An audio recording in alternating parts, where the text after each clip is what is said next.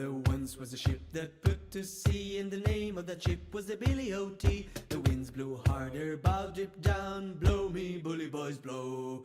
Soon may the weatherman come to bring us sugar and tea and rum. One day when the tonguing is done, we'll take our leave and go. She had not been 2 weeks from shore when down on her a right whale bore. The captain called all hands and swore he'd take that whale in tow. Soon may the weatherman come to bring us sugar and tea and rum. One day when the tonguing is done, we'll take our leave and go. Da da da da da da.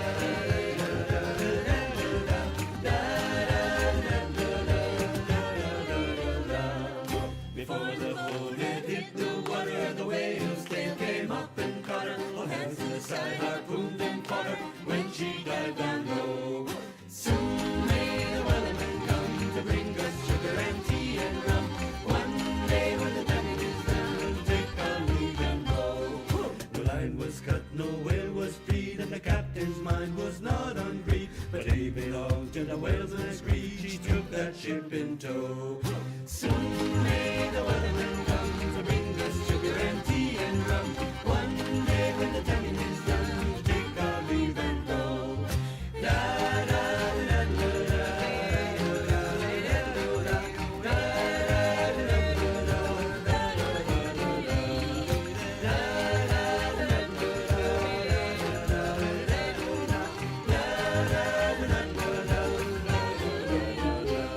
For 40 days or even more, the line went slack and tight once more. All boats were lost, there were only four, still that whale did go.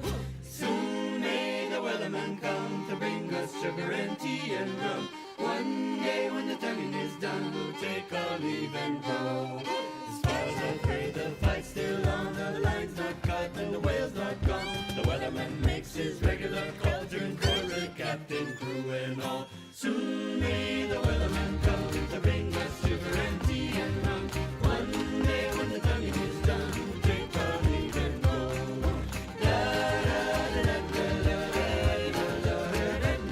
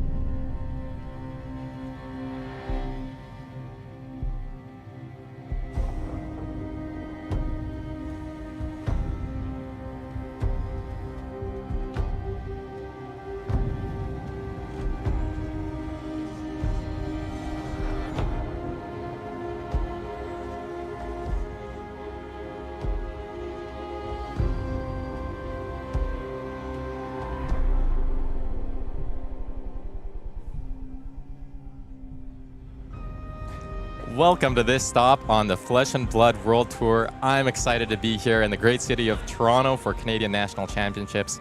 I'm Frank Hung, joined here by the great Elly Bird. How have you been feeling so far this morning?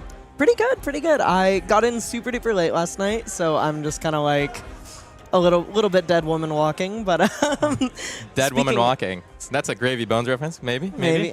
We can call it one. We can call it one. But speaking of walking around the room, there's pretty good energy. There's some very cool and interesting and exciting matchups kind of going on around our round one here. Yeah. It does feel a little bit like that calm before the storm, like the tension is building up a bit slowly, but it's sure to peak as we get going with our games.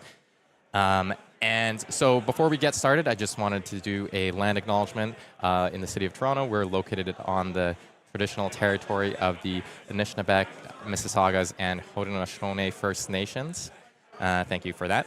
And let's get started now, and we're just going to take a look at the prizing that we have available for this tournament. The players are playing for a grand total of $10,000 USD. That's a mouthful. And obviously that championship trophy and all of the clout that comes with it. Our top 4 contestants today will be getting a gold foil legendary, one of those much desired legendary cards. And the top 12 will be getting a World Championship invitation for later this year.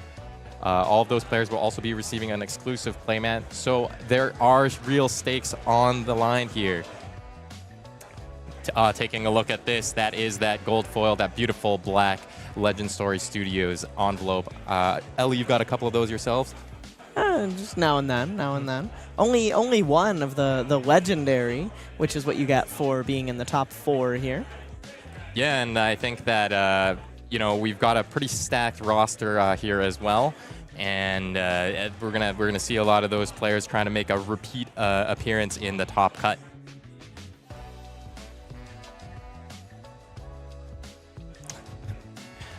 Alrighty, and now let's take a quick look at the World Tour. We have 1.5 million USD up for grabs across all tournaments this year. This prize pool has only grown as Flesh and Blood has grown. Really just a great showcase of how many people love the game. Yeah, I mean, $1.5 million is a total prize pool for the year across 120 different tournament locations is completely bonkers. You know, they started ratcheting this up with Worlds in Barcelona in 2023, and it's just continued to go up from there. Yeah, and here are some of the upcoming events that we have through June and July and August, I guess, all summer. We've got a couple of calling, 5 major events, and then Auckland, Kansas City, and Copenhagen. And then, of course, the Pro Tour in Singapore. Who could forget that? That's going to be the big highlight after this national season. Are you catching any of these events, Frank? You know what? I'm going to try to catch every single one of them on stream where I can't make it in person. I really, really want to go to the Pro Tour, I want to say. Yeah, definitely looking forward to the Pro Tour there. Yeah, and you know what? There will be coverage at most of these events as well, so make sure that you're tuning back in.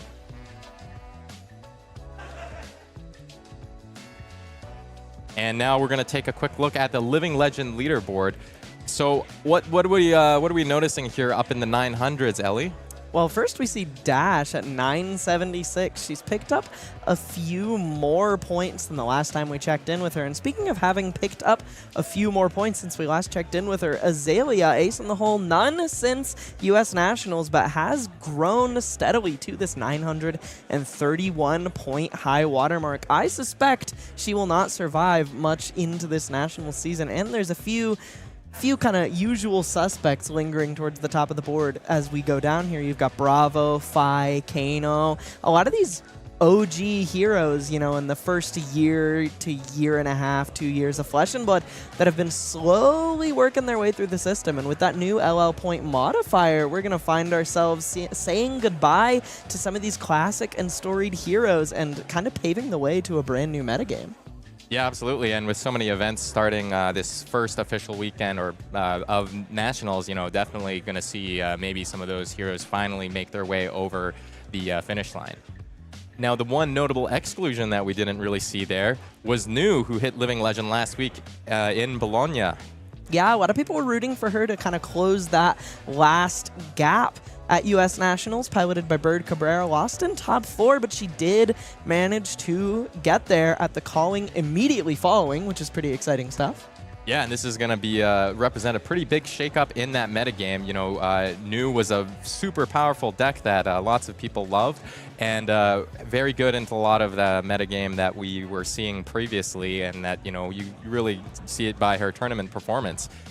Speaking of the meta, let's take a quick look at what we have for this tournament here. We've got the live feed from our round 1, thanks to our new system and gem. We can take a look at that right away. And wow, look at that top. Yeah, 18 Gravy Bones is, I think when a new hero comes out, there's always kind of this question of how good are they and what will their impact on the meta be like, and Gravy has answered that in full, coming out swinging at U.S. Nationals, making the finals there. And as these decks have gotten more refined with a 0 to 80 article published on the Mothership, a lot of people are now armed with the knowledge that they need, and that's really showing with him being the most represented hero in the room, followed immediately by Cindra and the hero that won U.S. Nationals, Verdance. Yeah, like the top 3 heroes are really no surprise at all. And then we've also got 8 Prism, 7 Arachne, 7 Azalea, 6 of the other Arachne. Those are kind of all of the other heroes that we're expecting to be pretty well performing through this national season, with Azalea, as you mentioned, in our Living Legend list there. Any surprises for you in the lower half of the bracket? Well, not a surprise to me, but maybe a surprise to those at home. There are 3 Boltons in the room, and I've heard that previous national champion Yuki Lee Bender is playing the Breaker of Dawn this day. Some of the Guardians coming back out to play here, with Betsy and Victor both in the room, as well as Jarl, maybe playing some of those big blues once again, now that the divisive hero New Alluring Desire has crossed that finish line. Yeah, I think they've really gotten a big boost in this metagame through that, and maybe they'll think of a better way to deal with Gravy Bones now that they don't have to devote their blue slots to some other cards. Yeah, no more Towering Titans and Titanium Baubles. We will play Thunderquake like the days of old. And then just moving down the list, a few other well-represented heroes are the Runeblades, Vincent and Florian, clocking in at 5 and 4 respectively. Those are going to be some nice arcane damage to keep everybody honest in the sideboard through this tournament. Only 1 Kano, though. Yeah, only 1 Kano. I do want to touch on how few Florian and Vincent there are here at this tournament. I feel like Florian was like, going into U.S. Nationals, everyone was like, oh my god, like Florian is so good. He's the deck to beat, especially with this hero, and this hero gone. Like, who can possibly slow him down? And it was made pretty immediately clear at Bologna that, you know, Florian is just so choked out of the metagame by Gravy Bones. He doesn't have the chops to keep up with the board state that hero presents. Yeah, and I think that's a big reason what the meta is coalescing around, is just the presence of Gravy Bones means that everybody else has to adapt, you know? Even if Gravy Bones is not the most represented deck, you still have to include something in the sideboard, and with 18 represented, well, that's something. All right, and I'm hearing now that our first game of the tournament is ready. I'm super excited to be seeing some flesh and blood action. Elly, what do you think about playing in a national championship? Me playing? What? I can't play. I'm right here. I want to play. Don't tease me. I'm sorry that I put you on the spot like that, but I think that our players are super, super excited. I can see them getting into their seats right behind us. So why don't we head on over to the feature match area? And I see Michel Ramillard from Quebec City shuffling up there with Kassai of the Golden Sand. And of course, the man who needs no introduction, but I'm going to give him one anyway. Local Toronto boy, Sunny Yang, playing Cindra, Drakai of Retribution, the Draconic Cindra. And of course, our reigning national champion. Last year, he won on Zen, Tamer of Purpose, now playing another Ninja. Yeah, it looks like it's going to be a great game. Yeah, it looks like Ninja really is just his wheelhouse. I understand that that is basically his favorite class and largely what he plays at a local level as well. So staying very much within his comfort zone here against the mid-range value monster on the other side of the table. Yeah, and you know what? That's one of those interesting things, is that Ninja's so powerful with that access to go again and super long and wide chain links. But Warrior traditionally actually has some good tools to deal with the aggression that Ninja offers. Yeah, access to Valiant Dynamos and being a dual-wielding warrior with plenty of go again makes it incredibly easy for Kassai to squeeze a lot of extra blocking value out against these aggressive decks like Cindra, and you just have a pretty large fridge, and your deck blocks quite well. You know, when your opponent's game plan is to send a bunch of 3s and threaten Mask of Momentum to kind of force you into uncomfortable blocking decisions, it loses a lot of equity when you are already a deck pretty comfortable to block. And there's kind of an interesting thing on display here. Michel has presented Kabuto of Imperial Authority, perhaps to stuff a wide Wrath of Retribution turn from Sunny. Yeah, that'll be huge in this matchup, just being able to get so much value off that. And it looks like Sunny is elected go first and is attacking with the Brand with Cinderclaw on turn 0. Michel presenting the block here, as he'll draw back up to 4 at the beginning of the turn. Yeah, Sunny going ahead and flicking here, but I want to point out he's holding on to Ancestral Empowerment in his hand, so perhaps the reason he's kind of sending some damage on this opener is because he wants to force a Mask of Momentum trigger over on the very first turn of this game. Yeah, a little bit of free damage here on the turn 0. And now this attack for 4 is going to be a little bit difficult. Going to demand the Dynamo block. Thankfully, we can refresh that on our next turn.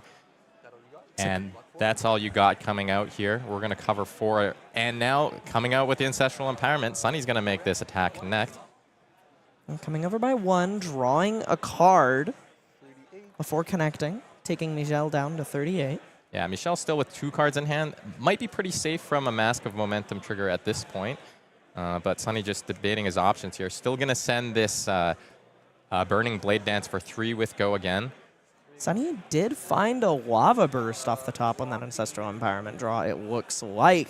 So he's going to get to tuck that safely away in his arsenal. Basically the ideal thing that you could possibly find on your very first turn of the game. You know, when you have to send a little bit of damage, the downside is that you let your opponent sculpt their return a little bit, but finding Lava Burst is a pretty good upside when you're put into that position. Yeah, and having played that brand with Cinderclaw earlier in the turn, our cut-through was in fact a Draconic attack, so Sunny's able to activate Cindra Hero Power, grab that Kunai back from the graveyard, and arsenal the Lava Burst going into the first turn of the game. Now Michel's got to figure out what the crackback's going to be. Doesn't have access to that crucial first gold that Kassai sometimes loves to have, but does have draw swords instead. So going to draw off the top here. It's a red, so that's going to be +3 for the next sword attack. And with Kassai's hero power, every attack is going to with these swords is going to be free this turn. Yeah, because he's drawn a card thanks to Kassai's ability. Also, Unsheathed is a pretty fortunate find off the top in conjunction with that draw swords. Not only is it another +3, but Michel's damage didn't necessarily convert with Go Again all that efficiently. So getting to come across for 8 Go Again here is pretty exciting. Speaking of excitement, there's a little bit of a exciting announcement going on in the background right now. Yeah, and this Centauri Saber for 8 is... Seems like what everyone's so stoked about in the hall right now is that this is the largest Canadian Nationals of all time, hosted by Invasion Cards and Comics. So stoked for everybody being here and everybody watching from home. Almost 130 players in the room here, which is so sick. Yeah, and it looks like the viewer count is already over 1,000. So thanks for everybody for tuning in. In the meantime, Michel's going to have pitched another card to play Run Through to give that Centauri Saber double Go Again, which was covered by Sunny's 2 defense reactions. And now this second Centauri Saber is going to be coming in for 4, which is a little bit inconvenient. And that floating resource is available as well for him. Sunny not only having 2 defense reactions that he used to cover the 8 on the first swing here, but actually a 3rd in hand. He's holding on to a Loyalty Beyond the Grave, which will cover 3 and set him up to draw a card the next time he blocks with one of those, but with a Lava Burst in the arsenal and a Display Loyalty clogged up in his hand. It's far from the most ideal kind of thing to follow up that powerful turn 0. You know, you draw a triple defense reaction and you're kind of supposed to be the aggressor in this matchup. You're supposed to make Kassai show you that she can win the game. And when you don't have the pressure to put down, it makes life a little harder for you as the proactive deck in the matchup.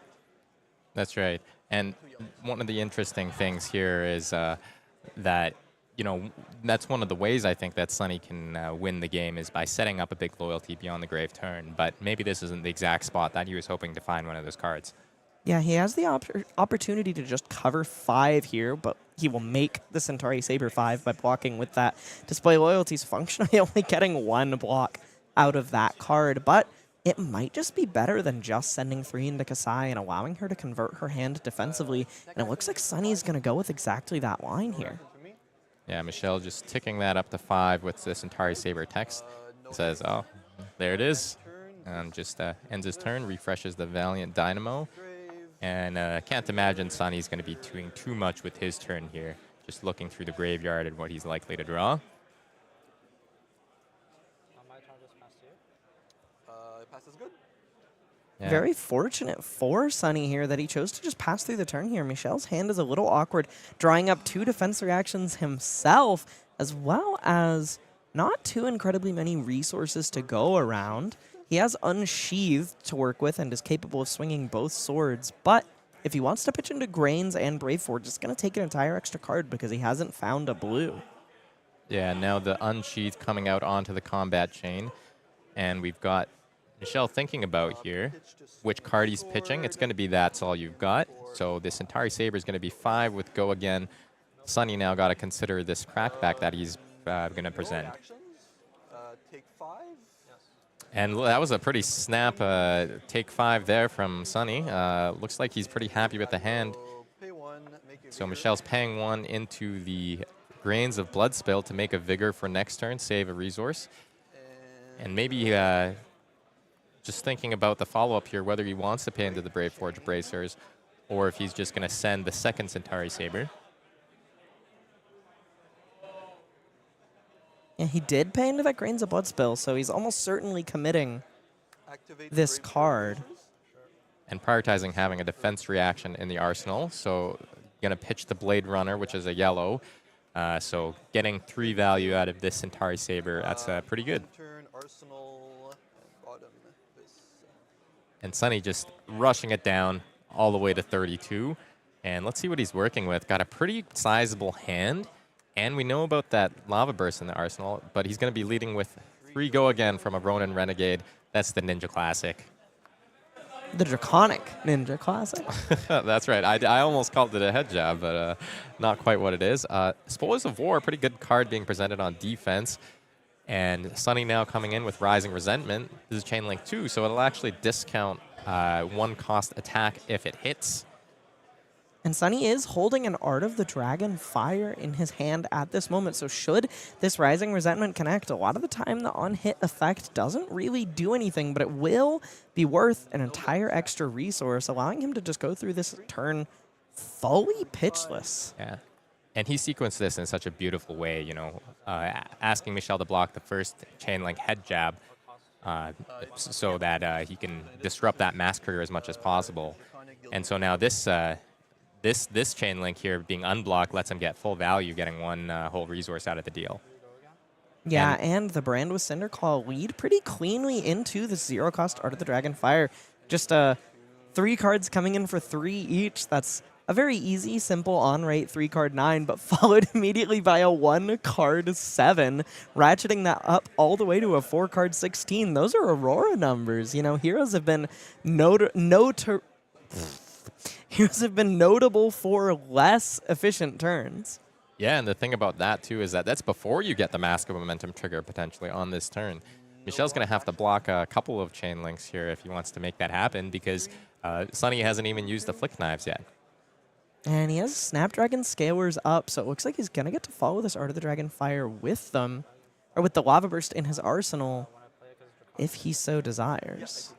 2 damage straight to Michel's face. Yeah, the Art of the Dragon is indeed to fire. Fate, resolve Fate. And interestingly there, Sonny said no reactions, was happy to say no to that. I was happy to say no thanks to that Mask of Momentum trigger because he has a card he likes in Arsenal, not get blown out by the D-React that Michel played, and taking that 1 flick as well. And Michel saw an Unsheathed on top of his deck and chose to leave it there, notably. maybe he's going to be able to draw a card sometime this turn cycle. Not sure if there's a Draw Swords in the hand. Also just a good card to have on your next turn. Yeah, and I think that, you know, despite Sonny having a pretty great turn here, Michel's managed to stave off some of the worst of it thanks to that defense reaction. Yep. And Sonny's just going to use the hero power, get his kunai back, not commit the Snapdragon Scalers quite yet. Tough to want to send that Lava Burst when your opponent still has so much armor on the board. They can cover up the Lava Burst and the Mask of and the subsequent Mask of Momentum draw without giving up any cards from hand. Cindra's MO is usually to kind of get through your armor a little bit before the mask starts being really obnoxious. Activate Kassai. And now we're seeing a Draw Swords into Spoils of War using that one resource from Vigor super cleanly, and an activation of Kassai, so the next time she hits this turn, that's going to be a gold created, and 2 copper. Michel really stacking the on-hits here, forcing Sonny to consider whether blocking is worth it, not wanting him to get a free blood on her hands turn. But no, in this case, he's assessed the hand and thinks it's better for him to stay on the aggro. And Michel's going to make a bunch of money.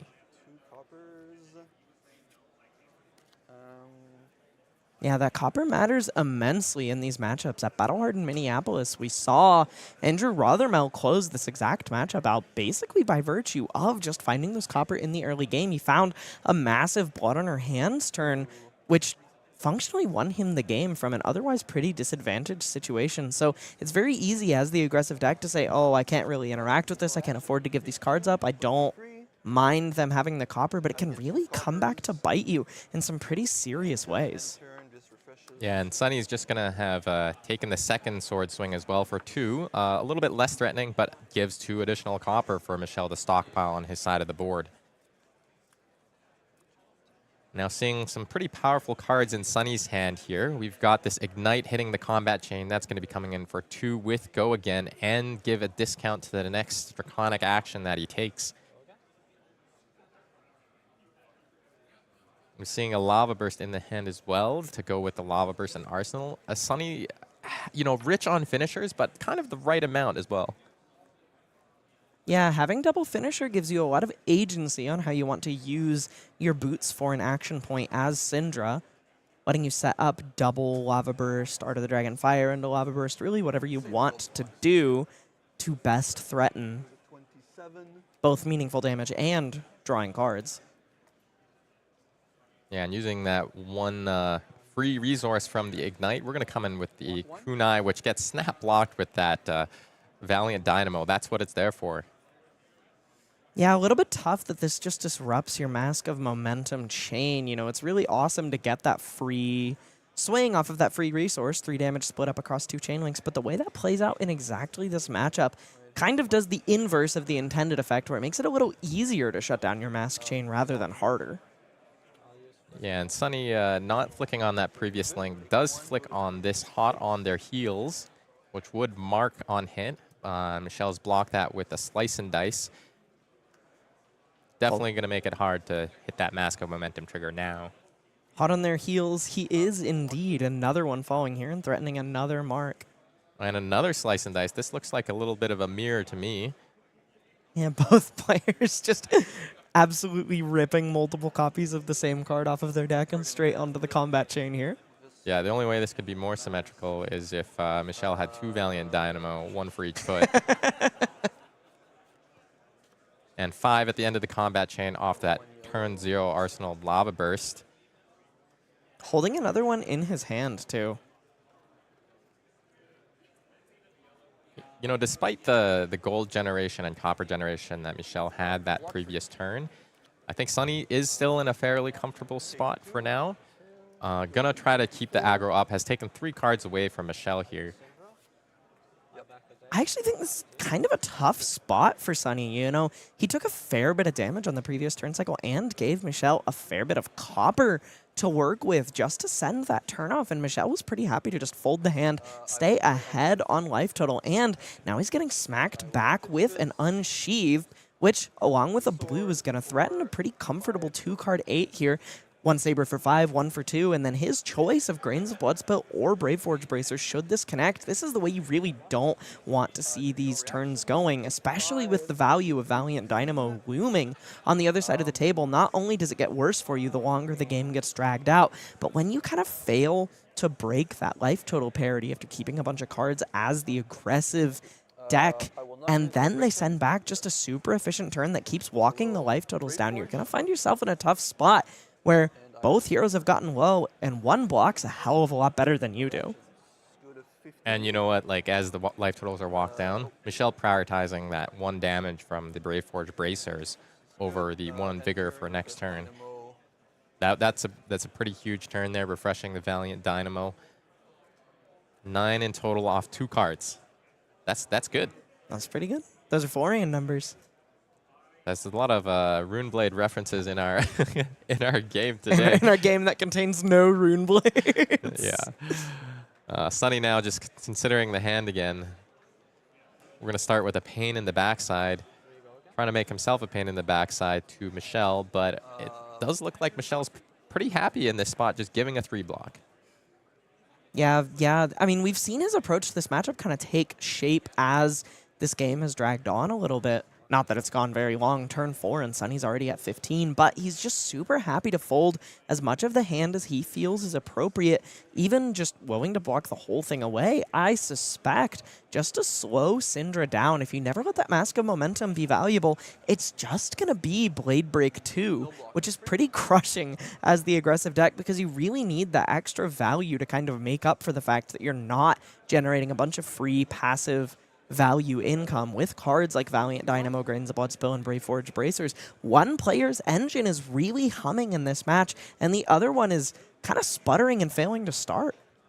Yeah, and we're seeing Sunny here with a triple finisher. I think that's a second Lava Burst in the hand to go with the one in the arsenal, and a Snatch out on the combat chain. 4. Yeah, just giving up 4 here. Yeah, that Valiant Dynamo getting good value No again. reactions for me? Thinking about first. Yep. And maybe just thinking about the follow-up here. Not sure if it's a bluff or if Sunny has a consideration for using one of the knives here to flick. I'll flick dagger at you. Will flick. Yep. I take 1, go to 20. Yep. Because of the hit, I'll put a counter on the blood splattered vest. Get 'Kay. 1 resource. Going to get a resource off Blood Splattered Vest. This is going to let him do something interesting here of swinging with another dagger, 1 go again. threatening the Mask of Momentum on the next chain link. 1 go again. Looking to finally start shredding up some of Michel's armor here. 2 hits. And for the first time, I think, in a while, Michel doesn't have an arsenal. So if Sunny can take one of the cards in hand away, it'll really blunt the ability of Michel to swing back. Especially because his cards in hand are, I believe, a Slice and Dice and a Take It on the Chin, not necessarily making it very easy for him to do too incredibly much on his turn without keeping both of these cards. Lava Burst coming in for 5. And this will have that Mask of Momentum trigger on it. We'll see if there's a good way for Sunny to convert that extra card off the top. Michel may be thinking about that possibility. Bit of a tough thing about this situation is that if Michel wants to cover this with Take It on the Chin and some armor, he doesn't necessarily get to very easily because Flick Knives can pop the prevention from Take It on the Chin. Reactions? Chin? And you're going to use Take It on the Chin. And Taking 1 damage here. Gets that agility token. Take It on the Chin, preventing 2 damage as an instant and giving him an agility for 3 value spread across the offensive and defensive and offensive turn. Yep. Very comfortable spot here for Michel. Pass is good. And Sunny buys back the 1 kunai that's in the graveyard while the combat chain is still open. The other one's gonna sit in the sit in there until he returns to it next turn. Oh, shit. Oh, Michel not liking what he's sequenced himself into. Maybe he had consideration for a different resource curve here. Maybe he thought he did make the Vigor the last turn, even though he opted instead to push Sunny's life total a little lower with that Brave Forge Bracers activation, maybe punishing himself a little bit on accident in this turn cycle.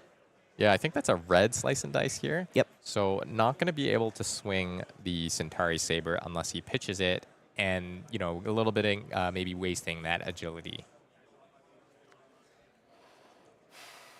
Michel just thinking how he wants to sequence out of this situation that he finds himself in. Still comfortable on the life total lead.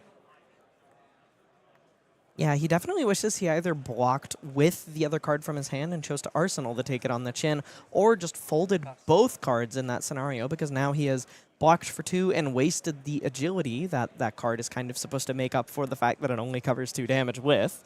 But he has found his first blood on her hands of this game, which will definitely let him do something pretty powerful on this turn cycle, despite his disappointment with the previous one. And I do notice, is that a Gorganian Tome as well in his hand? That does not block. And so running out the 3 block early on in the combat chain, trying to disrupt the Mask of Momentum on this 3 power pain in the backside. Next attack is going to be Fire Tenant, which is going to give +1 to the next Draconic attack as well. This card's great. It's just 4 value go again on a ninja attack. Really can't ask for much more from Cindra.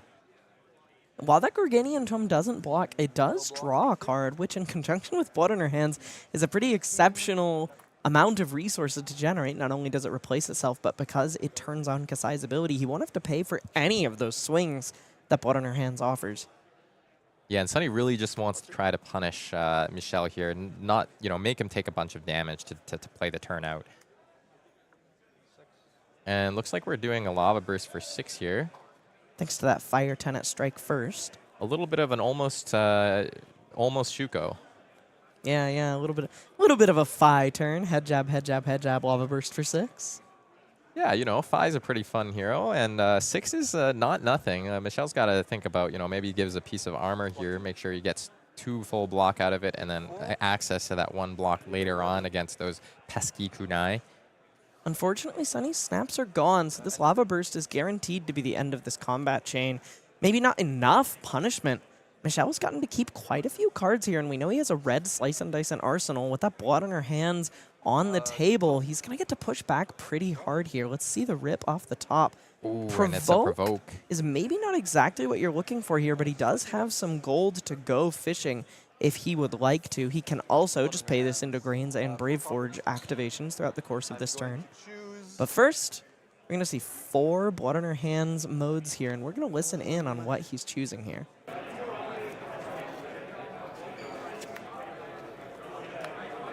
Yeah, and now just thinking about this sequence that he wants to use. 4 copper, you could choose Go Again a couple of times, or you could choose a couple of +1s.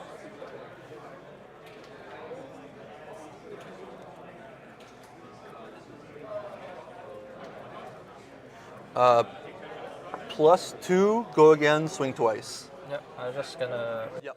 Making just one absolutely massive Centauri Saber. Sunny Yang reading the card to make sure that he understands exactly how it works. Yeah. If you take a look at Blood on her hands here, you may choose each mode twice, up to 6 total. 1 mode for each copper destroyed as you play this. So cashing in 4 allows him to choose 4 of these modes.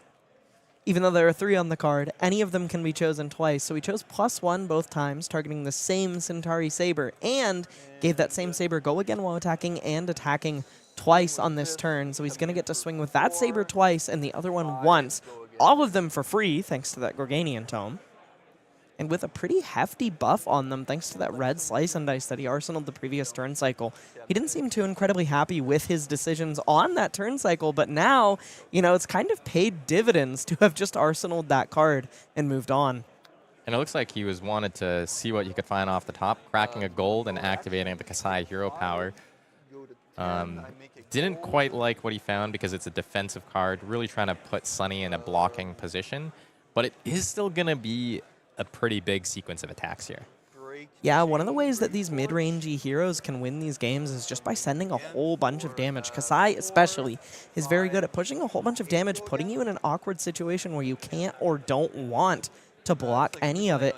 And then she kind of smothers you in value by arsenaling a defense reaction at the end of it all. The play pattern exactly we're seeing take place here. Yeah, and when you're getting hit with a Centauri Saber for 8, that's a big sword. And really tough about these Centauri Sabers is the +1 they get from being defended by attack action cards is actually for the whole turn. So Sunny was kind of put in a position where he really couldn't block that first Saber swing, forcing a bunch of quote-unquote true damage through, because if he blocked it, it would just make the next one even bigger. And losing a pretty good power card in Wrath of Retribution, but looks like it didn't play nicely with the hand. I see a non-draconic attack in there. Yeah, and the life total has gotten precariously low for Sunny Yang, who's down to 2 and really got to try to take cards away from Michel here. Now, 4 is a good start when it comes to taking cards away from your opponent. One of the bigger attacks in the deck still, and he's got another one in the hand, covered up cleanly by Fate Foreseen, but Sunny's hand does promise a fair bit of damage with another Ravenous Rabble and a Snatch. He's going to at least get to force Michel to interact a little bit. Kind of a desperate last gasp at a way into this game. Michel still has his Kabuto on the board. Yeah, and maybe that's why Sunny prioritized blocking. I mean, aside from the dying part, but why he prioritized blocking with that card over one of the others in hand. because, you know, sometimes you play it out and they present the Kabuto and it's just a head jab. The fact that it is an attack action card itself puts you in a really nasty position where Kabuto is just going to get functionally T-boned straight onto the combat chain. They're going to smell that you want to swing both of those kunai for the increased damage and decreased cost. So they're just going to drop that on the combat chain and stifle your hopes of getting much value out of your Wrath of Retribution. So it kind of forced him to block with it. But not only did it only block for 2 because of Centauri Saber's effect, but that's exactly as much life as Sunny has in this situation. And Michel Ramillard now raise an army onto the combat chain, and those Valiant Dynamo cleanly covers the Ravenous Rabble. Sunny's going to go to the 3rd chain link now, play a Snatch for 4, threatening to draw that Ignite off the top of the deck that we had seen. Still no Snapdragon Scalers, though. Michel happy to let him take it. He's just going to draw 1 card, but with no action points, he's going to be forced to just pass the turn. So that Ignite he saw on top, thanks to that Ravenous Rabble, is just another 2 block in the hand while he's down to 2, and he just doesn't block that efficiently against these Centauri Sabers. I'm going to crack my gold by pitching. Now gold being cracked. This is going to activate Kassai's hero ability. Looks like we've got a Eye of Ophidia, I believe. Yeah. Only foil card in his deck, so gotta judge proxy. So there we go. If his Eye of Ophidia is curled, he doesn't have to have a marked deck by virtue of that card only coming in foil. And this card is so good for Kassai here. Yeah, getting to opt 2 before you draw the card on the gold is pretty sweet, especially when you find Blade Flurry on top of your deck like Michel has. I don't think Sunny has any defense reactions if he does in this present hand, unless I'm mistaken. So unless he intelligently blocks around this incoming Blade Flurry, this might just end the game on the spot. Yeah, activating Kassai now, and our little dwarf is going to give the first Centauri Saber go again. Slice and dice, shaping up to be very powerful before you even consider the the attack reaction in hand. Let's see how Sunny decides to block this. Yeah, if he manages to just smell that there's some kind of trick waiting in the wings here, he could block 5, but then he still has to deal with the Blade Flurry on the second swing. This attack looks pretty likely to shred Sunny's entire hand. Thankfully has one non-attack card as a reaction card in hand that blocks 3, so that'll prevent the Centauri Saber from getting a +1 here. +1 doesn't matter when there's +2 waiting in the hand, waiting to end the game. Should Sunny not block around a Blade Flurry here? Yeah, just one of the all-time great warrior cards. Gives +2 to 2 separate weapon attacks. Really what you love to see in Michel's spot here. This is the really tough and unfair axis that Warrior likes to play on when your opponent doesn't respect you and bring in those defense reactions, or, bit of a different counter to this, you just draw them all early in the game and can't find any later. When you don't have those defense reactions to play around their attack reactions, they basically get access to an entire step of combat that you don't, and it makes making these blocking decisions so difficult. Sunny seems a little bit stuck in the tank here, deciding what he's going to play around and how, but without those defensive tools, it gets so difficult and out of hand so quickly for him. But it does look like he's lining up a block that plays around Blade Flurry at least a little bit. And Michel Ramillard block. really trying to put the brakes onto our national champion here. Uh-oh. Attack goes up to 4. This is going to go up to 4. I don't think he has a D-react here. Reactions, I'm going to Blade Flurry to 6. You got a reaction? Sunny nodding. Says doesn't have the reaction, extends the fist bump, and boom, there we have it. We have Michel Ramillard in round 1 of the Canadian National Championship, showing that, you know what, Quebec has got the juice. Yeah, taking down last year's and our current reigning national champion, Sunny Young, losing that round 1 to Michel Ramillard, showing that, as you said, the calm before the storm, the excitement is starting to come to a breaking point, a little bit. Yeah, no, I got that. Breaking point, Draconic Ninja card. Great card. Good card. Yeah. Anyways, and so I really think, you know, that just showcased that the skill level in this room off the charts. There's people coming out of here that just, they've been playing the game for a while and really trying to make a break in the competitive scene. Yeah, there's a lot of strong players in Canada, and if you want to be a strong player yourself, you should take a quick look at the Armory decks that are available.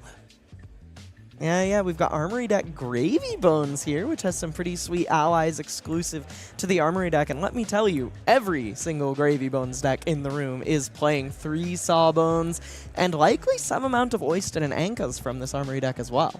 Well, and that's the thing that I really, really love about this product. It's like guaranteed for you to get these powerful cards, boost up your competitive deck for Gravy Bones.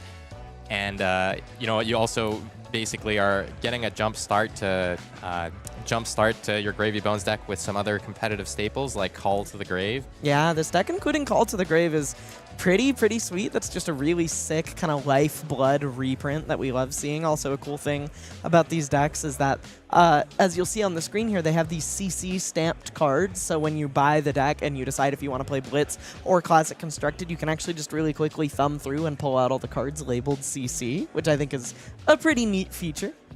Yeah, that works super well in this format. Like Gravy Bones as a new hero, it's going to be a great way for new players to just be able to hop into an Armory no matter what format it's being played. And another Armory deck, speaking of great for new players, we have Armory deck Ira coming out really soon. Less than a month, less than 3 weeks, and legal for Pro Tour Singapore. I'm hoping some of these new cards make a big splash because Ira, one of my first loves. The hero I started playing the game on. Hero a lot of people started playing the game on, and now we've got this beautiful new combo card, an archetype that hasn't always been played too much in Ira, but now she actually gets to play her combo cards instead of blocking with them.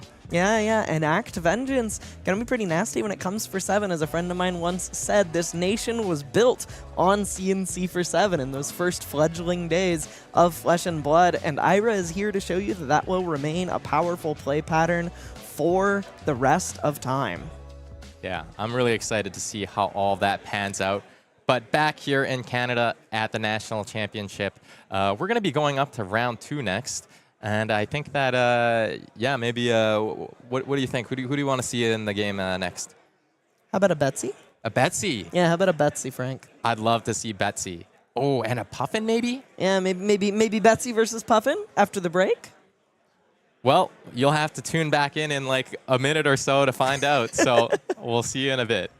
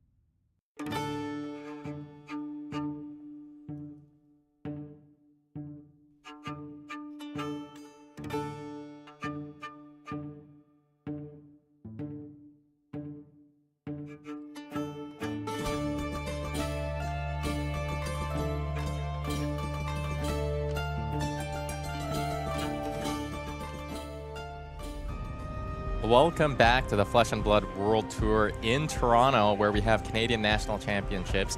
I'm Frank Hung. This is Elly Bird. How's your round one feeling?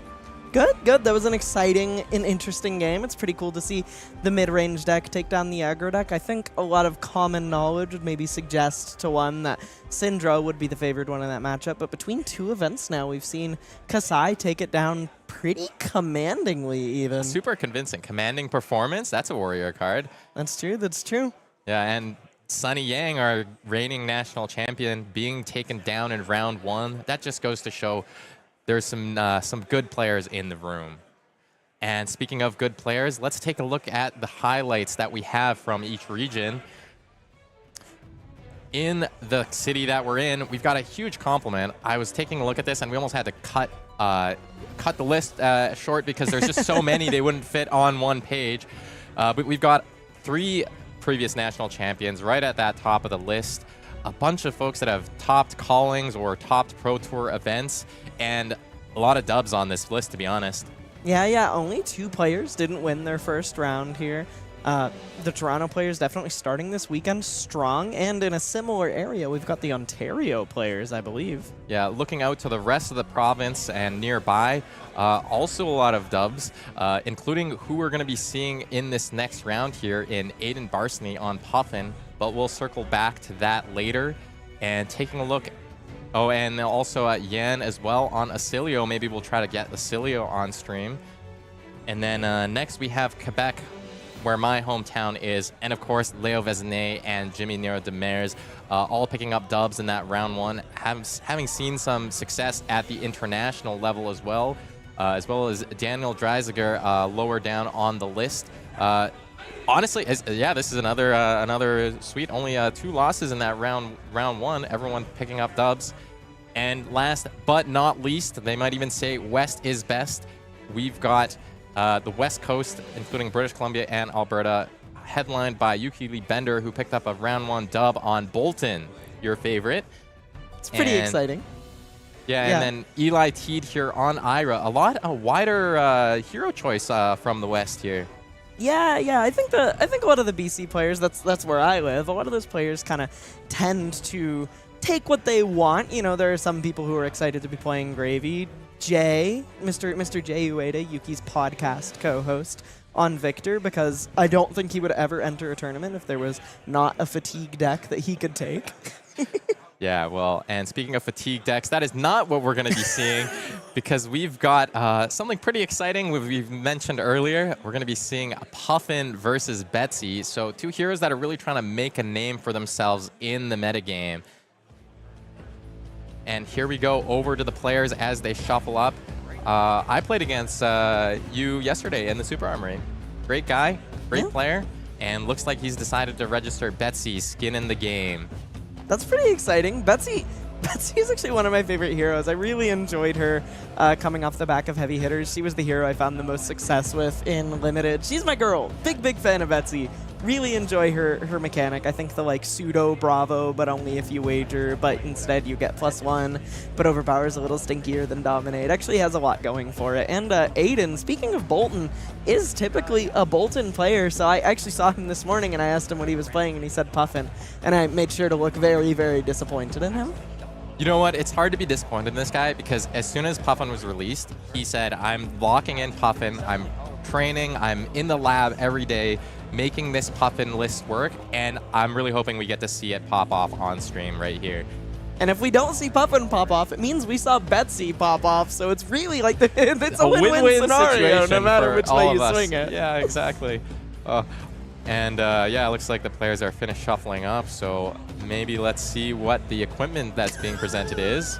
Hey, why is Aidan's whole deck white border, including cards that don't come in white border? I think I gave him that Crown of Dominion last week or something, and looks like it's had a makeover, so to speak. Yeah, notably to the viewers at home, you can tell by the edges of this Crown of Dominion that these are not those fancy sleeves that put white borders over your cards. He has taken an eraser to the edges of his Flesh and Blood cards, just for the dedication to the bit here. Yeah, and it's not just the equipment suite, it's also the cards in the deck, because this is a Oh my white border God. cog in the machine that's coming out on turn 0. Aidan's going to get to start the game with Oh my two golden God. cogs. And then I can't look. a cog I control to put the card on the bottom. I suspect he's going to pass on cranking either of these, just favoring starting the game with 2 copper cogs. Notably, those tiny tokens are not white borders, so maybe you have to scold him later, Frank. Maybe we've got to get him another eraser, you know, it'll come out of the production budget. Oh, he is going to crank 1 and tap it to put cog in the machine back on the bottom Okay. of his deck, and play out a boom grenade. That's because he wants to play this Boom Grenade. That's an incredible turn 1 from Yeah. Puffin here. And you know what? What does Boom Grenade tell you about the deck, Elly? I'm not actually that certain. I feel like boom grenade would tell me that he's boosting, but that may not entirely be true. We are going to, go ahead and find out that he is boosting as he draws that Fast and Furious off the top of the deck. But also, even if you're not boosting, some of those trickier to block cards like Cogwork, Stufftail, and Palantir Aeronaut can just be incredibly good at pushing Boom Grenade over. And you on the other side of the board is going to hit it off with the weakest link, is going to be able to have a target if Aidan's not able to block this out. Had to pitch 2 reds for that, so maybe okay with the Arsenal choice here. Gets to choose the best red to keep for next turn. And we're already seeing the equipment coming out here. This is turn 1. Yeah, shoving 6 armor on the weakest link, but I think he has a pretty reasonable, kind of decision here. He's holding onto a fair bit of gas in this hand. Looks like he just wants to push. I think he has another cog in the machine in the hand here, so he's going to get to fire that off, maybe draw some cards by double cranking, and get to push real hard with these boost attacks to try and force this Boom Grenade hit trigger over. And we're going to see that other cog in the machine come out now. Needed to keep that copper cog to pitch. Interestingly, though, that red that you decided to hold on to was a sink below that's in his arsenal, so Aidan might find his hopes and dreams of forcing through a Boom Grenade on hit dashed on this turn cycle a little bit. And having cranked here, Aidan is going to draw a card off of Puffin, I believe. Yes, he has cranked twice. Not only that, but he will have 2 action points, thanks to Cog in the machine, making 2 at the same time. When we're seeing a soup up, which is a pretty good card for Puffin, especially on these aggressive turns. Don't believe he's lost an item yet this turn, so he'll have to crack a gold here if he wants to send that with go again. But for now, we've got Fast and Furious coming in for 4 go again. He actually did lose an item at the start of this turn, Frank. One of those golden cogs he made turn 0, the one that he did crank, dissolved at the start of his turn, so that soup up will come in for 4 with go again. In conjunction with the attack in his arsenal, this actually looks pretty difficult to shut down. Yeah, just a super threatening. It is a blue, so it's going to be able to be covered by 1 card from Betsy. But that's a bet big. That's a pretty good card that he's getting here, just to be able to force the denial of the Boom Grenade here. Looks like Spitfire being the follow-up, just coming in for 3 here. Not the most aggressive offering in conjunction with this Boom Grenade. And I believe he does still have the action point, so that's going to be all right. And now we're getting a heist, so this is the boost. He has no items in his banish, so the hit trigger... Wait. Oh, no. Boom Grenade doesn't banish itself. What am I thinking?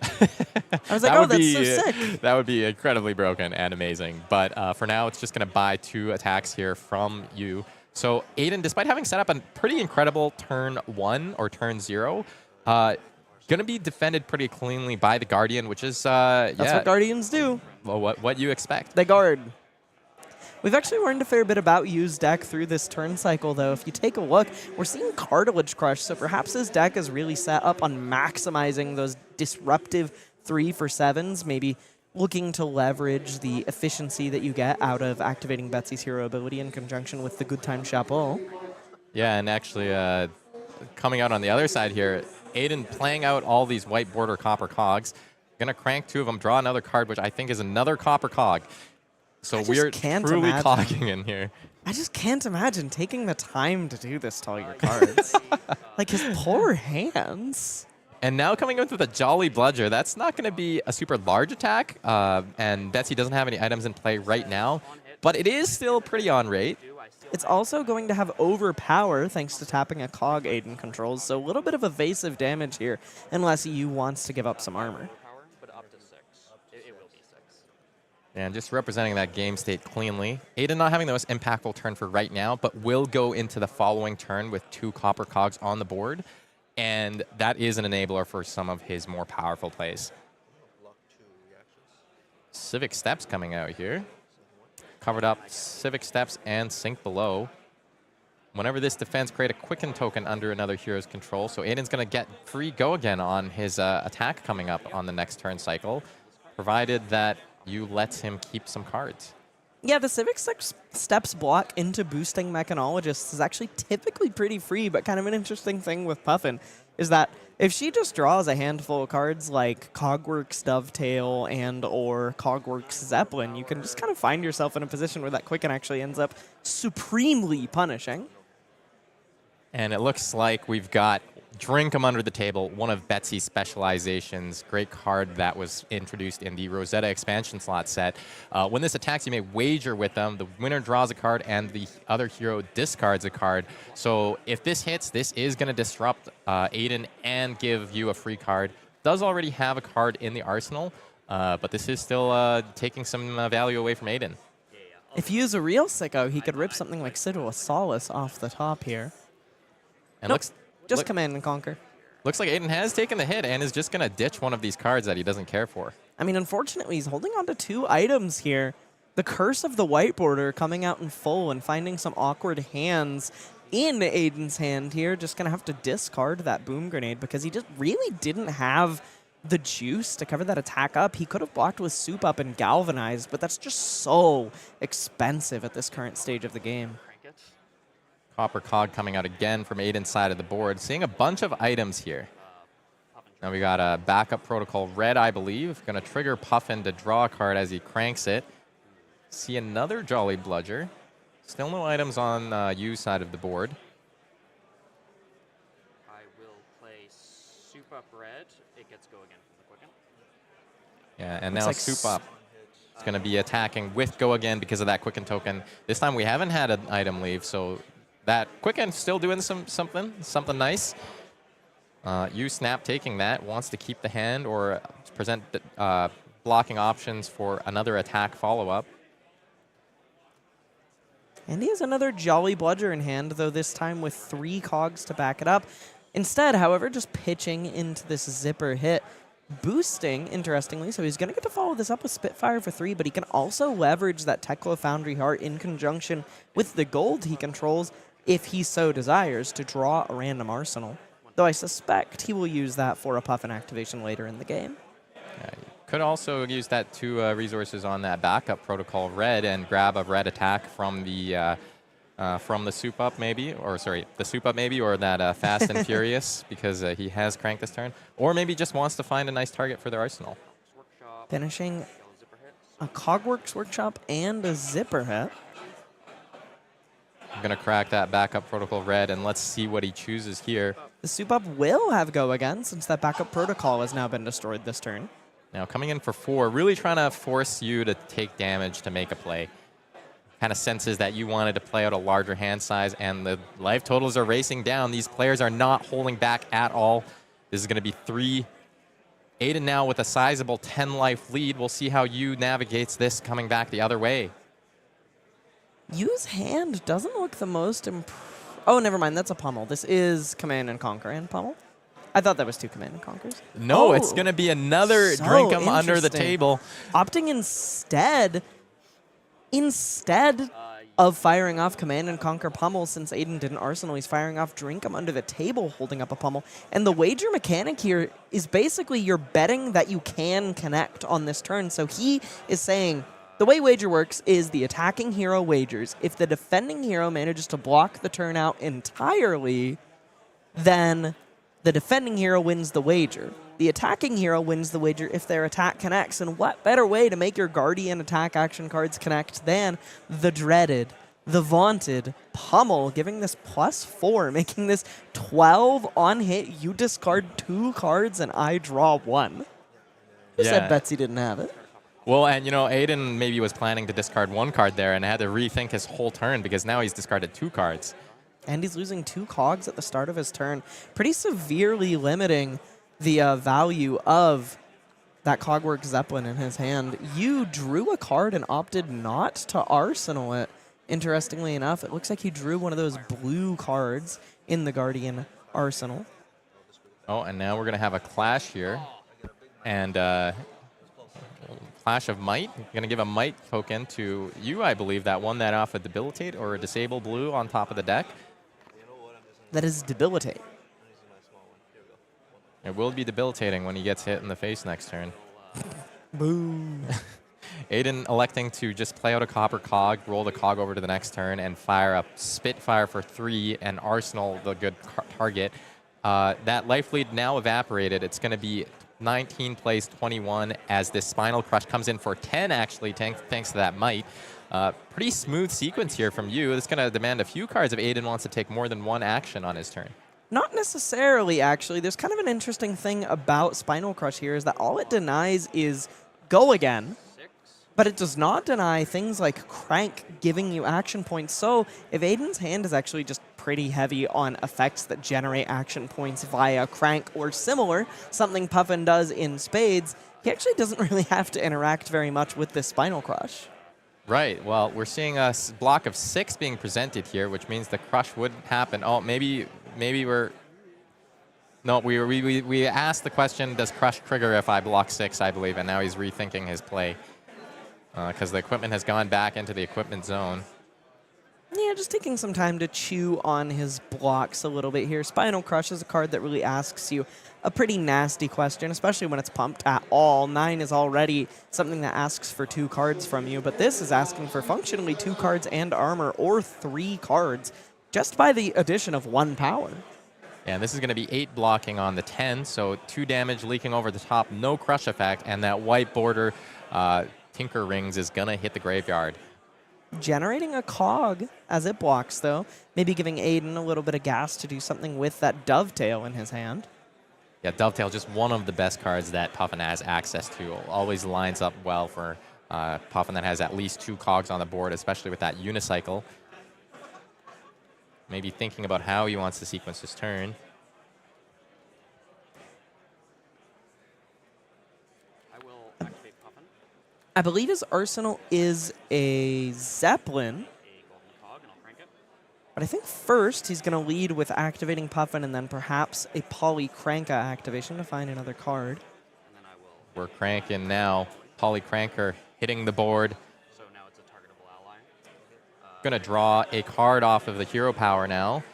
You just taking a look at that beautiful white border Puffin. Polycranka. Oh, sorry. White border Polycranka. 1 action point, because I got 1 from. Looks like he did find a Zeppelin off the top with that blue and that Dovetail. This is actually kind of a disgustingly efficient turn for having blocked out a Spinal Crush the turn prior. Not only can this Dovetail represent / threaten 7 with go again, he gets to follow it up with a Cogworks Zeppelin, threatening 6 plus up to 2, depending on how many cogs you control. And should it connect, Activate it. It He gets will to get- refresh all of those cogs, which I think we're seeing happen in real time here. so the Dovetail on hit will refresh all the cogs, untap them, Oh, all sorry. the cogs that Aidan controls. But the Zeppelin, should it connect, will generate another cog, allowing him to crank and follow up with Spitfire. Right, As far sorry. as- I got lost because I'm just seeing this Dovetail come in for 7 here over the top of the 6 block. Going to chip in for 1 damage only, but refreshes all 3 cogs, and we're seeing exactly what you foresaw play out in real time as this Zeppelin now hitting the combat chain. Yeah, threatening 8 damage functionally, since there are 3 untapped cogs on the board, and this can only be activated twice. But if this connects, it will generate another cog by tapping a cog that Aidan controls, letting him crank that cog, get an action point back, and follow it up with Spitfire. So this is just 3 cards used on this turn cycle to come in for 17. And Yu likes the 2 cards left in his hand or doesn't have the ability to block that 8 cleanly, and so is just going to face tank this as Aidan says, yeah, I'm making my golden cog. I'm not going to crank it. Going to save that one for next turn. Interesting. And 3 card 17, pretty good in any deck. Yeah. especially 3-card walking 15. through. 3-card 15 since he opted not to swing with Spitfire. Right. You now reading the card. I think might have needed to keep a couple cards to deal with the Polycranka on the board with Sledge of Anvilheim. Yeah, the downside of not having Anathos, Sledge is really, really, really efficient, especially if you are not planning on playing your Tectonic Plating, like some Guardian decks opt to run Tunic instead, like you is on Betsy here. But it is kind of punishing that you can't just keep one card to clear something like Polycranka. Sorry, and Aidan mistakenly cleared one extra golden cog. He does still have that on the board. A zipper hit for 4 coming in, a Clash of Might. What do we got there? That's a debilitate. I think I did. I don't remember. I wasn't paying attention. Yeah, players just clarifying something before they do the clash, whether he's actually boosted off of the 0 to 60.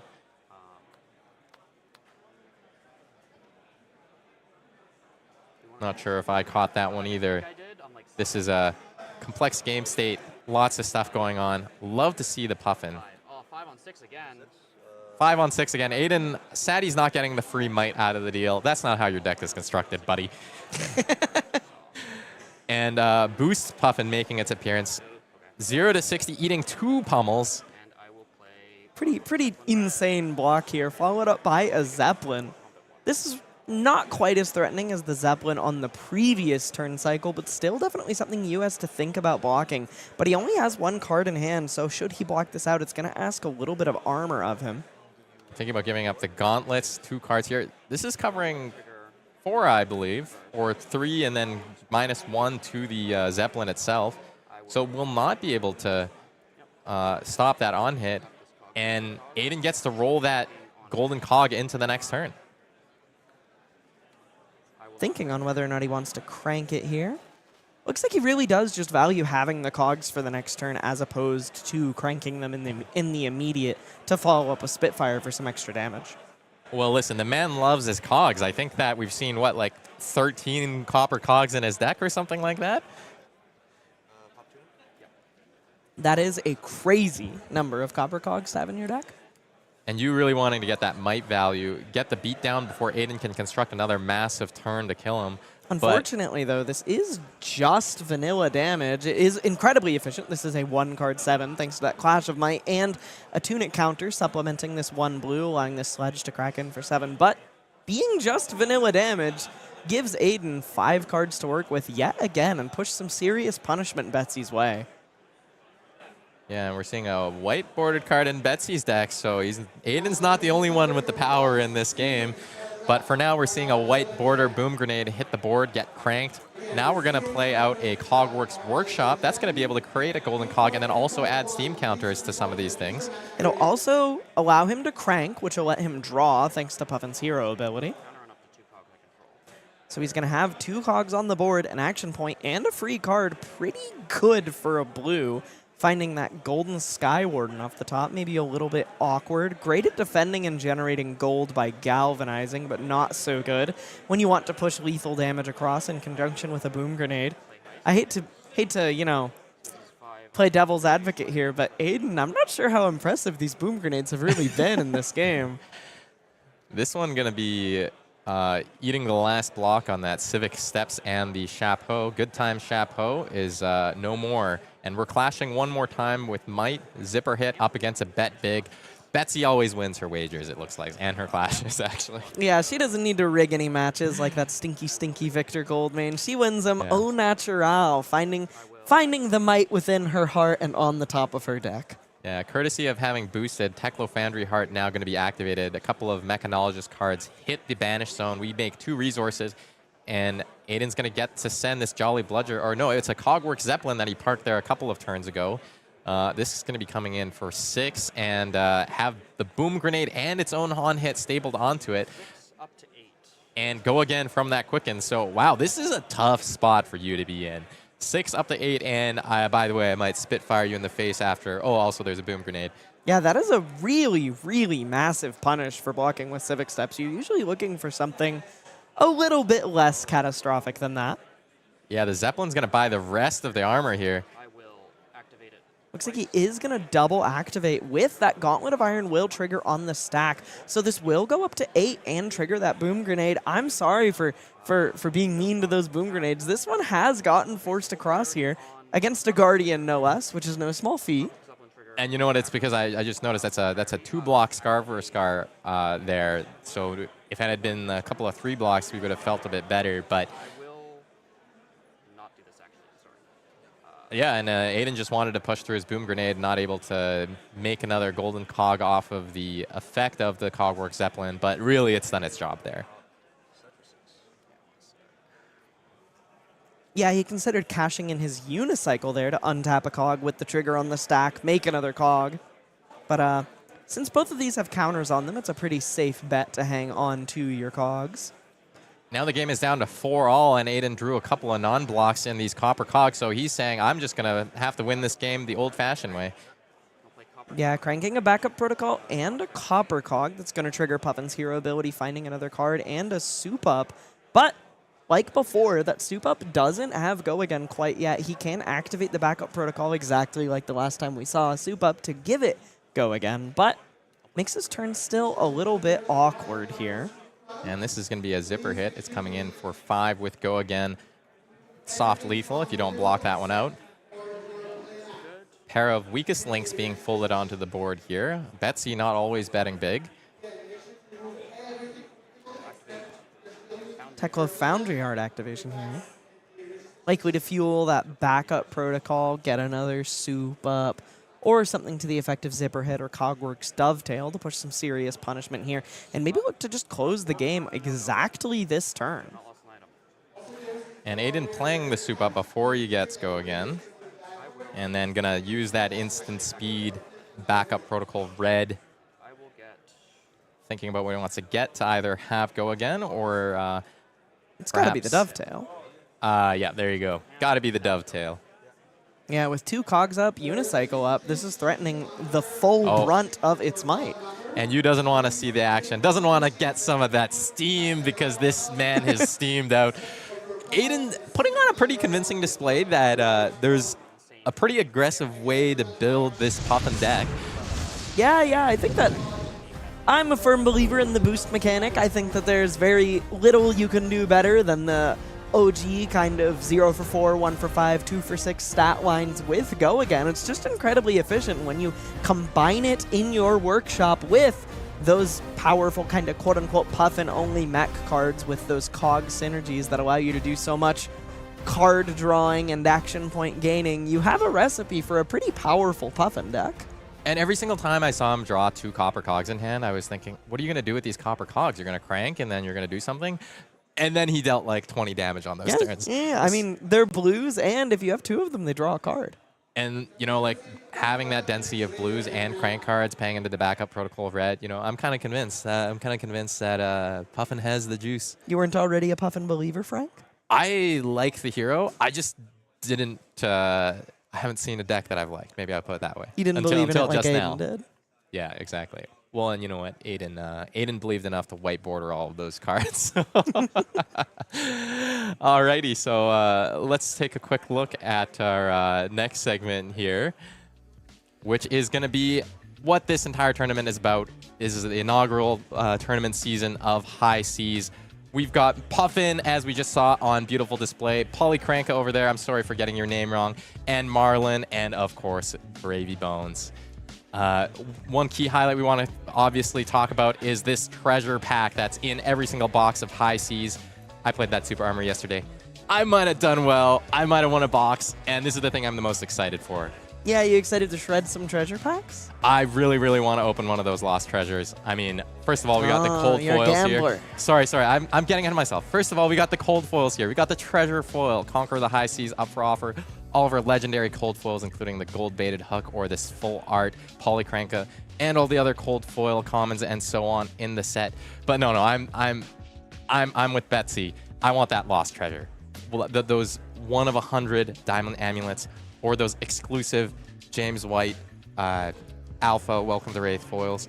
That's what's going to be in my box, Elly. I'm telling you right now. Oh yeah, you haven't opened it yet, but you're guaranteeing it. You've divined it from the future. The way I look at it, until I open it, it does contain that card, and I can be as hype as I want to be. This is what I want to see. You know, like I'm enjoying playing the cards. I'm enjoying playing limited and constructed with these cards. But like, the highlight is the treasure, right?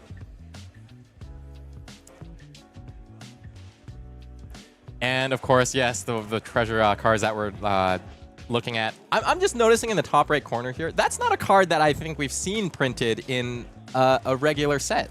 No, it was only with the Weta Workshop Prism statue, which a couple of which have been distributed. We saw Lucas Oswald win one and then sell it to someone.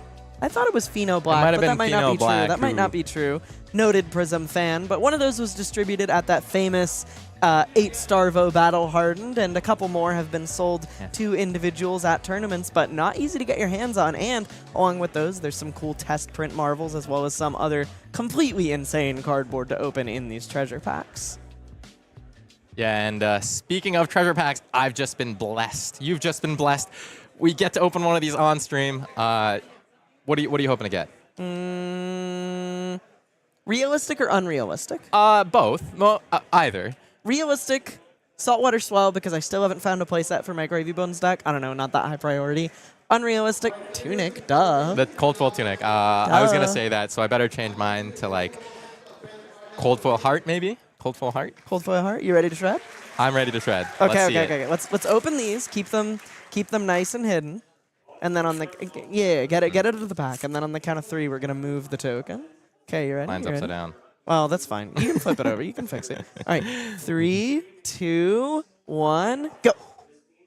Let's go! That's a playable Flesh and Blood card. I'll take a Golden Tipple. Expedition to the Azoro Keys. Treasure foil. That's a card. It's it's very beautiful. Yeah, you can Can't hold on to complain those about to that one. put into your limited decks, Frank. Next time I play Scurv in limited, who's Next been one of my time you draft favorite Scurv in heroes. Limited. played Then maybe you'd prefer the 1-for-5 one. That's true. That one's quite good. Those ones are quite good. I've played Scurv in 3 like limited things so far. It's like opened it at pre-release, drafted it once, opened it in another sealed pool. It's like Scurv so loves fun. me. Scurv loves me. Oh, Yeah. you think it's reciprocated? I mean, I love Scurv too. I don't think he reciprocates much. Yeah. All right, so we do have a quick preview of what we're going to be seeing next round. It sounds like we're going to be seeing Gravy Bones on the feature match table. It's going to be a previous national champion in Tariq Patel playing against another mechanologist in Dash.io. I'm pretty looking forward to that match, but before we do that, we're just going to take a quick break. Don't go anywhere.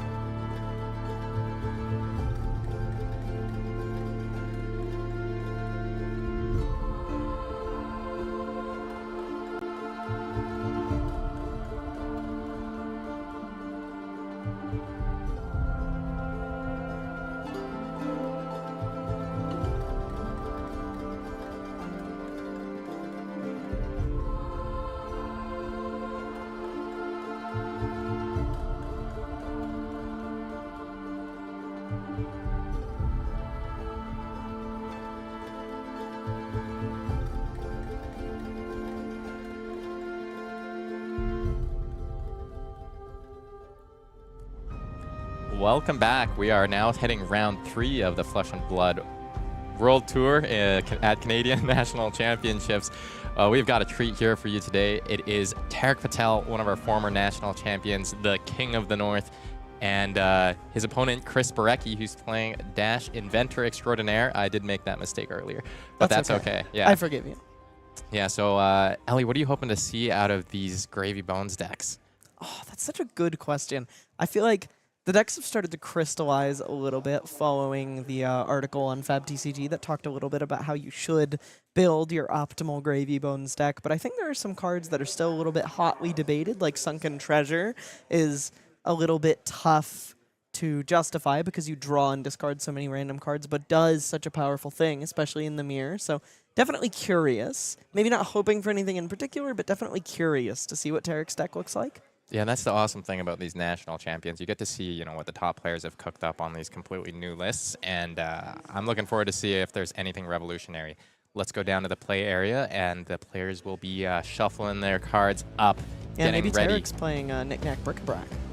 You know what? You could get some of those amulets out of your deck with that. This is Gravy Bones Shipwrecked Looter versus Dash Inventor Extraordinaire. We've got turn 0, and it looks like we've already had a data link, which was blocked by 2 cards into a zipper hit, boosting a couple of times. This is an aggressive Dash build. So something interesting we're seeing here off the rip is 2 blocks in Tariq's hand. Wow, getting massively punished by an attack for 4, but 2 blocks in the hand kind of tells you a fair bit about what his deck looks like. He's leveraging those flying highs to play allies from the It's basically more copies of a Vasti, right? Lets you get an ally from the graveyard and attack with it with Go Again, as well as yellow Golden Tipple, likely informing you that he is on the full set of 9, valuing that Go Again attack that generates more gold, because Gravy is so powerful, but when you can't find the gold generation to get your turns going, the deck starts to feel so anemic. Yeah, and Tariq now has 1 gold to start the game with Crown of Dominion. Seeing a couple of tipples, I believe, or maybe just 1 tipple in the hand here. Going to be playing out a portside, pitching the portside exchange to discard a Sawbones, one of our Armory deck allies, to attack with Golden Tipple for 3. That's going to be carrying the it's a blue. That's going to be attacking for 1, carrying that hook activation. So when it hits, he'll make another gold for his troubles. Yeah, and since Chris doesn't have all that much armor to work with here, he's not playing those heavy industry legs, nor a galvanic bender or adaptive plating in his glove slot. Covering up 1 on the Golden Tipple is going to be more or less impossible. So Tariq basically confirming that extra gold, generating 2 on the turn. And, you know, it may be a blue Golden Tipple, which is a little bit of a downside compared to sending the red, but it does mean it's a blue card in his graveyard when he closes the combat chain, allowing him to play out that Sawbones he just binned. Yeah, no, another blue attack, Murderous Rabble for 3, revealing a card he looked at on the top. So he did know that was a blue there. Going to get the 3 value, using Dead Threads to pay for the Sawbones attack after paying for it as well. That's going to be coming in for a nice 6. So pretty great turn from Tariq here to develop that ally off of 4 cards, threaten a little bit of damage, and then also arsenal a card. And Chris, probably not going to be blocking very much throughout this game, has a super aggressive configuration, attacked on turn 0, hit with the Pulse Wave Harpoon for 4, and that item on the board, Teklo Pounder. Yeah, I mean, the first thing that we're told about his deck is that Hanabi Blaster sitting on the board informs you immediately that his deck is here to close the game and try to do so incredibly quickly. I've played a fair bit of Hanabi Dash. It is one of my favorite decks, and this matchup gives me shades of the Dromai matchup, where you are really looking to just close the game as quickly and efficiently as possible. The Teklo Pounder start is a little bit interesting. I think some amount of these Hanabi Dash decks have actually used Hyperdriver in the past to power some really incredibly powerful pitchless turns, so these Teklo Pounders are instead looking to just start the game with 6 value on the board and threaten a lot of extra damage. Yeah, and Chris coming in now with this Fender Bender, so gets plus for each equipment piece that's blocking it. Might not be that relevant right now, and the notable thing about this, you know, if he wants to clean up that Sawbones later on in the turn, he'll have to send a full attack at it, but doesn't want to use the +2 from the Teklo Pounder towards an ally. So not many people, you know, I actually, something I've discovered over time is that Bright Lights is just an old enough set that some of you people at home maybe didn't play with it on release. But a fun piece of trivia, LSS thought they were very funny giving the card Fender Bender as the spoiler card to Yuki Lee Bender. So for a couple months, we all just called her Yuki Lee Fender Bender. Hilarious. I'm sure she loves that when we bring it up I'm nowadays. sure she loves that. Tick 2.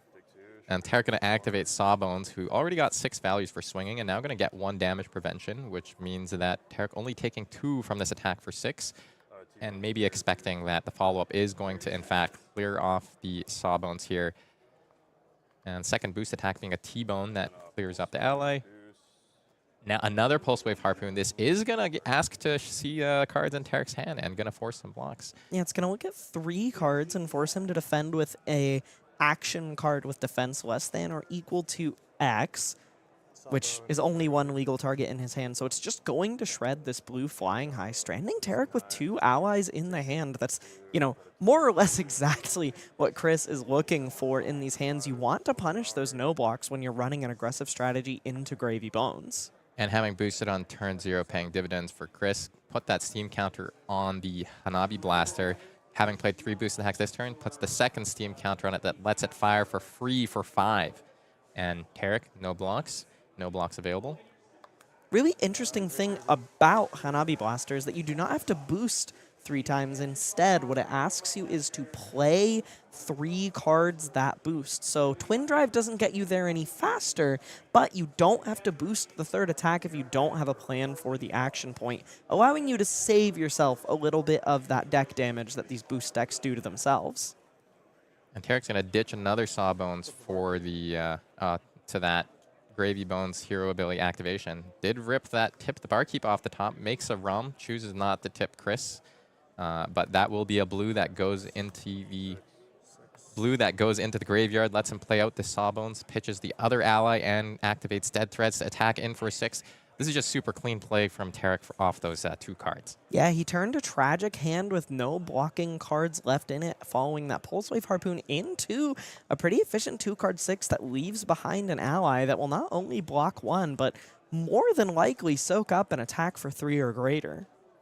And, you know, I'm not surprised to find Tariq Patel playing Gravy Bones in this tournament, because I think dating back to when he first started playing Flesh and Blood and getting tournament results, he's always been a very cerebral player, and Gravy Bones is a deck that rewards that so much. I talked to him this morning, actually, and I said, wow, you're on Gravy Bones. That makes sense to me. That strikes me as a Tariq deck. And he was like, I'm flattered that you think that that's a Tariq deck. I feel like just 6 months ago, people would have called me the Briar guy.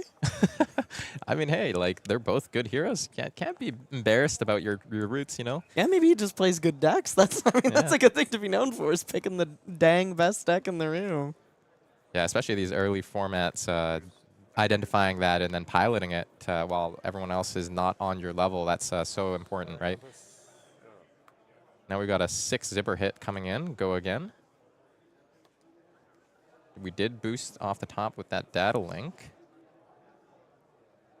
The Teklo Pounder is now gone, so Tariq's kind of weathered that storm with a fairly high life total, actually. Still sitting at 27, despite some pretty good turns from Chris. Yeah, Chris actually behind on life totals here, despite getting 4 damage through turn 0, showing off the efficiency of this Gravy Bones deck. And talking about the efficiency of the Gravy Bones deck, here is Blood on the Water. Blood on the Water and Chum in the Graveyard. That's going to cover that 6 up cleanly. Just a wonderful card to turn a non-blocking card into a blocking card, and you get to play that card later. Yeah, Blood on the Water is a really interesting card because it defends for 4 and allows you to bin an ally from either the hand or the top of your deck. When you bin one from hand, you effectively blocked 6 with 2 cards, so just normal, efficient on-rate blocking that helps you clear some of these nasty allies out of your hand. But with the top of deck knowledge with Compass of Sunken Depths, you can occasionally high-roll your opponent into the stratosphere by blocking with Blood on the Water, covering 6, and trashing a card off the top to effectively draw a card. Yeah, now this 0 to 60 does have Dominate because the high-speed impact that hit the Sawbones the previous chain link. Tariq, seeing that Chris is off an arsenal, maybe wants to block with this Command and Conquer that's floating in his hand. The other card in hand is a Give No Quarter, which would be very nice to play out that Chum that's in the graveyard. A little bit tough to actually resolve the Chum unless he has another source of resources in the hand. Should he block with this Command and Conquer, he's going to have to find either an ally off the top to activate Dead Threads or draw another card because Chum costs 4. Maybe choosing to take the patient line here. Take 1 damage, keep his life total healthy.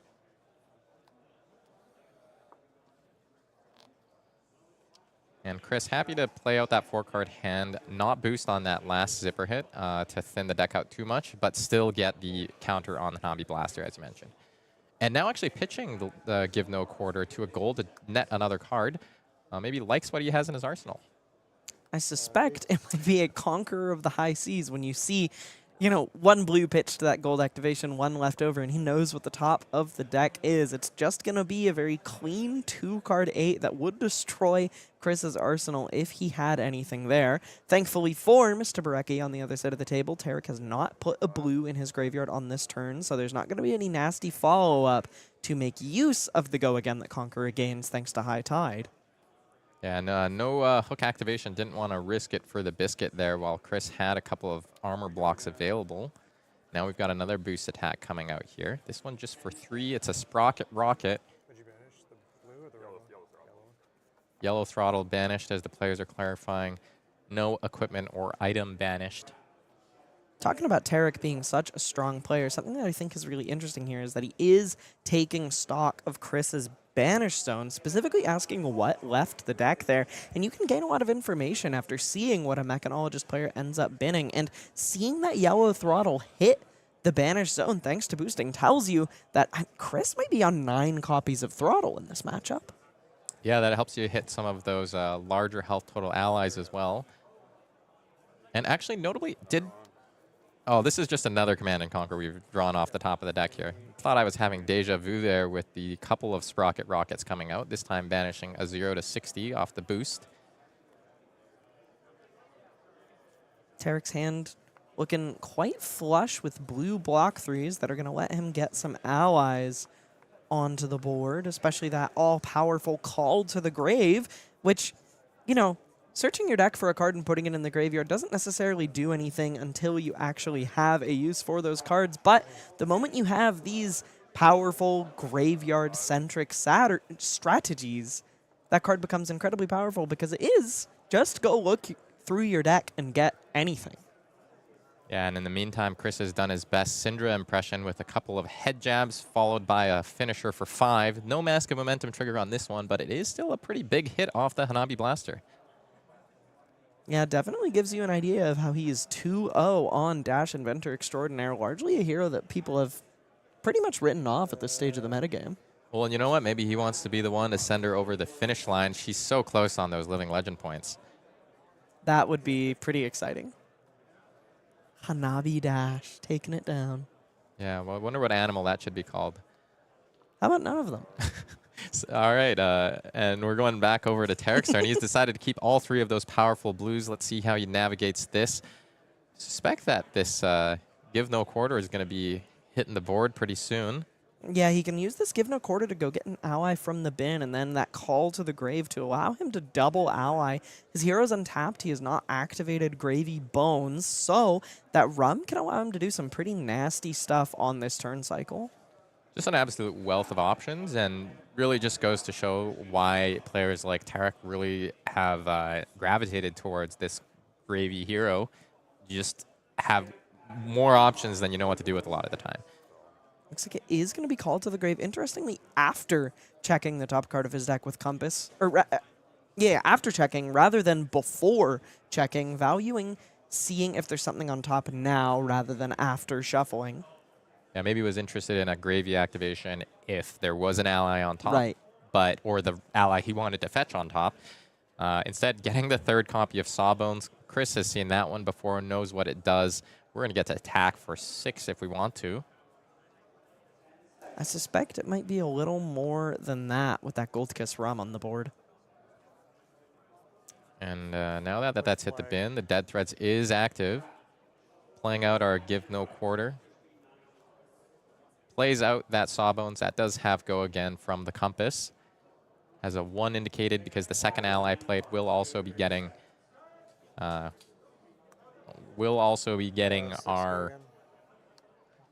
discount, and and now the Gold Kiss rum being activated, drinking a little bit into this Sawbones for 6, concealing the information of the follow-up.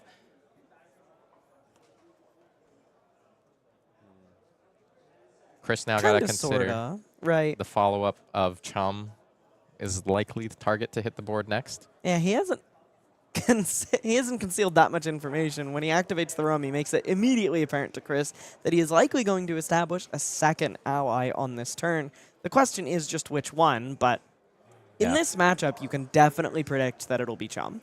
Chum is particularly nasty in this exact situation because Sawbones in conjunction with Chum means that if a Chum activation occurs, he needs 7 power to clear Chum if Sawbones is still live. So Sawbones immediately becomes the first threat that you have to deal with as Dash, and then you have to deal with the 6 health ally still sitting on the board.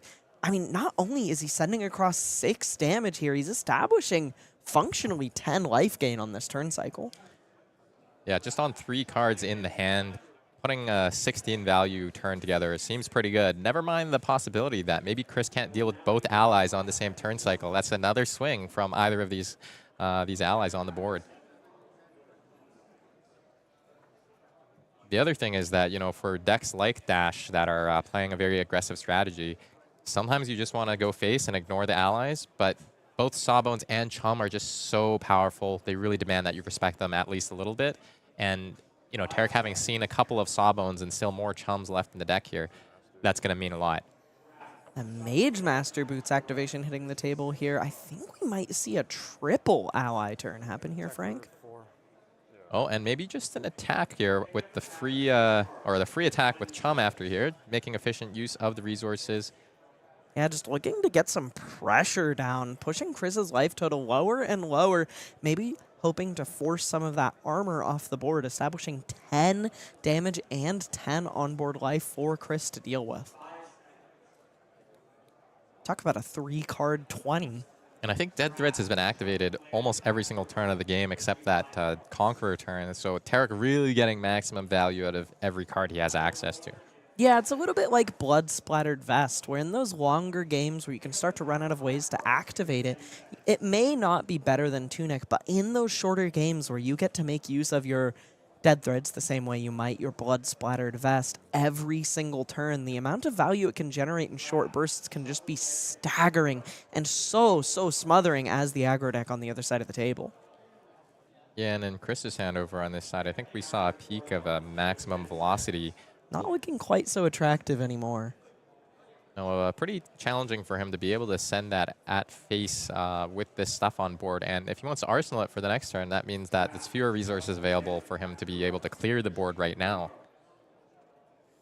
Oh, maybe reaching for the Crown of Providence. This is how Enigma won games. Talk about comparisons to Illusionists. I mentioned Dromai earlier, but this is how Enigma won games. She would just put this nasty threat on the board and then ask you to clear it. You know, you have to take damage to clear my allies. You have to do something about this big dragon that I'm putting on the board. And Gravy is saying you have to do something about his friendly first mate, or you're just going to get smothered by the turn-to-turn value that he represents.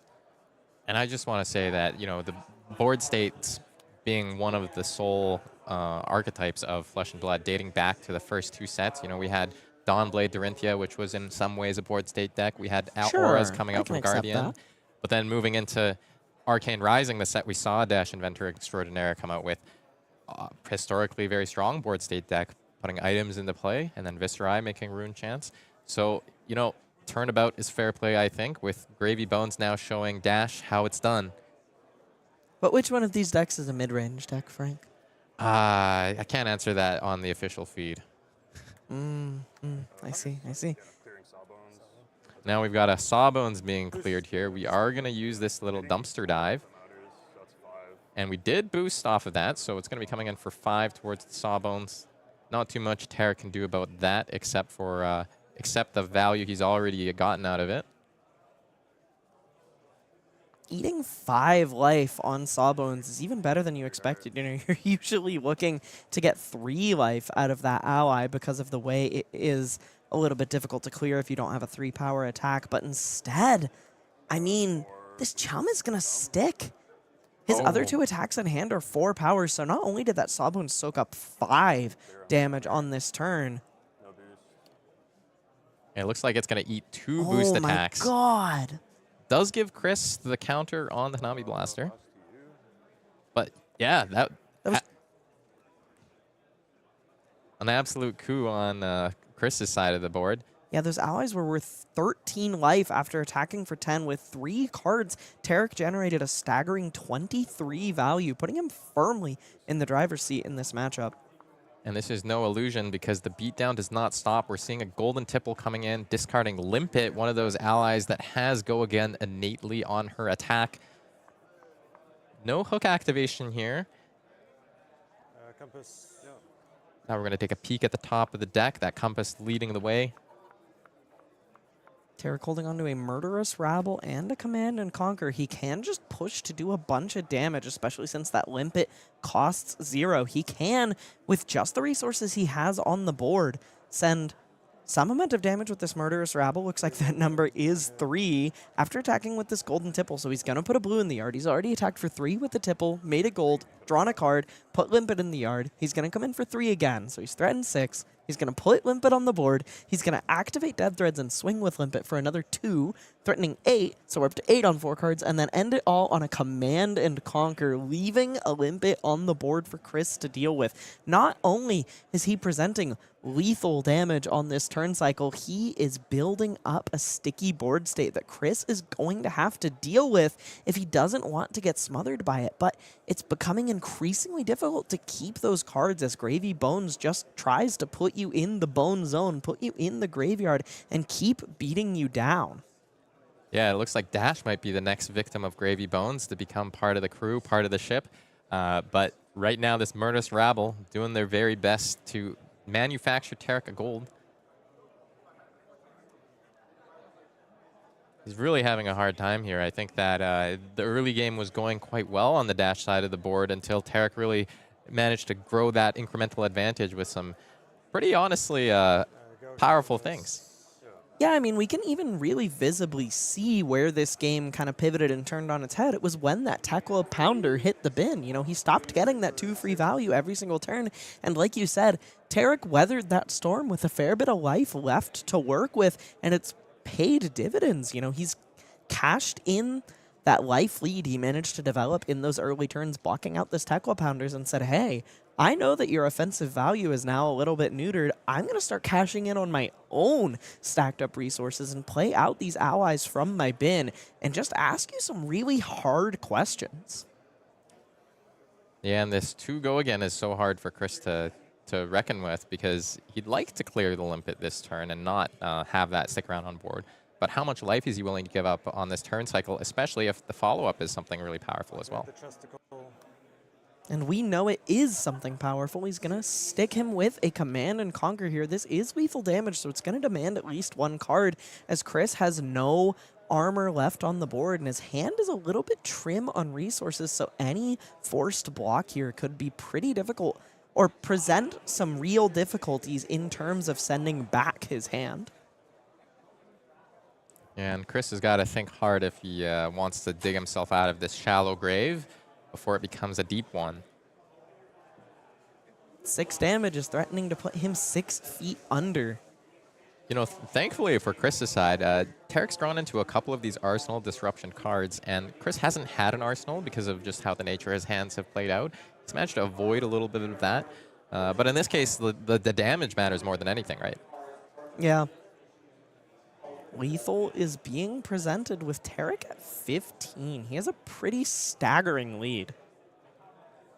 Yeah, and Chris trying to map out the 2 options available to him of block with as few cards as possible and try to win in the next couple of turns somehow, some way, or take the disciplined choice, clear the Limpet, draw the game out a bit longer, and neither option looking easy.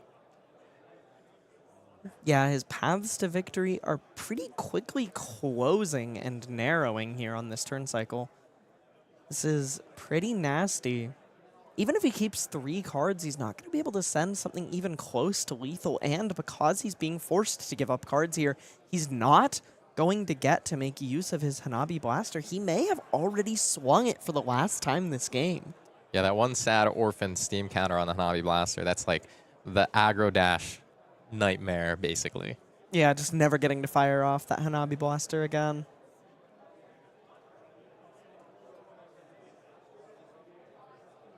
Yeah, and Chris really in the tank here. Maybe knows his time is up and just got to think about how he's going to navigate this.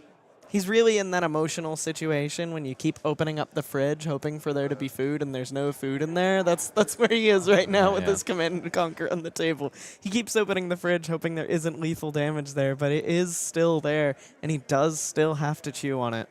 Yeah, he's maybe making that mayonnaise sandwich with freezer burnt bread right now. Gross. Let me just say, it's like a saddest grilled cheese you've ever seen because it doesn't have cheese in it. Looks like he's lining up 2 cards to block with here, Frank. Yeah, that's the sandwich, and that Command and Conquer is going to be right in the middle. We should have left this analogy in the freezer. Where it belonged. Gravy Bones Freezer doing work again. That Teklo Foundry Heart does still have 1 point of block value for some point later in this game. Looks like Chris has got a 1 card available to clear out the limpet here. No boost. So he's just going to Arsenal that 1 for 4. Yeah. You get to draw, yeah. That Outpache, I believe. We knew that top card of Tariq's deck here was, in fact, the Chart a Course. Chart the High Seas. Oh, that's right. Chart the High Seas. And honestly, just like embarrassment of riches going on here. You know, he's got so many options available to him. A couple of Ankas, which saw one make its way back in the deck earlier. Maybe Tariq just thinking, how can I lock the game out? I'm already in a commanding position. I'm already, probably favored at this point in the game to win. But how can I just make sure that we go from check to checkmate? Yeah. Getting an ally in the bin with that Gravy Bones activation, finding, I believe, a Loot the Arsenal off the top, so giving him access to some Arsenal disruption while Chris does actually have a card in the Arsenal for Tariq to destroy here. Golden Tipple in the hand, Tariq likely deciding what he wants to pitch to send it, and whether he wants to resolve a Chart the High Seas, maybe opting to see more cards first and just use the Dead Threads. That is something I really love about Dead Threads when playing this hero. You have these 1-cost cards like Golden Tipple and Saltwater Swell that will either draw you cards or virtually draw you cards by finding you more resources, and they give you this surplus of agency, Frank, where you get to leverage your free resource from Dead Threads to not have to commit to taking a card out of your hand before finding more options. It's a really subtle but powerful thing that the card does. Yeah, that's super, super strong. The thing that is not subtle about how strong this play is that this Golden Tipple has put an ally in the graveyard and drawn another card, all for 1 resource, and is still presenting 3, which is over half of Chris's remaining life total. Yeah, even if Chris chooses not to block this, Tariq's going to get to shred 2 more of Chris's cards by playing and attacking with that Anka, assuming he puts a blue card in his bin this turn. And should it be Loot the Arsenal, not only will it force Chris to block by virtue of being lethal damage, anything that comes over, should he cash in that 1 point of armor with his Tekla Foundry Heart, will take that Outpache in his arsenal away from him. It looks like now we're pitching a Rigor Mortis to crack a gold. We want to see another card. Found another Golden Tipple off the top. Doing a bit of humming and hawing. Let's just see what our top 2 cards here are. It's 2 blues off Chart the High Seas, so he is going to get to pitch, and the other's going to go to the yard, but it's not an ally or a yellow card, so it's not going to make a gold nor generate any more options on this turn cycle. Tariq did functionally just pitch a blue there. We're going to crack another gold. This is the nasty thing that all of these high heroes high seas heroes. High seas heroes do, both in constructed and limited, where you get to these late game scenarios where they have 3, 4, 5, 6 gold on the board, and you just start cracking all of it to find something nasty to do to your opponent, to find a way to close the game. You know, you reach these game states where it's, okay, I need to close this game. I don't really like these 4 cards. Let's draw 4 new ones. Yeah, now this give no quarter, maybe considering whether it's a pitch card or a played card. But as a blue has already hit the bin, it's just going to be pitched here so that Tariq can grab an ally out of the graveyard. Anka, I think, are the 2 choices here, both of them.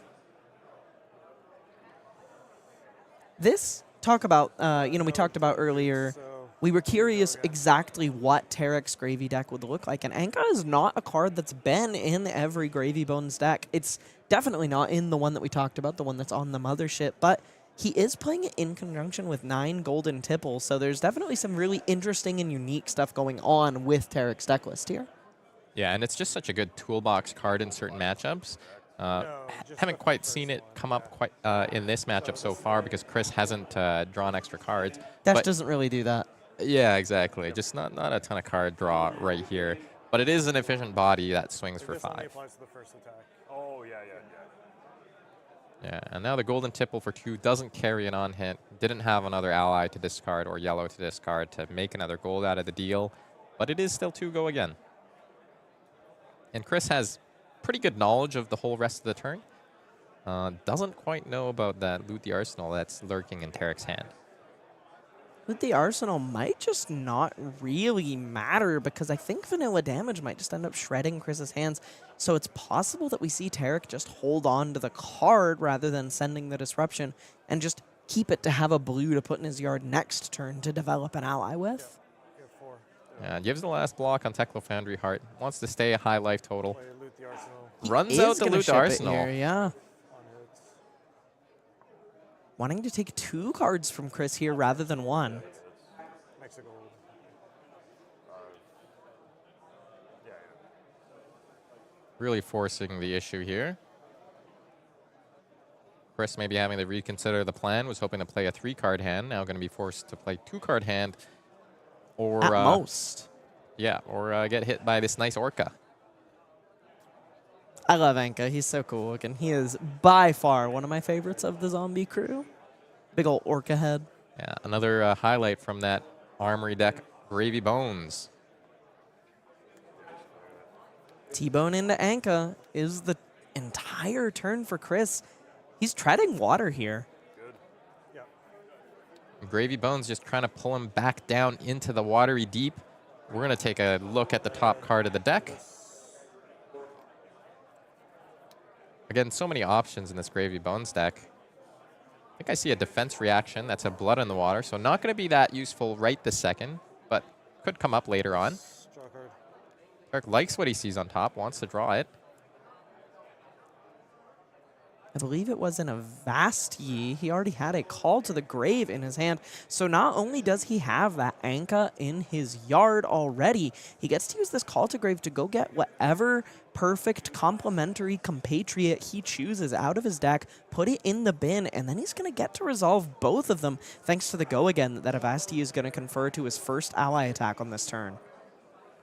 I think Gravy Bones is one of the hardest heroes in the game to escape these late game scenarios from. You can dread it, you can run from it, but the pirate crew is going to come and drag you under these merciless tides. Drag under, maybe Anka being considered on this search here of the Call to the Grave. We've also got Chum and Rigor Mortis as options. We're going to go with our trusty first mate, the friendly Chum. Yeah, attacking by paying 0 and coming in for 4 is just really, really nice when what you're looking for to close the game is to just keep presenting lethal over and over. And when 4 is your opponent's entire remaining life total, it's always going to take a card. That's the reliability of our friendly first mate. Let's see how Tariq wants to navigate the rest of this turn. Has a lot of options with that Dead Threads available, with this, chart the high seas. Binning a Conqueror. That is the downside of chart sometimes. You know, this card can be incredibly powerful, but there are also these game states where you play chart and you kind of just mill yourself a card or two and don't really get anywhere. And when it's a nice card that could have helped you close out the game like Conqueror, there's definitely a little bit of buyer's remorse in terms of checking the top 2 cards of your deck. Yeah, now Tariq going through the graveyard now, having searched the deck previously. Checking to see that that is the 3rd copy of Conqueror of the High Sea, so no more boats for him. Gonna have to do it the old-fashioned way, with guns and steel. And still some allies. Yeah, they're the ones holding the guns. I think Chum's got a gun and a sword, and then a sword in his face. Does Chum have a gun? I think it's in his like a bandolier type Producer, thing. can we see Chum? Does Chum have a gun? Oh, does Chum have a gun? I don't see a gun. You know what? I might have hallucinated it, but I mean, he's got like 17 other weapons either equipped to him or stabbed into him. So I definitely can appreciate how you thought there was a gun there, but there's no gun. yeah. And now Anka is going to be the one that hits the board because it is the larger of the 2 on offense. Yeah, just threatening damage here. Establishing an ally following this is one of those really nasty ways. Wait, does this have go again? Don't think that He didn't Avasti run was out that played Avasti, did he? That's so interesting. Maybe he wants to set that up for a different turn. With that Yeah, Chum. maybe acknowledging that double allying is going to be the way he's going to close this game out from here. Satisfied to take 2 cards from Chris. Yeah, well, and especially not having another blue, having that red in Yeah. hand made it harder to establish both allies. He can't really afford a second ally. Maybe why he was considering the rigor mortis, but just valuing, you know, getting the Chum, who's a bit higher value, especially in these endgame states. And now Chris has to decide. Finally gets to keep a bit of a functional hand, has 3 cards, 1 card in arsenal. See a Teklo core there. It is a blue, though it doesn't block, maybe feeling a little bit of relief that Tariq didn't push any harder on that turn. Else he might have broken under the weight of the pirate crew. And maybe able to use that 3 boost attacks this turn and get that Hanabi Blaster attack off. That would be a huge win for him. Yeah, it does seem he does seem capable with a blue 2/1 costs and Tekla Foundry Heart to power that second or that 3rd attack in the form of that 2-cost throttle. First, we're going to see this, what looks to be a dumpster dive. Coming in, we're going to boost. It's going to be a T-bone that hits that banish zone. So we'll have go again. Tariq wants to know what is on top before he does any blocking. Plays out his D-react from the arsenal. We saw that being parked there last turn. Doesn't have an ally on top, so not going to destroy the top card of his library. His deck. And now we're going to activate Teklo Foundry Heart on Chris's side of the board. This is going to manufacture 2 more resources, go up to a nice 3 floating. No free advertising. And now we've got Goliath Gauntlet being activated. He is going to get to present lethal on this turn against all odds. Tariq didn't present quite enough, and what seemed like a pretty sticky situation for Chris has turned around for him just a little bit. It's still not the most enviable scenario to be in. And the notable thing here is Tariq doesn't have a ton of allies in hand or anything, so he could choose to do some blocking, but may or may not want to do that. Taking 8 down to 7. Still over triple Chris's remaining life total. Now Chris may be thinking, do I clear the ally? Do I go for the win? Can I catch this man unawares with my Hanabi Blaster? Yeah, you definitely have to ask yourself some tough questions. Gravy is out of gold on this turn cycle. Is he going to be stuck with any allies in his hand? Any of those non-blocking yellow cards?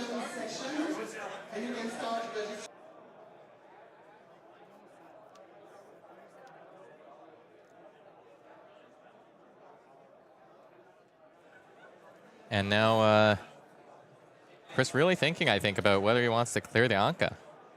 Yeah, he has that 1-for-4 boost in his arsenal, and he'll get to follow it with 5 free damage. Should he go face, he gets to present 9, which will shred at least 1 card from Tariq. He cannot just ship armor and keep everything. But this hand also looks reasonably happy to block, at least a little bit. Yeah, the player is making full use of their time. This is the 2-0 bracket. We're going to be trying to go into the draft rounds with an undefeated record.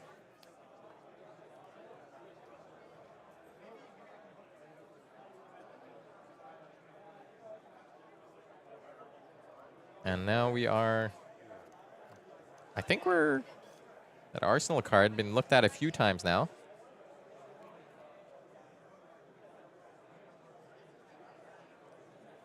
Talk about hard decisions, right? This is what the board state decks are doing to you.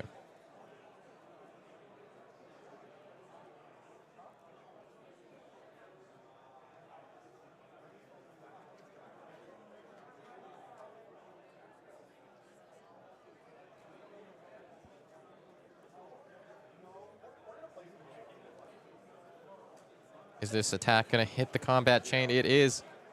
Anka? We're going to Anka. Anka's going to hit the bin. That's going to be our 3rd boost attack of the turn. Unsure if he is actually boosting this.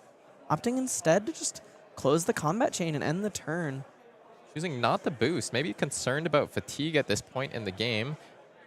Maybe fatigue by damage if Tariq's able to keep presenting attacks that strip cards from his hand. I just feel like when you're at 2, you don't really have the luxury of worrying about your cards in deck. You have to kind of seize your chances as they come and ship the damage face. I mean, he's only at 2. I just can't imagine, you know, this passive route really working out that well for Chris at this stage of the game. I think he just needed to send the damage face, you know? Yeah, and I think that this turn kind of showcases why, because this golden tipple is just vanilla damage for 3. It forces a card. But it still is taking cards away from you.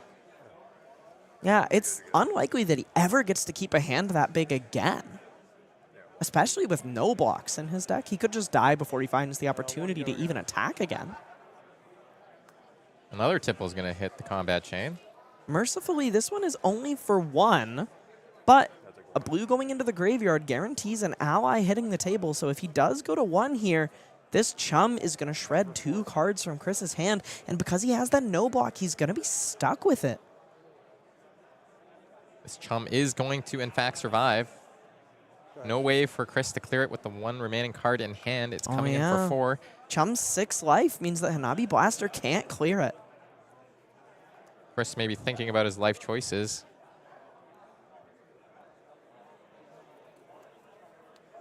Deciding whether or not he wants to arsenal this Tekla Pounder that he's unlikely to ever get to resolve. That arsenal is functionally bricked now, but it does give him the opportunity to draw. Another Tekla Pounder. Yeah, I mean, another Tekla Pounder, right? But it gives him the opportunity to draw past those no blocks, unfortunately finding more, but that is the nature of these boost dash decks. As you get thinner and thinner on the deck, you start to run into these blues that you pitched at the start of the game, and because Tekla Corn Pounder are blue, the defense value of your deck starts to dry up something fierce in these last couple turns of the game. And now that the golden tipple has been played, discarding a Rigor Mortis, the whole turn is unlocked for Tariq. He's got gold. He's got the ability to play allies from the graveyard. Uses an Eye of Ophidia to pay for the Rigor Mortis and then also crack a gold. Gets to look at the top 2 cards of his deck before choosing which one to draw. He's going to draw that Murderous Rabble to keep sending damage. He is, at the least, going to shred all of Chris's remaining cards on this turn. But what Tariq doesn't know is that Chris has a no block in the hand, so this Rigor Mortis attack is just straight up, not soft, no questions asked, lethal damage. And that's the lethal damage coming through. Tariq Patel finally taking it down in a pretty long and hard-fought game from both players, finally showing us how Gravy Bones is played in this feature match area. Yeah, that game both life totals got pretty low pretty quickly, especially as that Tekla Pounder started to kind of chew through some damage, chew through some cards, and honestly chew through Chris's deck by encouraging him to boost and send a lot of damage over. But even though both players got pretty low pretty quickly, the rest of that game took a pretty substantial amount of time as Chris got into a lower life total situation and Gravy kind of slowly tightened the noose, you know? Yeah, I thought it was just a pretty great display from Tariq on how to play Gravy Bones, taking basically a really methodical approach to the game, and a few times where his hand could have cooperated better with him, but just how he had navigated all the previous turns, never really got punished for some of the things like non-blocking allies or flooding on one card type or another, just masterfully piloted by Tariq.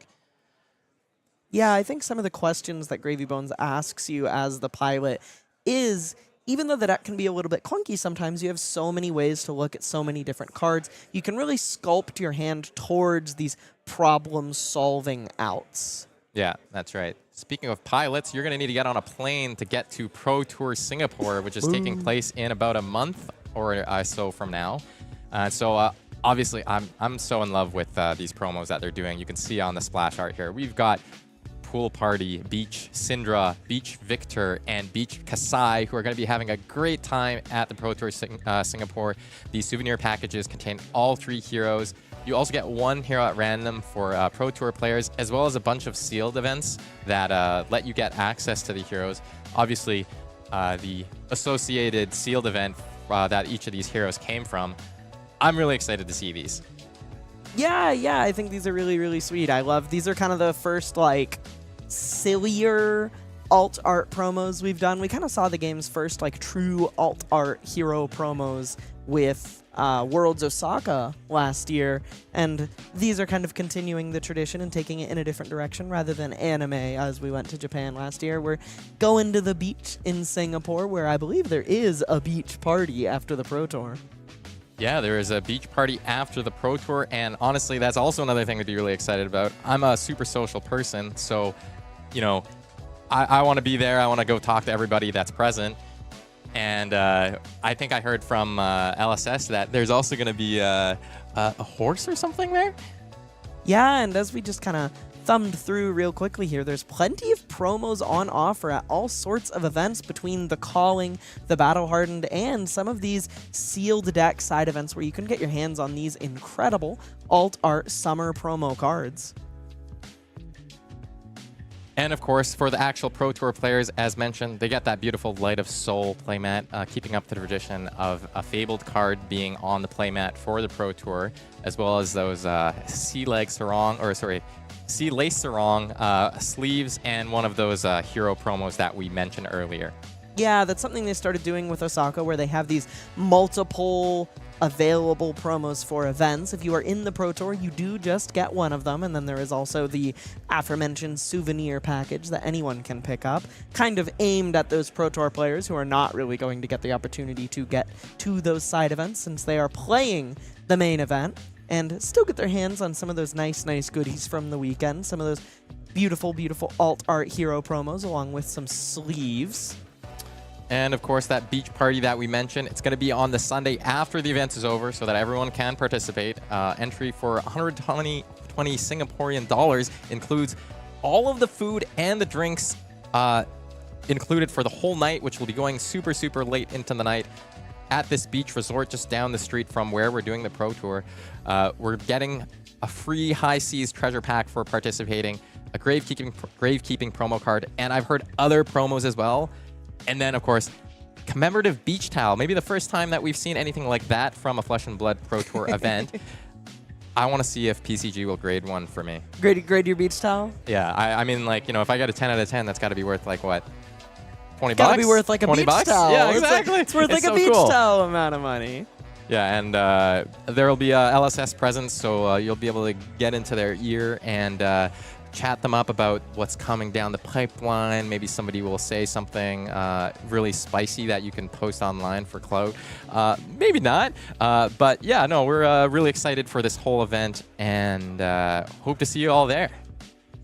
Yeah. Are you going to Singapore, Frank? Right now, I'm working on the logistics of Singapore. I'm working on the logistics. Still working it out. Exactly. Still working it out. Pilot's license, right? That's what I said. I gotta get my pilot's license. You're gonna fly there. You're gonna charter a plane. Right. All right. Well, we've got the players getting seated to do the next segment of draft. we're going to be watching one of the top players in Shawn Dhaliwal, one of the best players in both Constructed and Limited, but we'll get to see his drafting on display. But first, we're going to be hitting a bit of a break.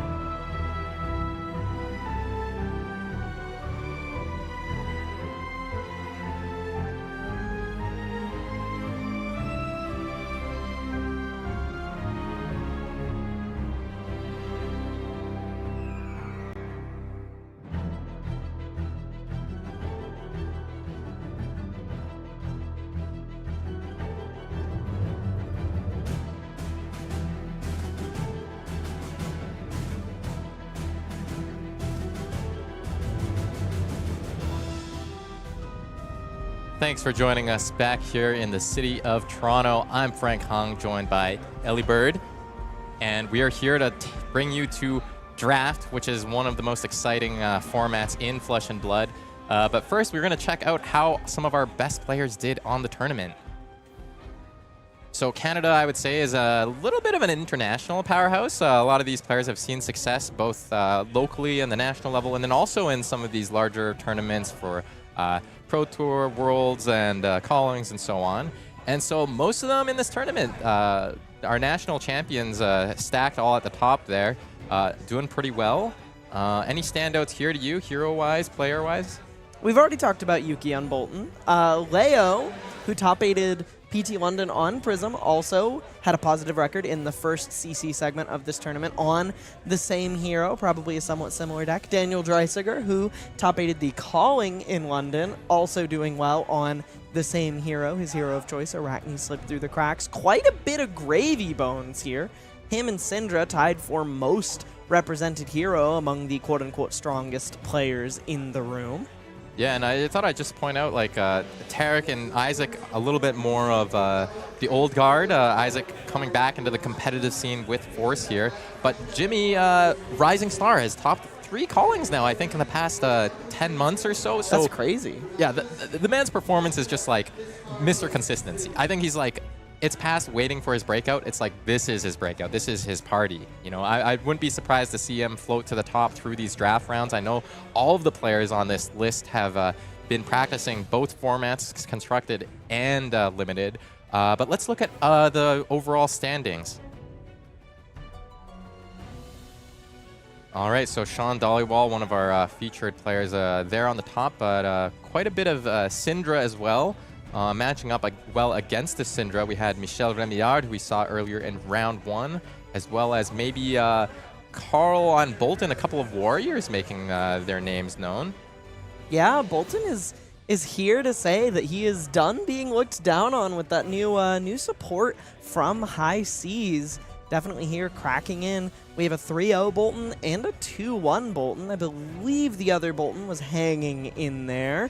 Also rounding out our 3-0, we have a whole ton of Cindra here. We have a little bit of Warrior action. We have a couple Gravy Bones. Also, 1 Verdance, that hero just always ever present at these top tables. Also kind of interesting how she is a little bit overtaken Florian in this metagame. I think for a long time it was really the story that Florian was the better deck. But, I mean, I see a Florian, or I see a Verdance at 3-0 and I don't see a Florian. Yeah, that's right. And 6 unique heroes in our top 10. Let's see what the second page looks like of our standings. And also just want to shout out Jeff Barber, Azalea 3-0. I believe I actually covered one of his games last year at the first event I ever broadcast, Canadian Nationals 2024, where he was also on Azalea. He's an Ottawa guy, so I've kind of played some games against him, and he's definitely a diehard Azalea fan. Speaking of Florian, we've also got a Florian just sneaking into that 3-0 my there. bad. I said I see a Verdance at 3-0 and I don't see a Florian, but Patrick LaRousse there to prove me wrong. Clay DeAngelis, one of our West Coast players to watch at 3-0 on Gravy Bones, and Aidan, who we saw on stream earlier today, 3-0 on Puffin. Couple of 3-0 Puffins, and then as we move into the 2-1s, we also start to see Acilio and Ira and Dash.io. So honestly, in this top 20, we've got, what, like 12 unique heroes? I can't quite do math that fast, but I think that looks like a pretty wide metagame spread to me. Yeah, definitely really exciting stuff. I believe in Taiwan's Nationals, they had an 8-hero top 8, which was quite exciting. Having 8 unique heroes in a top 8 is like, literally, you could not ask for better. Yeah, it's you just mathematically couldn't ask impossible. for something better. Yeah. All right. No. So now we're ready to bring you over to our draft round now. So maybe before we look at the actual draft, let's look at our pre-draft pod seeding. So these are going to be all of our 3-0s that we just looked at the top of the standings. We're going to be featuring Shawn Dhaliwal, one of those top players that we mentioned. And then in order here, we've got Carl, Jacob, Michel, Jordan, Matt, Derry, and Tariq. All of them are going to be trying to get that 3-0 in this draft pod. We'll see what their strategy is going in. So Shawn's strategy, though, we're going to be able to follow that right over his shoulder. I'm really curious to see how much he stays open versus how much he commits early. What do you think, Elly? Yeah, I'm definitely curious. I don't think I have all that much insight into how Shawn chooses to draft, but he's an incredibly strong limited player. He's somebody I know engages in a lot of drafts, so I'm definitely curious to see how he chooses to navigate this one. High Seas has been a little bit of a contentious draft format in that some people say you shouldn't draft this hero or you should force this hero, so I think it'll be exciting to see how he chooses to approach this pod. Yeah, and he's ready for us right now. Let's go right in on the hand cam, making the very first pick. And oh, wow. I mean, you love to see a Majestic when you open any draft pack. But in especially the first pack. Yeah, this pack one, pick one with the chum right at the front. Looks like he's thinking between a couple of cards maybe, but you know, not going to get a good look at the cards in the back here with what's on offer at the front. Looks like there are some cards in the back that are not so bad, like a red, tough old wrench. I see a yellow trade in. Obviously, he's just going to slam dunk that chum and not think too hard about it. I think it's always nice to open a Majestic, but pack one, pick one is the ideal scenario. And chum especially is just so premium. He's the best dang ally in Constructed, much less in CC. And seeing a Swabby in the start of the second pack, going to look at our other options, not grab the card before we look at everything else. But I think, you know, Shawn really identifying the lanes early on, sorting the cards in each pack. Maybe the first pack was a little bit less or a little bit more self-obvious, and wants to make sure he's doing the right process in every pack. Yeah, definitely taking stock of everything that could come around the table to him. There is a Swabby here, but there is no other Gravy Bones card in this pack, it appears, and so he is counting how many class cards there are here and if any are missing. Tariq Patel is who's passing to him, and I know these two test and draft together, so Shawn might have a little bit of insight into what Tariq favors. Shawn opting... Oh, yeah, looks like Shawn's going to snap off that Swabby pick. Another one of the most premium allies you could possibly find, rather this one at common than Majestic. Yeah, and this is just an excellent way for Shawn to have started off his draft. I think keeping in mind this is a called draft at the competitive level, I think Shawn was just trying to give us a good glimpse of what he picked there. Noting that there was a not so fast in the back that he's tucked in the back, so if he does play against the Scurv, or if there is a Scurv in this draft pod, he's going to know that that Scurv player will have access to this effect. That's important information to have. Seeing a red Goldwing Turbine at this stage of the pack, you know, there's three cards, or this is pick 3. Seeing a red Goldwing Turbine tells me that Puffin seems at least a little bit open in this scenario, but there are 3 Gravy Bones cards in this pack, as well as a couple premium 3-for-7s. So he has his pick of the litter on whether he wants to take a blue 3-block within his class talent combo, or just to take a nice big nasty attack to round out the offensive suite of his Gravy Bones deck, while there are still some red cards in this pack. Yeah, and the light fingers there isn't a bad armor piece either, but you know, going to go for the 3-for-7 here. Really high value on 2 cards. And I think his Percuff, man, Puffin looks unbelievably open, and the Gravy Bones cards are starting to dry up at least a little bit, or at least just not be the most powerful cards in the pack. A yellow Burly Bones and an Avasti. Reasonable rare, but it is a blue block 3 and does require you to have a solid suite of allies. Again, maybe a little bit more of a constructed card than a limited card, since I think a lot of the more powerful Gravy Bones decks in limited often only look to play something like 3 to 5 allies. So Avasti can actually become a little bit difficult to use outside of these late end game scenarios. I think Shawn was thinking about that perk up there despite his start here, but you have the chum, you have the Swabby. He's going to go for that 3-block blue, stay in his gravy lane. Maybe he gets cut a little bit this first pack, but really going to try to force his way into the deck and archetype that he wants to be in, as he's got such powerful cards already. Maybe not getting a little bit cut. There are still 2 Gravy Bones commons here, as well as 2 pieces of equipment for him to pick from. This can be the problem with staying a little too open, a little too long in the High Seas set. You know, I don't think it's unreasonable to stay open, but you can't stay open for bad Flesh and Blood cards. And when you have something, you know, somebody who is already committed to your left, and you just pass them, be it a red Goldwing Turbine and a perk up and a Cloud Skiff that the person immediately to his left is likely feasting on, he also just got past multiple premium Gravy Bones cards, a blue rare, a Swabby, and we're looking at a red Angry Bones here, a 2 for 7. Even if he is just going to take the piece of equipment, he just has way more, you know, kind of choice. You know, because he committed early, he gets so many more choices of these class cards. You took that Helmsman's Peak there in the end, and that card synergizes so well with the ability to see the top card of your deck. You'd think that they conflict, but getting to block with the Helmsman's Peak so that you can draw a card off a gold or activate your hero power, but then also peek again later in the turn with that compass is super, super powerful. Now he's looking at another red Angry Bones that's been passed his way, and I think that's what he's going to take. Pack's starting to lighten up a little bit as we get later on here. Notably, he has definitely found the correct lane. There were still 3 Gravy Bones cards there, and the story has not changed at all. There are some pretty premium blues in the form of that Mutiny, as well as a Paddle Faster, a Scrub the Deck, and a red Restless Bones. The stuff available to him in his lane is looking really, really powerful.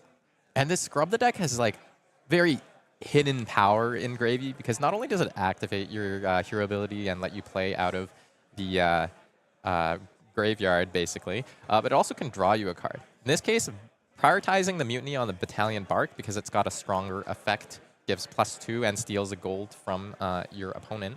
The thing about Mutiny cards in Gravy is the fact that he is just so good at burning through his gold like no other hero.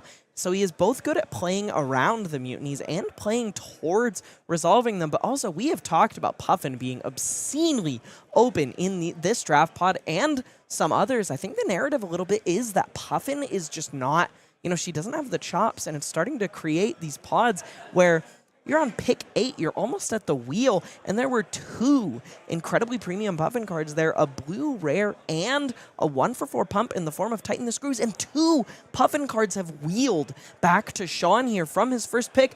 I think there might just not be a Puffin at this table, Frank. That would be an incredible thing if there was just 3 Gravies, 4 Marlyns, 1 Scurv or something like that. Nobody in the Puffin lane until late pack 1 is somebody that can pivot successfully is going to get a really big payoff there, or somebody might crash. Yeah, train wreck, feast or famine, it seems to be a little bit. I think he might have taken a blue Nimblism there, just another blue card with Go Again to be able to activate the hero power. Taking a Captain's Coat here, it looks like. Just valuing filling out his equipment suite a little bit. Not the most premium chess piece you can find in the set, but a little bit easier to use in Gravy Bones than anyone else due to his hero ability, letting you draw a card and then discard one. Still a Gravy Bones card available in this pick. 4 cards left in the pack. He has both a piece of equipment. Looks like he is just going to snap off that Light Fingers to get that Blade Break 1, but he does have the option of a yellow Angry Bones. So not the driest lane, but also nowhere near the one flowing the most in terms of those Puffin cards. Yeah, now we've got a Burly Bones, I think it is yellow. That's a fine card to hit on late in the pack. It's a 3-block. You might not end up playing it if you get a lot of other good action, but it's not embarrassing to pick up. And now, wow, we've got a gold Marauder here. This is not a bad card at all to see this late, especially like you were saying in Gravy, you use all your gold sometimes. You just get to play these cards a little bit more consistently. He's very, very good at churning through his gold very quickly to turn on cards like Gold Hunter Marauder, Gold Hunter Longboat, Gold Hunter Catch, etc., etc., etc. Yeah. And he did say grab the Light Fingers on that previous pick, but keeps himself open. I think it was a pretty low opportunity cost to take it, and he can still find the washed up wave later in the draft in pack 2 and pack 3. And so now let's just take a look at the draft review, the 15 cards, or 14 cards rather, that he's taken in this first pack. Looks like the last card he received was that yellow Angry Bones. And we got a yellow Cloud Skiff at the end there. And yeah, you know looks what? like it might have been that yellow Cloud Skiff. And sorry, I said blue Nimblism earlier on. It was a blue Nimby that was taken. Yeah. So getting your full equipment suite in this first pack, maybe not a ton of gas outside of the first 5-6 picks or so. But, you know, this is a pretty good spot for Shawn to be, I think, in this draft.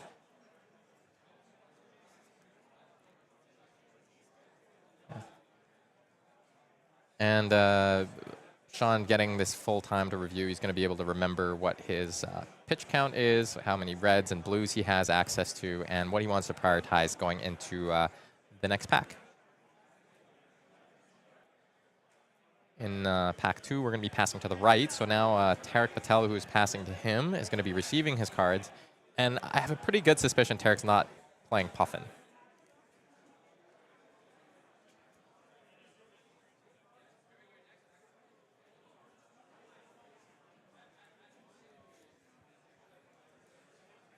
Now where players are opening up the second pack here.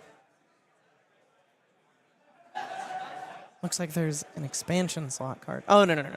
Just taking the tokens out of the back, making sure to count the pack, make sure there are 14. Thankfully, since these are not those black envelope packs, it's incredibly less likely that there will be complications like there not being stamped cards or not being 14 cards in the pack. So players are just taking care of their between pack maintenance stuff before heading towards pack 2. Little light housekeeping, as it were.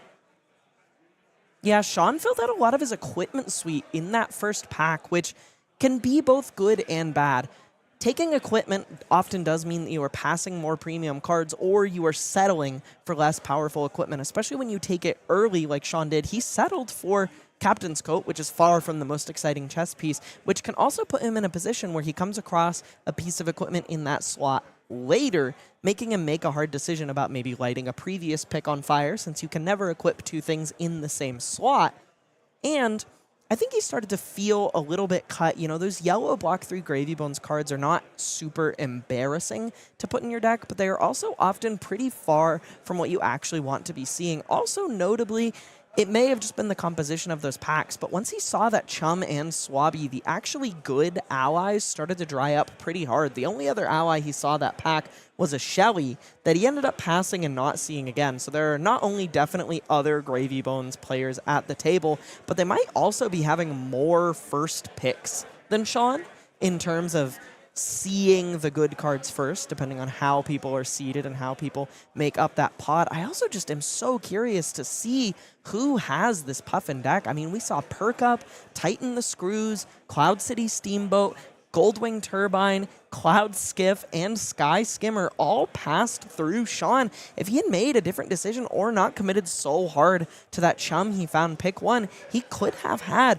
an incredibly powerful Mechanologist deck. So I'm definitely curious to see what we see missing in this second pack as the cards start to come a different direction through Shawn as he opens this pack up, what he passes and what goes missing where. And I'm also curious to see, you know, there's kind of this saying about Limited that when you are in the right seat, pack 2 should be the hard one. Therefore, the inverse is also true. When you are in the wrong seat, pack 2 is typically the one where things go a little bit better for you. So there might be a little bit of heuristics checking here. If we see Shawn's pack 2 be particularly premium for him, we can maybe kind of read the tea leaves and expect a more challenging pack 3 for him. So he definitely has his work cut out for him in terms of navigating the rest of this draft, because he's got a real long laundry list of what he needs to find to make his deck functional.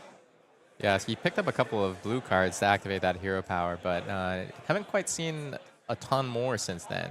Now a couple of equipment pieces. A Saltwater Swell, that's a pretty powerful card. Blue Saltwater Swell, definitely one of the more attractive ways to turn on your Gravy hero ability, but Red Battalion Bark is a real hard thing to pass up, as well as that Red Fiddler's Green, a fantastic thing to draw and discard off of Gravy's hero ability. Another Red Goldwing Turbine that we're going to see passed, since that's not Shawn's lane, but there's definitely some action for him in this pack between a few blue block 3s and a powerful red 4 for 9 should you be able to trigger that High Tide ability. I imagine he's going to walk in on that Bark and take stock of what might come back around to him. Notably, he does not have a legs equipment yet, so that peg leg would be a pretty premium wheel, but I just can't imagine a world where a piece of blocking equipment comes back around the table to him. So he might be looking at something like that blue on the horizon or maybe a blue Jittery Bones on the wheel. Yeah, that's right. And now we're getting into the second pack. Oh, there's a Cutty Shark. That's an ally. Yeah, definitely excited to see another ally here. You might have to settle for something a little less premium than Swabby, Rigor Mortis, or Chum in this scenario where you just kind of need to find some more allies to fill out your suite. And Cutty Shark is definitely a little bit of the best of the worst, but there's also some just great role player attack action cards in this pack. You have that Pilfer the Wreck, a red 3 for 7 that I imagine is at the top of Shawn's mind right now, as well as that red Swiftwater Sloop. Another great card, especially great in Gravy Bones, who often ends up with a surplus of gold and the ability to make that card work thanks to playing allies from the graveyard. But it does look like he's going to snap off that red Pilfer the Wreck. Yeah, prioritizing this send one big attack game plan that's effective into the Treasure Island macro. I haven't really talked about that much so far this draft, but I think that's something that he's thinking about as he makes these picks. Yeah. Also, on the topic of this Puffin deck, we're seeing go around the table here a Rust Belt pass to the right, another Turbine in this pack, and another Rust Belt. Yeah. That is crazy. Shawn still has some options here, a couple good 3-block commons and a red Burly Bones and a red Jittery Bones, but also a golden Tipple. Might not block 3, but it does, like we saw in our constructed rounds of Gravy Bones. It helps you put some damage on the table, it helps you put those allies in the grave, and it helps you out with gold generation. If you can find a way to resolve this card, it's one of the most important engine pieces that the Pirate Necromancer could ask for, and I have to imagine it's going to be his pick here, but he is also taking the time to take stock of everything else in the pack. Couple more Gravy commons, couple other things like a blue Rally, but it is going to be that red golden Tipple. Yeah, I think he's looking at those and hoping one of those cards are hits him on the wheel, because there's still some decent cards for Gravy in that pack. Let's see the next one. Pick 4. So this is going to be where some of the class commons start to dry up a little bit more in those more contested lanes.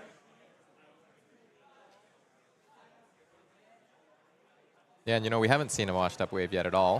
Do you think that it's worth picking a card that you already have an equipment slot for? Never. I will never do it. I do not upgrade never do equipment. it? Okay. Never, ever, ever. It's my one hard, fast heuristic. I will not upgrade equipment picks unless forced to. Okay. That's good to know. We'll maybe see that Shawn does adhere to that rule as well. He does get past another Cutty Shark, another best of the worst kind of ally. Yeah, and a red Burly Bones in the pack here, so he definitely has some in-class options here. Actually, a fair few class cards still available to Shawn. Also, that red Drawback, the Hammer. Blue Nimblism, blue Sirens of Safe Harbor. If he just wants blues for his deck, he might be a little bit hard-pressed to find any that block particularly well. I think this reminds me a little bit of heavy hitters a little bit, this format, in the sense that those blue block 3s just go so quickly. And speaking of going quickly, Shawn snapping off that Cutty Shark quick clip as he passed one earlier this pack, settling for it this time. Definitely glad to see 3 reds and an ally in this pack. Shawn's deck needed to shape up at least a little bit, and speaking of shape up and what we talked about with upgrading equipment, there's that headstone, but he already took that Helmsman's Peak. A little bit punished for taking so much equipment so early in the draft, but thankfully there are some reasonable class commons available to him. There's blue Angry Bones. Blue Trade-In, definitely not a bad starter. Also just blue Divvy Up, a really, really standard, simple, good baseline blue block 3 card. And it looks like you might be prioritizing that right now, thinking about the 2 blue block 3s here over any of the other cards. Angry Bones does have some pretty serious utility, but he is going to snap off that blue Divvy Up. That's very interesting. I kind of feel like I would have taken that Angry Bones just because of how powerful it can be in the late game. Another Rust Belt. Oh my god, this is a 4 Mechanologist card pack. Frank, let's stop talking about Shawn's draft for a second. I mean, come on. The Puffin deck, this has to be a 1-of Puffin, and their deck has to be absolutely cracked out of its gourd. It's cranked out of its gourd. There's a copper cog right there as well. There's going to be 2 Puffin cards that wheel to whoever a Puffin player is, right? even if there's 2 Puffins, yeah, they're going to find minimum 2 with that Rust Belt available, though I imagine, if I had to guess, they already have one. Shawn looking like he's choosing between a red Jittery Bones and a Chowder, snapping off the Chowder, getting pretty close to being more or less set on allies. He has a Swabby, a Cuddy Shark, the Chowder he just picked, and a Chum. So his ally suite looking pretty good. Basically just wants to fill out from here with some ways to find some go again, ways to block and pitch. You know, just have a functional deck from here because he has assembled the crew more or less. Yeah, and this Restless Bones is going to be a good way to make sure that he's able to play out those crew members. Blue with Go Again. Cost 2, but still blocks 3 as well. Yeah, something interesting about the X Bones card, Jittery Bones, Restless Bones, Angry Bones, is they're kind of interesting ways to increase the variance in your deck because if you can find the ally off the top, you know, the rate on these cards is not always so fantastic. Using 3 cards to send 7 or 3 cards to send 4 with Go Again in the case of the blue is not the most attractive thing of all time, but when you can find the card off the top, the value proposition changes immensely. And speaking of the value proposition changing immensely, oh my god. Is that a I would Hogwarts? Yeah, there's a Puffin Majestic, the Unicycle, and a blue block 3 Puffin card. Shawn taking the red Angry Bones out of this pack, but good lord, I want to see the Puffin deck in this pod. Maybe we'll get to see Shawn play against it in our first round after this draft here, but that's 2 good Puffin decks, and another red Cogworks. A red Goldwing Turbine, pick 9 of pack 2 is insane. Shawn only has 1 classed pick. There's a blue Flying High and a blue On the Horizon in this pack as well, but he is going to take that blue Jittery Bones, maybe just valuing the blue that blocks reasonably well. His deck has come together a fair bit in this pack, but he's still far from 30 playables. And you have to wonder how contested he's going to feel in pack 3. Yeah, I think he would have loved to get that Flying High as well, but you can only take 1 card per pack.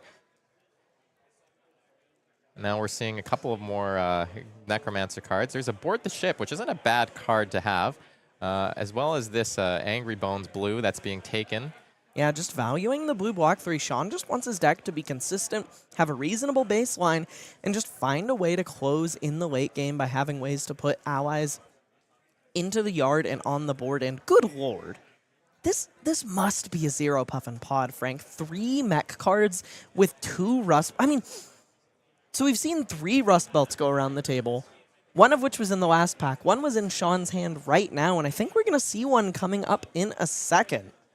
That'll be a really big tell if there's nobody playing that here at all. And there has to be, right? There's 2 Mechanologist cards here, both of which are incredibly premium picks. And there's a red. Yeah, that one's a red. Yeah, we're going to take a red Expedition to Blackwater straight there for Shawn, but I mean, the alarm bells have to be going off for Mr. Dhaliwal here. He does thankfully find a classed card here with this yellow Restless Bones, but he's passing another Turbine to his right, and his last pick is that third Rust Belt forced into his deck. This is the dangers of believing everything you read online, kids at home. Don't let people tell you that Puffin is so bad that you should be a 0 Puffin pod, because I promise you, whoever would pivot into Puffin in a deck where in a pod where 8 people are saying I don't want to be Puffin is going to 3-0. I promise you. I really want to see if anybody's Puffin. Like, is it just 0 Puffin, or did that Puffin grab the first Rust Belt in the first pack? Yeah, like, there might have just been 4 Rust Belt in a single box, which, to be clear, would be insane. Or they already chose a piece of chest equipment. It's possible that a Puffin player maybe Bounty, saw something like Buccaneer's Bounty, one of the most attractive pack 1 pick ones in the set. Oh, yeah. It'll be interesting to see Shawn do this review here as well.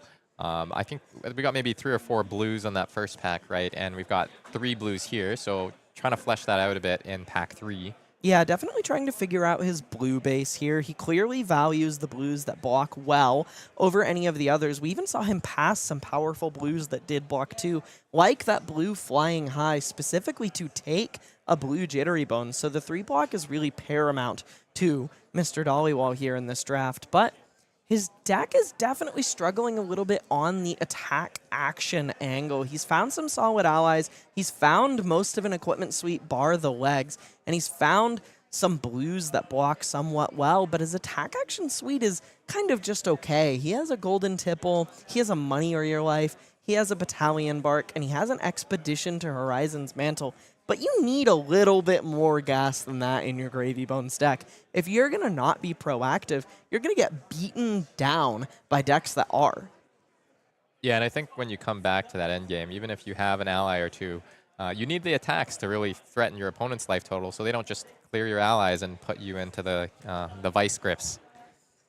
Yeah, if you can't put the ally on the board at the same time as you send a big attack your opponent's way, you don't actually ask them any hard questions. Because if you just play an ally and swing it, they say, okay, I'll take the damage, I'll clear your ally, now what are you going to do, dummy? Yeah, especially with the draft format being slightly lower power level, I'd say, than the sealed format often. Sometimes you drop 4 cards and you're still only sending 5-6 damage and an arsenal, and that's just not asking very many questions of your opponent when you've got lobbed the tempo like that. Yeah, you definitely have to put a little bit more pressure on if you want those allies to be able to stick.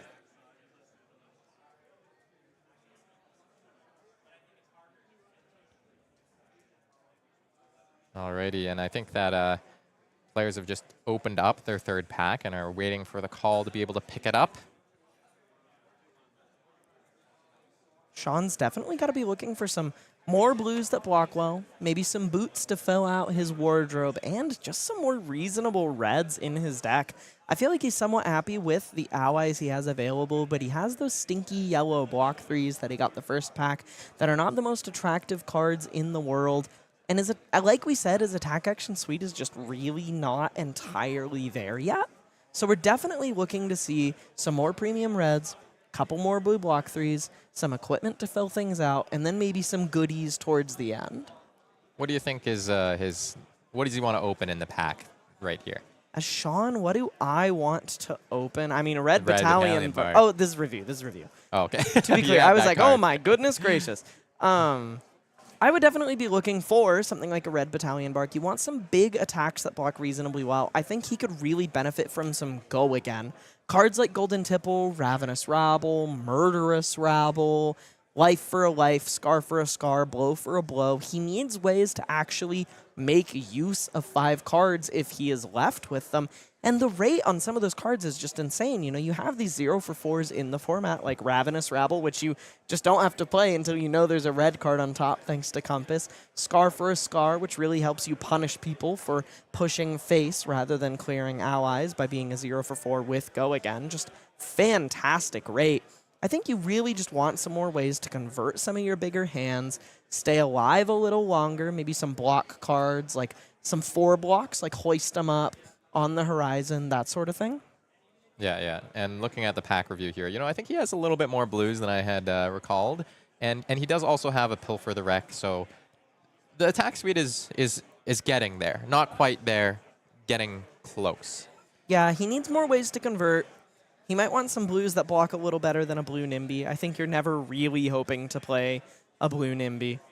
Yeah, that would be a success for him, is to... Shawn just silently opening up a Codex of Frailty and putting it on the table. I don't know if anyone caught that. He just opened the pack, completely deadpan, flips the last card over. He held the Codex of Frailty up to the camera. He's like, hey, check this out. That's pretty fun. Pretty sweet reprint in the set. We talked about reprints in the Gravy Bones deck. Also excited to see some of those heavy hitter staples like Codex of Frailty and Command and Conquer see some reprints in the past couple sets to make the game ever so much more accessible.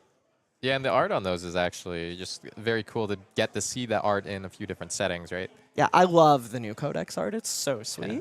Another perk up. Shawn holding it up to the camera like, please help me. This Puffin's going to murder me. Buccaneer's Bounty. Portside, that's a good block 3. And a Mutiny. Yeah, blue block 3 in that Portside exchange. There's a red Restless Bones. He's got a Barnacle in this pack. One of the better allies that you can ask for. I might be taking that red Restless Bones in this scenario. Looking for a little bit more proactive power available to my deck. But blue block 3, is great. Portside Exchange is also fantastic in that if you play it out and it is the only card in your hand or it is your arsenal, you do still draw a card. It doesn't care if you discard a card to draw, so it can enable some really powerful lines where you just run it out as your only card, draw a way to pay for some allies that you just unlocked by putting a blue in your yard, and then, you know, continue on that path by hitting your opponent with some allies on functionally a one-card hand. Yeah, so taking the portside exchange, that line you mentioned also works well with the captain's code he already has. He draws the card and unlocks access to that one free resource. Should he draw a blue, it can be a one-card chum. There's a Cogworks Zeppelin, a yellow Battalion Bark, a yellow Golden Tipple, a blue Restless Bones, also another Goldwing Turbine. Good lord. I think he is going to snap off this yellow Battalion Bark, but he might also take this blue Restless Bones. Were I in his seat, I would definitely be taking either the Battalion Bark or the Golden Tipple and hoping to find the blue block 3 on the wheel. He already has a pretty reasonable blue base, even if some of them don't necessarily block all that well. And I might just be saying to myself, you know, I really need a little bit more damage in my deck. I need more ways to win the game, be it by fatigue or just by actually killing my opponent. And I think that Battalion Bark does a fair bit to solve some of the issues that his deck might run into in some of these games. Yeah, it's just a big beater for 4, and if you're Gravy Bones, you're drawing a lot of cards in that end game. Oh, he took the blue, little bit of a pump fake right at the end there, taking the blue Restless Bones instead, valuing the blue block 3 that is capable of being a starter and can increase the variance. Quartermaster's Boots, definitely something you want to see. He doesn't have shoes yet, but he's forced to make the decision between it and a Swabby, one of the best allies you could possibly ask for. That 3 for a 7/3 stat line that costs 2 to swing is, I mean, incredible. Yeah, really, really strong card. Also a Lost in Transit, easily one of the best block cards in the set, as if there's only one gold counter on Treasure Island, you can just use Lost in Transit to more or less shut your opponent's turn down if they relied on that gold by just poofing it, removing it from Treasure Island, and it goes to nobody. Yeah, and there's a fair amount of random overpower in the format that you just get to block with it as well. That's not a, you know, that's a factor as well. I think he's just showing us these beautiful Puffin cards in the back of the pack. Cloud Skiff, Sky Skimmer, Red Tooth of the Cog, all 3 of those cards red, and Opinion Sentry in the back of that pack is crazy. Yeah, he's taking the second Swabby here, filling out that ally suite over the Quartermaster Boots. He wants to find them in this pack, I guess. Another Zeppelin and a blue Turbine available. Maybe thinking about this blue Nimblism as a starter, even if it's blank on some of his turns. Not great, not terrible. Yellow Burly Bones, yellow Restless Bones, just more yellow 3 blocks with middling rate. Kind of the scraps available to him. Only 4 picks into this pack. How do you feel? How many gravies do you think are at this table, Frank? Oh, it's got to be 3 or 4, right? And there's still Marlynn cards, too. Yeah, he's seeming a little bit overdrafted, but the Marlynn cards have also been quite dry in these packs. You know, he was paying attention to what class cards were available early on, and those Marlynn cards were gone so quickly that we haven't even really talked about the hero in this draft review. So I suspect that this might be something like 3 or 4 Gravy and 3 or 4 Marlynn, given that there's a unicycle in this pack still, and we've seen so many mech cards going around. I don't think Shawn has any class cards in this pick. Yeah, that is tough. All mech cards, ranger cards. I mean, that red salvage shot's going to be great for somebody down the way. And looks like he's going to settle for blue a blue strike gold is tough. Yeah, you'd love that flying high to be blue, but I guess if it was, it might not have made it to him in this pack, right?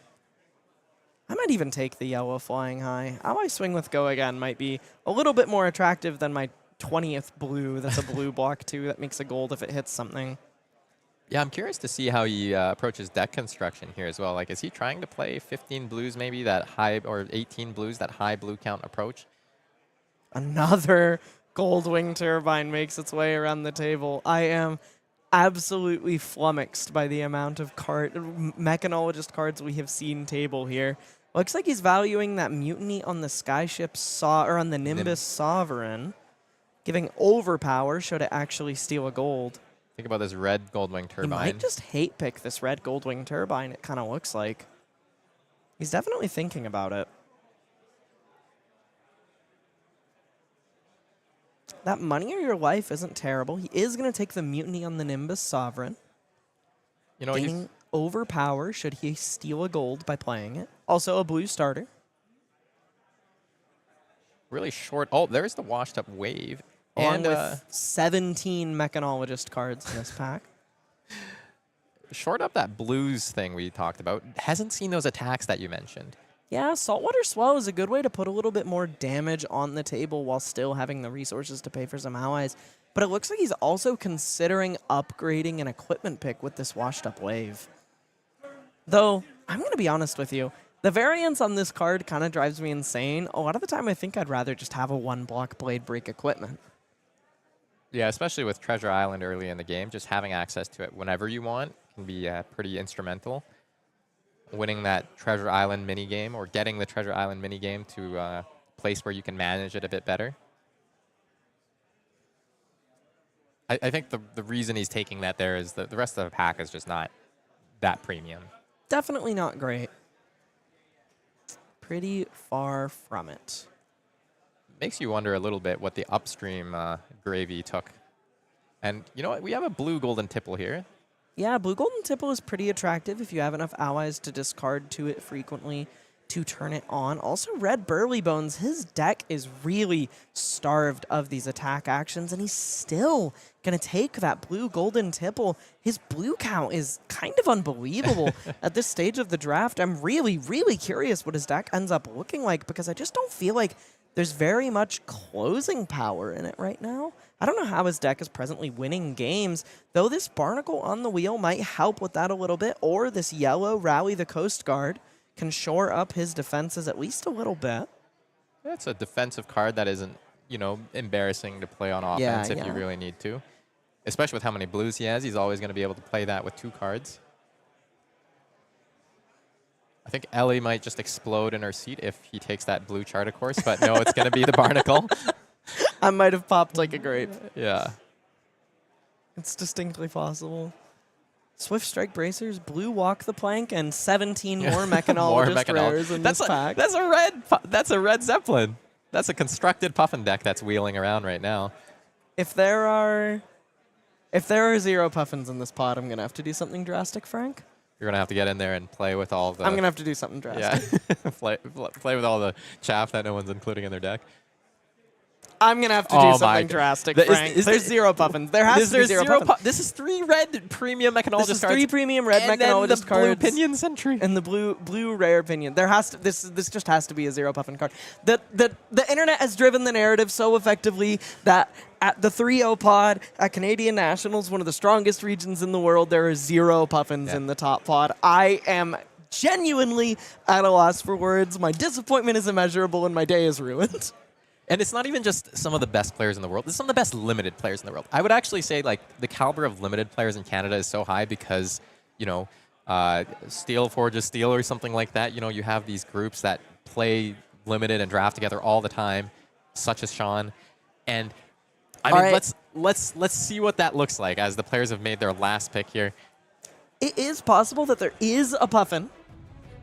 There's just no Puffin. There's no Puffin. There's just no Puffin. Oh, gosh. And Shawn here, having been downstream of all 3 of these other Gravy Boneses. I was hoping against hope as we saw those insanely premium cards like that Perk Up, like that Goldwing Turbine go around early in the pod, that surely there has to be an insanely cracked Puffin deck. But what was actually happening is these incredibly powerful Puffin cards were just getting distributed among people's decks in these late picks where I think it's possible that Carl maybe started in Puffin, started taking some of those powerful Puffin cards and cutting it on the people to his left and then pivoted into Scurv after opening a Scurv at some point or finding it in pack 1. But, I mean, I just can't believe I can't believe that there's no Puffin. I'm legitimately at a loss for words. I'm struggling. I'm trying. Well, and we know that Carl didn't get past the Scurv in pick 1 or pack 1 because Shawn never saw the Scurv. That's true. Shawn saw the Not So Fast, so we know Carl could have Not So Fast that lost in transit, and honestly, like a few other Light pretty Fingers, good. yeah, we saw Light Fingers, we saw Money or Your Life. There's definitely some really interesting stuff. We also saw quite a few of those Expedition to Blackwater Straits, the 1 for 5 go around. That's definitely one of the more powerful cards in Scurv, since if he activates a rum, he will have the resource to play the Expedition and give it go again. So, slight correction to this pod. Carl is actually Gravy Bones, and Jordan Jalbert-Ross is our Scurv drafter. Just a little bit of an error because they're sitting across from each other. Happens. And you know what? That makes it a bit more comfortable knowing how that draft broke down. That for makes Shawn. a little more sense. Yeah. Yeah. But still, Jordan gonna have access to all of those cards, and like, yeah, like I think this is gonna be a really interesting draft to see. Are we seeing Jordan versus Shawn in our feature match after this? Should be. Should be. That'll be exciting. We get to see. we pair cross pods, so what'll happen here is Shawn will play Jordan, Matt will play Carl, Jacob will play Derry, and Michel will play Tariq. Right.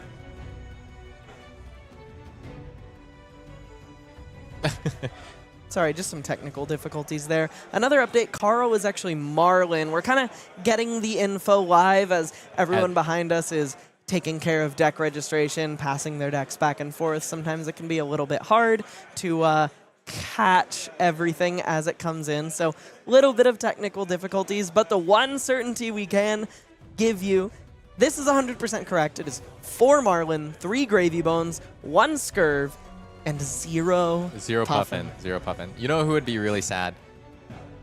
Aidan. Me? And Elly, but Me? Aidan, yeah. Aidan Do you think would be sad. Aidan is Actually, probably he would white be- bordering his draft Puffin deck right now as we speak? He would be happier than a pig in hay to be in this pod. Yeah. All right, let's take a quick look at what Shawn's managed to put together with the cards that we just saw him draft and see if he's got the juice. Yeah. So his red suite is a little bit less anemic than it felt, but still not fantastic. Only 7 reds in the deck. He does have 37 legal cards, so after being passed an unbelievable amount of strong mechanologist cards and deciding that he wanted to play Gravy Bones instead, he did still find 30 playables, a full set of equipment. Not a full set of equipment, sorry. He has 5 equipment there. The boots. One of which is the compass. He didn't find boots. He has a repeat in the glove slot. But he has 15 blues, so definitely really prioritized finding those blues. He gets to make a few cuts, probably some of those less attractive yellows like Strike Gold.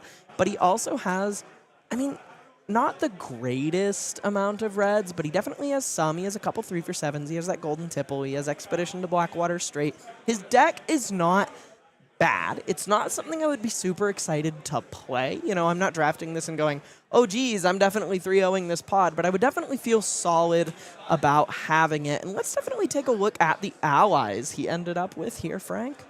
He ended up with 6 allies, 2 Swabbies, a Barnacle, Chowder, Cutty Shark, and his Pack 1 Pick 1 that we all saw go down.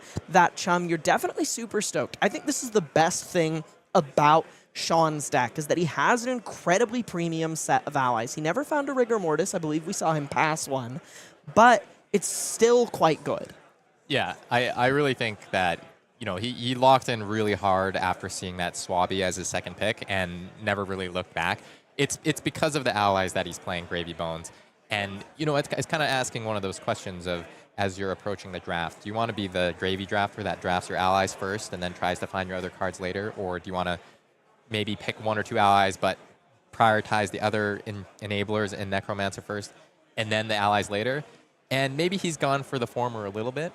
Yeah, there's definitely kind of an interesting division in schools of thought there where it's like, okay, I can try to have a functional deck before I start picking allies, or I can try to have the allies that'll form the basis of my deck and make it functional from there. And I think they both definitely have their merits there. He has also a fair few class cards with these 16 Necromancer cards.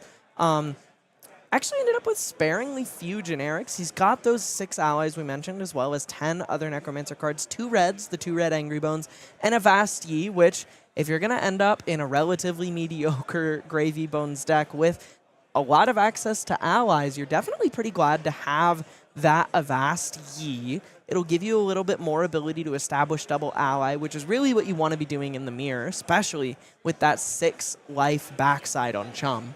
Yeah, and Chum swings for free, Swabby swings off of one card, Chowder swings for free. Like, you can play such efficient turn cycles, like having one ally on bird and then getting to do something else on your turn as well. Yeah, if your opponent doesn't clear them, things can definitely stack up to be problematic quite quickly. Let's take a look at his pirate card suite over on the left here. He's got Expedition to Horizon's Mantle, that mutiny that he valued, so 2 of those mutinies that he valued so heavily, as well as Blue Golden Tipple. I harped on his deck a little bit, but it's definitely far from bad. He has a lot of ways to kind of make things work out for him, and he's really, really heavily drafted these blues. Yeah, and I think he'll be really happy. Like, if we're looking at the split between reds, yellows, and blues, like, being able to cut at least 7 of those, kind of medium yellows in the middle there might be pretty relevant. But at least the pirate package at least looks quite good. Yeah, I agree. Definitely, definitely. He's got the barks. He's got the pill for the wreck. He's got the tipples.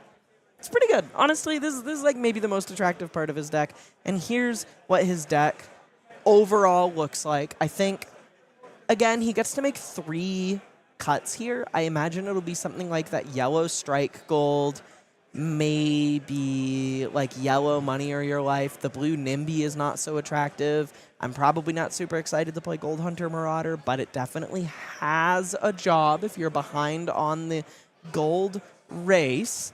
But I imagine some of those 4 cards will be leaving his deck, and he will kind of have the rest to work with. I think this is fine. I think it looked a little bit grim in the drafting process because of how open Puffin was, but overall, I think this is a real, like, 5 to 6 out of 10 gravy bone stack. All right. So after seeing that excellent draft review from Elly, myself, and then with Shawn, of course, our lovely drafter, I think we kind of know what we're in store for in the next round of gameplay. Yeah, we get to see this deck face off against a Scurv who might have had his pick of the litter with how contested the other class cards were. And I kind of think, Shawn was one of 3 gravies, but he did have some of the best allies, so it might be best on best in the first round of the draft here. Yeah, it's definitely possible. He has a fair few 3 blocks, he has some allies, and I guess we'll get to find out pretty soon. Yeah. All right, don't go anywhere because we're going to be coming into that game right away after a very short break.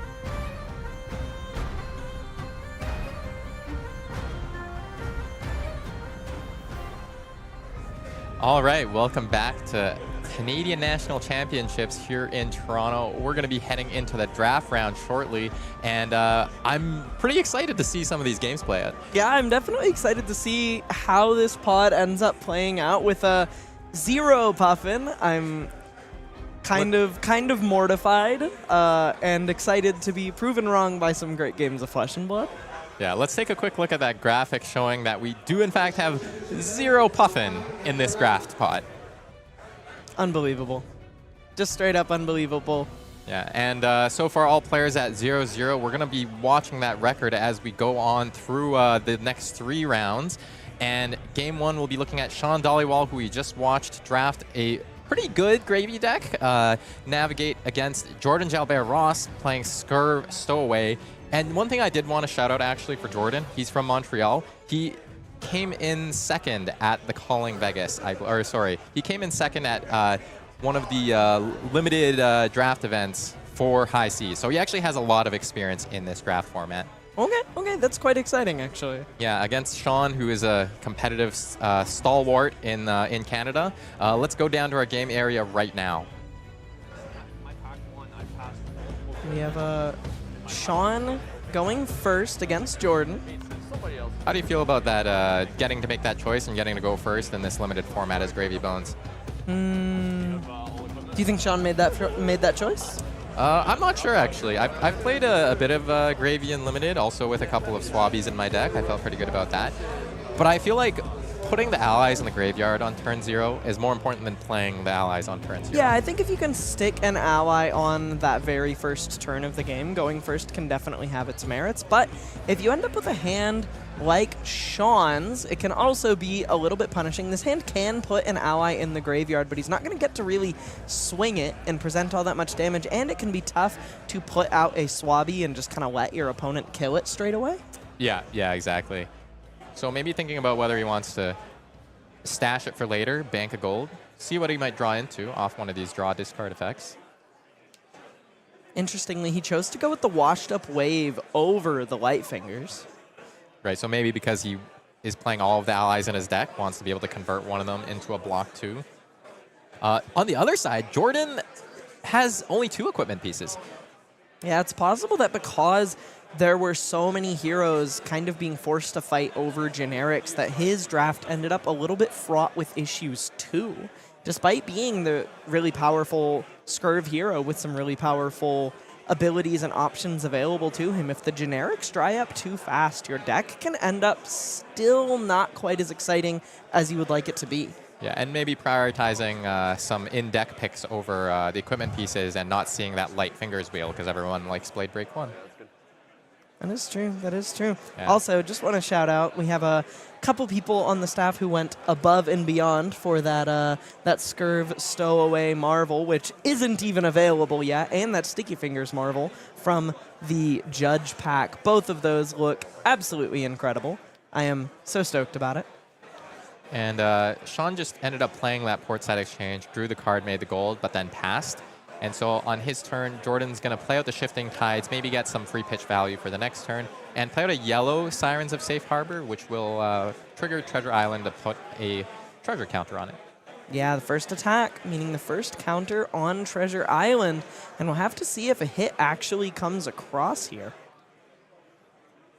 And having that first gold is so important for every hero in this draft format, but especially Scurv. Like, you really want to be able to unlock that hero power, start making that ROM, get both action points and resources out of the deal. One strategy I found very effective against Scurv is if he's attacking with multiple go again attacks, being able to deny even the first one so that he makes the gold on a later chain link without go again, it actually puts him a full turn behind because then next turn when he makes the ROM, he can't use it right away. Yeah, that's very true. Because his hero power, because he is tapped immediately. I believe what Jordan just arsenaled was that not so fast. So curious to see if that actually lines up. I often find myself siding that card out against heroes that are not Marlynn when I play Scurv, just because it's kind of rare that they use the gold for anything other than their hero ability. And when that card is a cracked bauble in your arsenal, it can be pretty punishing as a card in your deck. Yeah, exactly. Well, and, you know, Shawn has so many ways to use the hero power profitably with all those allies that he might not crack gold that much to draw. Yeah, we may just never see a gold actually activated on Shawn's side of the table unless his hand is in particularly dire straits.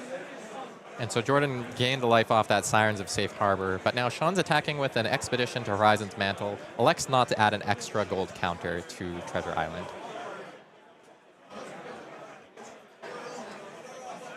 Jordan holding a Battalion Bark, a Rally the Coast Guard, a Sirens of Safe Harbor, and a Swindler's Grift.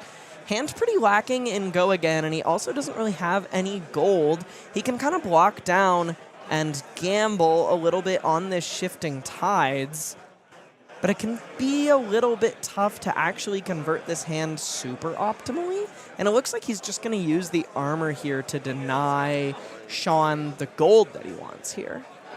Yeah, it looks like this is blocking for 6 right now. The Swindler's Grift only blocking for 2. Gets to peek off the top with that Helmsman's Peak. Maybe opting not to. I look at top card. Oh, Oh, sure. You're about to see it Doesn't anyway. change much. Yeah, we're both about to see it actually because that Shifting Tides is going to activate. it's true. And Shawn gets 1 gold off that Treasure Island, but the other treasure counter remains. Here's the blue.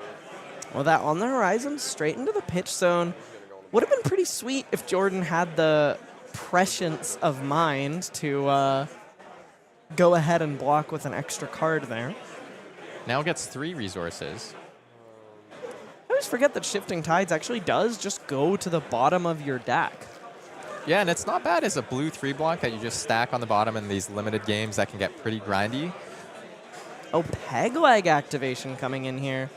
Looks like we may see this followed up by a Sticky Fingers attack.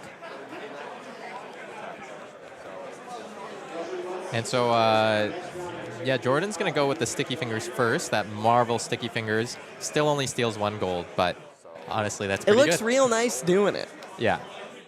Yeah, And- stealing 1 gold on attack means that Jordan does just straight up get that gold to use to make a gold. And actually, it makes a ton of sense that he would lead with Sticky Fingers here because he gets to use Scurv's hero ability. Like you said, you know, you can kind of end up a turn cycle behind if you get the gold without Go Again. So getting it with an action point live here is definitely preferable for Jordan. Yeah, and this still does threaten that other gold as well from Treasure Island. Giving the first gold is important, but giving a ton of gold is still not what Shawn wants to be doing. Maybe we'll take a look at what Shawn's working with is in his hand here. I see some of those blue 3 blocks that he was prioritizing earlier on, but there's also the Chum. Yeah, he likely wants to resolve that Chum. A little bit of a tough spot. His hand doesn't convert super incredibly well. He might just use that washed up wave to get that Chum out of his hand. Sorry, we didn't. Oh, and they're clarifying the trigger there, whether they've ticked up the Treasure Island. Fun fact about the rules regarding Treasures Island, it is both players' responsibility. You cannot miss that trigger. That just clarifies or like makes, you know, the games a lot cleaner. If you're making a lot of attacks or turns and a lot of stuff's going back and forth, it's easy to miss, and it does affect things on both sides, even as an attacking player. Not gaining a gold can be actually advantage to you if your opponent's trying to play a mutiny against you, for instance. Yep.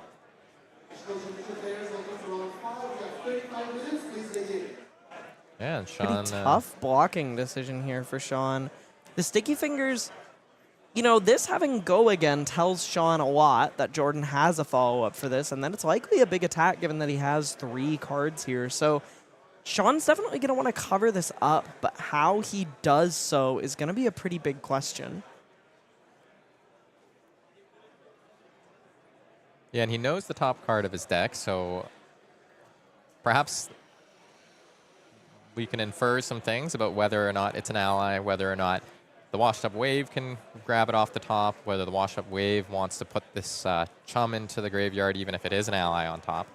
I believe his arsenal is a blue Restless Bones.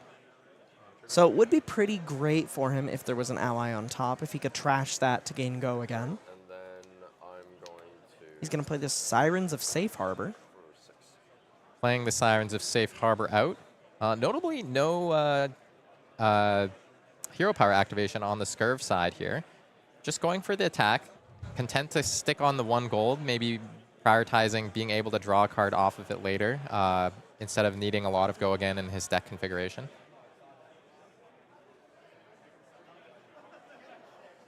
Shawn lining up 2 blocking cards here. I think it's 2 red Angry Bones. Block 6.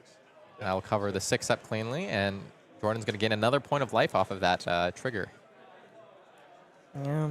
The only hero to take any damage in this game is at 21 life. So I'll just don't like it. Generating? I love that card. It generates so much value. It is just a 2-card 7.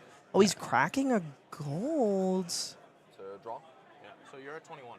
Yeah. No, I'm at 20. Yeah, just gain 1. Don't draw. Don't draw, he says. He has the not so fast in Not Arsenal. so fast. Don't draw. Don't draw, and I draw a card. Saying I draw a card instead.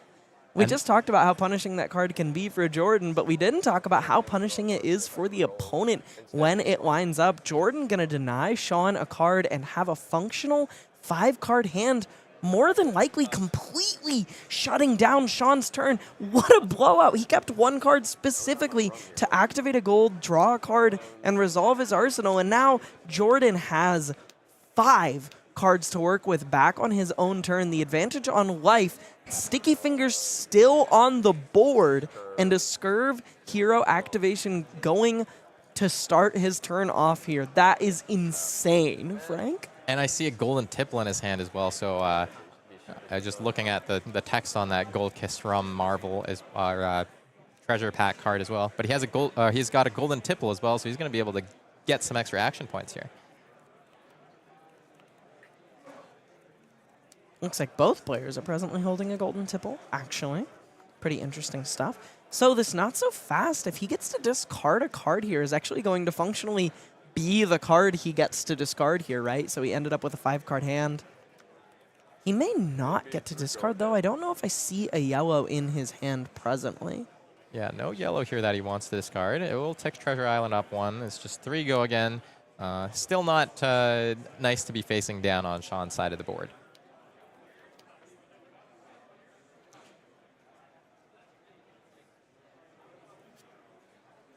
I'm wondering if Jordan's wishing that he had made that Gold Kiss Rum on the previous turn cycle, just to be able to ship maybe 2 of these medium bonker attacks on this turn instead of, forced to use a Golden Tipple without enabling the card draw off of it.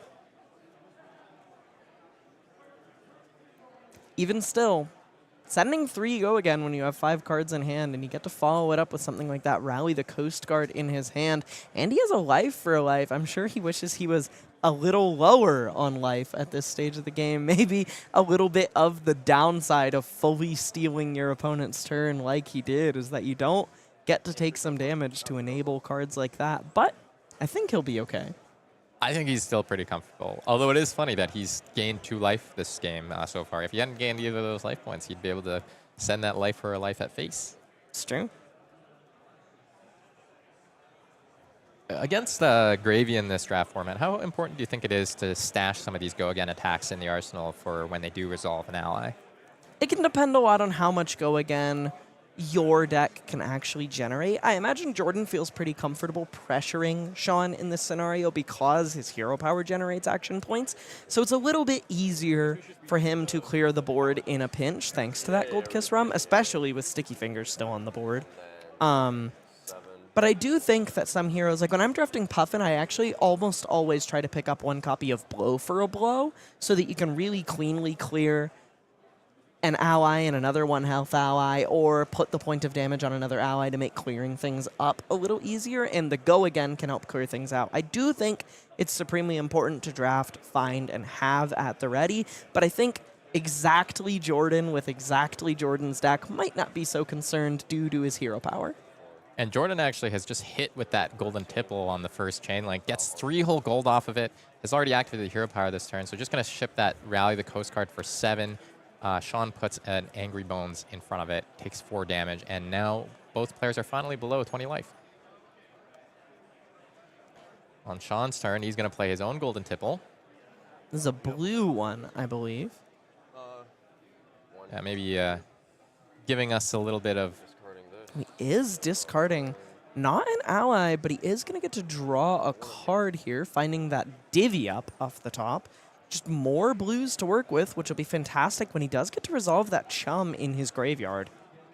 Yeah, and that's a gold out of this, so that yellow 3 block not doing too much for him. Doesn't have go again. Looks like Jordan says no blocks. I'll take one down to 20. Yeah, and Shawn goes up to 2 gold. Closing the combat chain, lets him play out the chum. That's going to be a 4 power and 6 life ally on the board. And looks like attacking Sticky Fingers, taking the ally off the board. He's dead. He is dead. He's gone, man. Yeah, and that's actually Scurv's functional replacement for a weapon. So, you know, maybe opens up some interesting paths of victory for Shawn in the end game.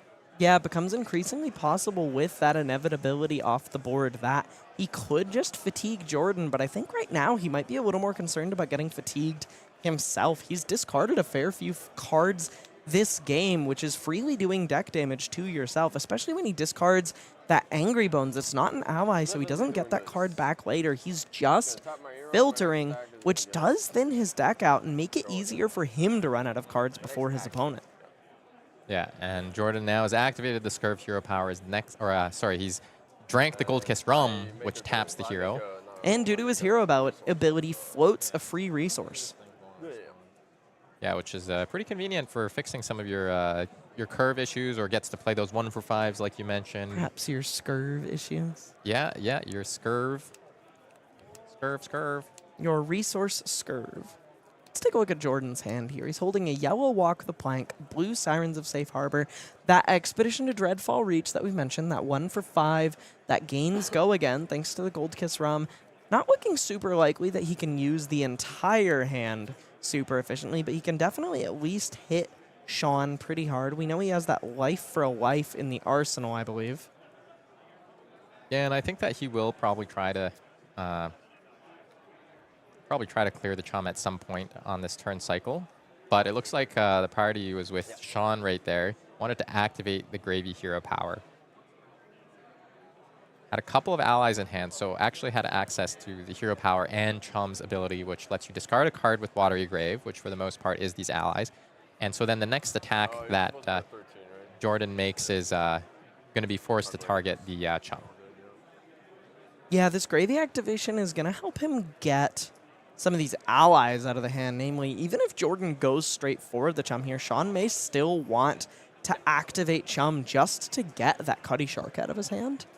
I'm just thinking. And Shawn just thinking as well, while he has the priority window from Scurv activating the Gold Kiss Rum, whether forcing that attack into Chum is necessary, and he chooses no. That is the interesting thing about Chum, is he generates so much threat and enmity just by being on the board that you often don't even have to activate his hero ability, because people will more or less voluntarily just send attacks into Chum. Yeah, but in this case, it looks like Jordan's saying, I want you to walk the plank, matey. This is 6 directed at Shawn's face, and it will threaten to tap that Chum if it connects.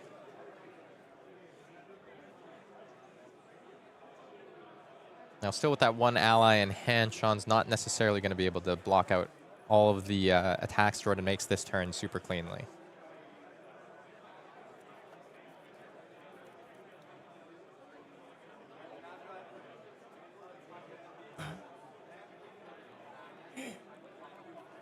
As the players are thinking about the play, maybe we'll take a quick look here into Shawn's hand. We've got an Angry Blones. We know that blocks 3. We've got a Chowder and a Cuddy Shark. I think, was it the Chowder to rip off the top?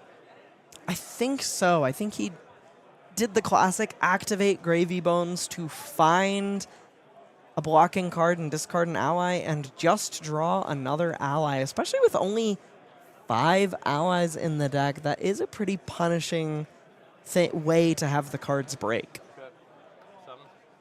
Yeah, and Shawn doesn't look too happy with how the hand is looking up. I think there's already another Swabby in the graveyard as well, if I'm not mistaken. So that's like all of the allies in his deck. just in the top. There is still a Barnacle, I believe, unless he trimmed it. But other than that, yes, you are correct. That is almost every ally in his deck. And he is 13 life behind. Definitely pretty dire straits for our Gravy player here. Yeah, not sure that the fatigue game plan is going to be that plausible for Shawn. You might have to win a different route. If he can win at all, Jordan following this up with a Sirens of Safe Harbor for 6. He is going to clear the Chum. Yeah, and Shawn, too used to playing Dromai, was Yeah, he went to unsleeving flip his hero the- back over. Or his ally back over. That's quite funny. Jordan making the disciplined play there, clears the ally. Kind of, I looked like he wanted to send face, but said, you know what, I'll be good.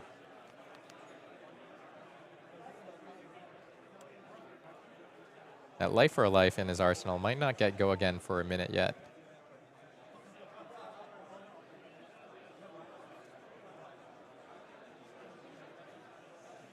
Shawn now got to navigate a 5-card hand.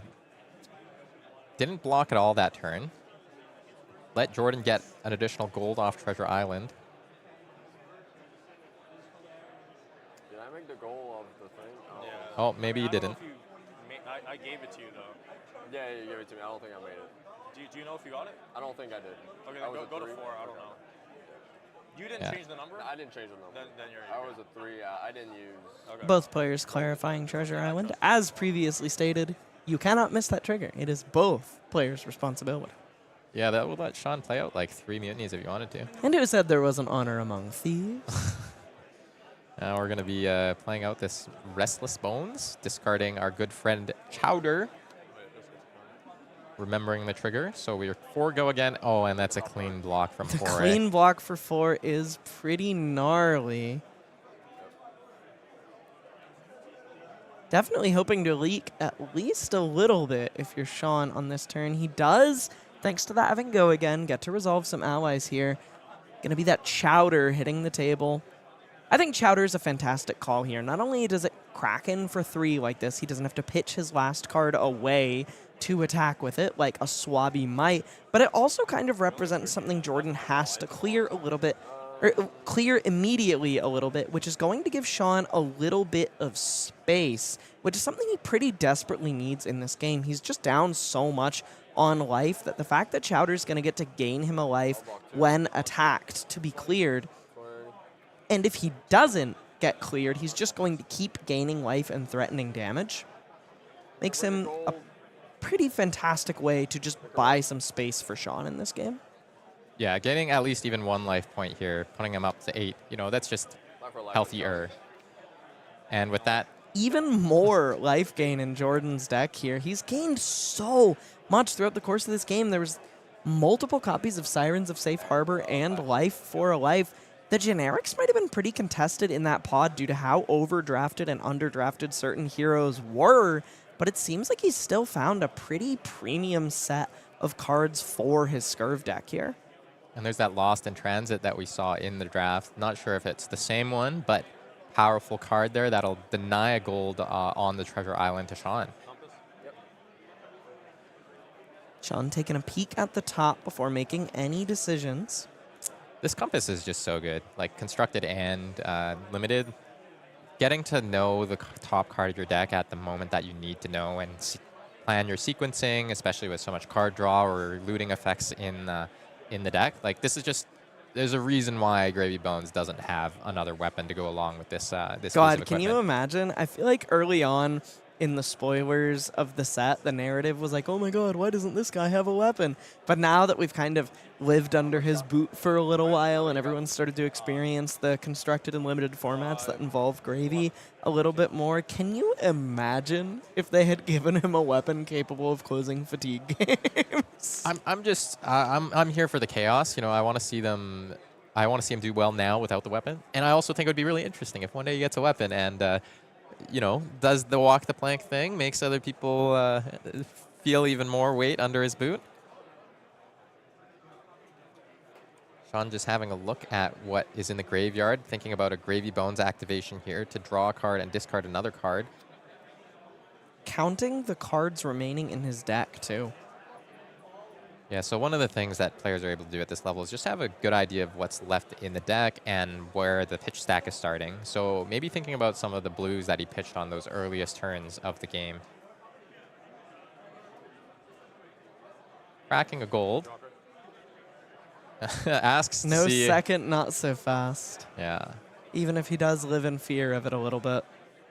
That was a Gold Hunter Marauder drawn off the top there. Now we're going to activate Gravy Bones. Use that last gold. Yeah, crack that last gold. Let's see what he finds off the top here. A golden tipple. tipple, but no allies to speak of in the hand, given he found most or all of them, depending on whether or not he registered Barnacle in his previous hand. But it is going to give him a little bit of filtering, and he's going to find some go again on this turn. Interesting. It looks like he's considering discarding that Battalion Bark. And you know what? I think that it was it might have been a Mutiny that was drawn off the top, not the Gold Hunter. Is that a nice Discarding that red Pilfer the Wreck to the Gravy Bones ability. Yeah, not exactly what you want to see. Does have this Golden Tipple coming in for 3 with go again. No discard. Choosing not to discard. Lost in transits. I'm gonna get that. Jordan just sitting on a stack of treasure on his side of the board. We say that Treasure Island is both players' responsibility, but Jordan has had such commanding control of Treasure Island throughout this game. Shawn has made, I believe, 1 gold throughout the course of this game, thanks to Treasure Island's text, while Jordan has an absolute glut of the stuff. Maybe it was on like the first turn of the game, Shawn made 1 gold off Treasure Island, and then it's been, or Shawn made 1 gold, and now it's been all Jordan. And steals 1 back with that Mutiny on the Battalion Bark. That's going to pump up Swabby, who came out of the graveyard as well, up to 9.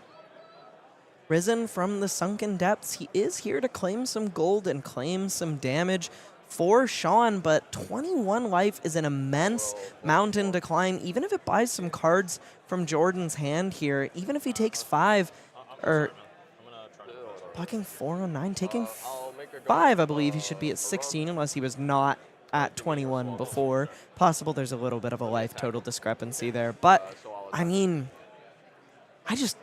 Shawn has so much work left to do to actually have a way back into winning this game. Yeah, and Jordan clears that up on 1 card with the Expedition to Azuro Keys. Doesn't put a gold counter on Treasure Island, and attacking allies does not add gold counters to Treasure Island. So, going to be a gold light turn for Shawn's side of the board unless he can figure something out. He does have that Barnacle in hand here. Looks like you mentioned in the draft process, we might just see that Nimblism used as a starter, but instead I think he's going to play this Restless Bones, discard Barnacle. Coming for 5 with go again. It's not a bad way to use your, yellow Necromancer cards. Another Lost in Transit here, taking the gold away from Shawn. Chips 2 damage over the top, putting Jordan to 13. And now a Battalion Bark for 9. So pretty efficient turn from Shawn's side of the board, actually. Managed to use 4 cards here to, or 5 cards, I suppose, to send that Restless Bones for 5 into this Battalion Bark for 9, and then gets to hang on to that Barnacle in the graveyard for later in the game. So I'm at 7. And now for the first time, Jordan below Shawn in life totals, having blocked with the On the Horizon. Gets to look at the top card of the deck, has a stack of gold and a couple of rum that he can tap into. Rum. Gonna do that right now. Rum. 7. So I'll put a counter on. Good old 2-card 7. Though he didn't play a 3 for 7 like you often see. He's playing Chart the Course instead and using these triggers really inventively, actually. Using Chart a Course to put a gold counter on Treasure Island and then immediately stealing it with the triggered ability on his Thieving Varmints here. Cracking in for 7 damage and generating a gold, no questions asked, while threatening all but 1 of Shawn's remaining life total. And you know, with that rum being cracked, he's got to have some sort of follow-up here. Shawn lining up 2 cards for the block here. Doesn't want to go down too low. Needs to preserve the life total to play a slightly larger hand size be able to use some of those allies that are parked in the graveyard right now. 7. Yep. 7 being covered up. I'll take it. Coming in with 4 Or on with another Thief Thieving Varmint. Varmints. Steals back that gold. There's so much gold. 6 gold on Jordan's side of the table. An embarrassment of riches for him. Shawn down to 4 to Jordan's 7. We're almost at the stage in the game where if Jordan gets to keep a couple cards, and I see a sloop in his hand right there. If he gets to keep a couple of cards, he can draw his whole deck and just set up whatever he wants to functionally. Yeah, that Swiftwater Sloop was one of the first cards he pitched that game. Oh, and now this is a Restless Bones coming in for 6, I believe. Does put a Cuddy Shark into the bin. This is blue Restless Bones coming in for 4. Oh, yeah, But it that's does right. have Go Again. Does have Go Again, so he'll get to play out something off that one resource. Might be the Cuddy Shark that just got milled off the top. Shawn's deck looking incredibly thin. I think he might only have 1 or so hands remaining. Yeah, not very many cards left there at all. I think he has exactly 1 hand remaining, counting his present pitch. Yeah. Chipping 1 damage over the top of this Shifting Tides. I'll close chain. Yep.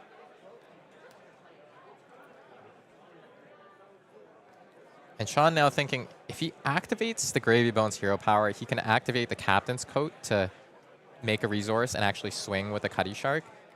But Captain's Coat to play and swing Barnacle is actually quite reasonable here. Barnacle is definitely Okay. a very efficient threat. Sorry, you literally said that. right, you know, forgetting that you Oh, do he have to hasn't, draw he hasn't a card. drawn. He hasn't drawn. Trashing one off the top feels like drawing a card, but it is not. Yeah. And this is the tough part. If you've only got a couple of cards left in your deck, like, you know, you might not have enough power to block, even if getting this Barnacle or Cuddy Shark in play is so powerful. Activating Gravy here is just so punishing because it takes even more cards out of Shawn's already thin deck. Putting that Avasti into the bin. Oh, that's a 3 block too. I mean, that's one of the best cards in the deck. Attack him for 4? Yep. Coming in for 4 is still not lethal. Jordan just taking it. Jordan looks like he wants to just kill Shawn here on this turn. Shawn with 1 card left in deck, with 4 in hand. Like you said, I think Jordan's about to start drawing through his whole deck. I'll break a gold. Activating another gold. Draw card. Finding a blue Sirens of Safe Harbor. Sorry. Knows about all these blues. He has 2 floating, so he's going to get to send that Swiftwater Sloop on this turn. Cracking another gold using that 2 floating. So now he has just gone up a card in aggregate. With plenty of gas to work with here, this turn is at minimum Swiftwater Sloop into Expedition to Dire or Blackwater Strait. And on top of that, he has access to the Rum and 1 Yep. more resource from Scurv Hero Power. So this could be a 3 chain link wide attack. Each of those attacks, nothing to sneeze at. This is exactly what I was talking about earlier in our constructed portion where, you know, these heroes are just so good at finding these late game scenarios where they have a bunch of gold. All 4 of the pirates will just, hey, I have 6 gold. I'm just going to cash this in, draw a whole bunch of cards, and find a way to close the game right now. And this is Expedition to Dreadfall Reach. Went from 3 floating to 1 now. 6 with Go Again. It's going to be big. You have the overpowered boat? No. This leaks over here a little bit, giving a 3 block. Sloop. And then pitching here for a Sloop for 5 Go Again. And there's the fist bump extended because there was going to be another one. A 16 damage pitch stack. And, you know, I can see how Jordan made it to a finals calling finals. Yeah, calling finals in limited. He has a very keen handle on the limited format. He's very good at pitch stacking, which I think is one of the things about this set. I think this set really will. You get so much edge out of being able to stack your deck efficiently and effectively. Yeah. All right, well, let's go over and take a look at how the rest of the pod looks. Now that Jordan and Shawn have resolved their first game. Might have been best on best, like I was saying. Jordan picking up the win there. On the other side, it looks like Jacob Gladman has won in the Marlynn mirror. Tariq has won with his Gravy Bones deck against another Marlynn. And Matt Muus has won with his Gravy deck against another Marlynn. So the Marlyns overall taking a little bit of a beating. Yeah, but 3 of them 0-1. one of them with the dub, and then 2 Gravies, and of course Scurv, who we just saw on the coverage. So yeah, that was a pretty great game of Flesh and Blood, pretty great game of Limited. We're going to go into round 5 next, but before we do that, let me take a look at something.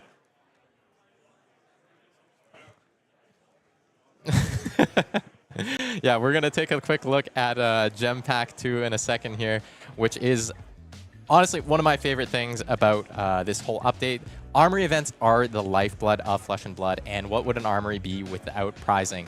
These gem packs, which we've had all weekend actually at a couple of the super armories yesterday and the promo events, you can get this at your local armory as well, with a ton of cards from the new set and old, some reprints in there as well. Basically these alt art EA treatments, and I think there's a left-handed Hunter's Clave for the assassin lovers out there. What's your favorite card in the Gem Pack 2, Frank?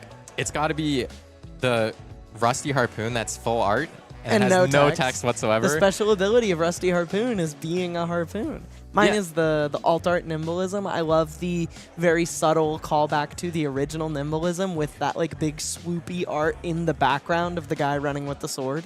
Yeah, Nimbleism, like I like this whole gem pack thing because those are the cards that get played in a lot of these decks. So it's just really, really cool to actually see, like, you know, the relevant cards be promos.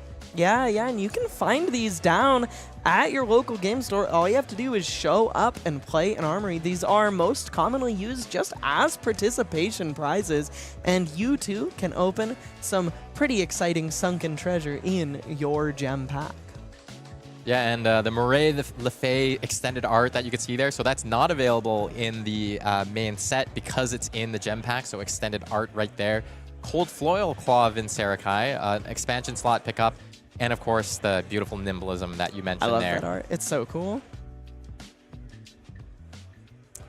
All right, well, thanks for tuning in with us today for the 4 rounds of gameplay so far. We're going to be following Scurv in the next round of draft gameplay, but before we do that, stick around for the very short break.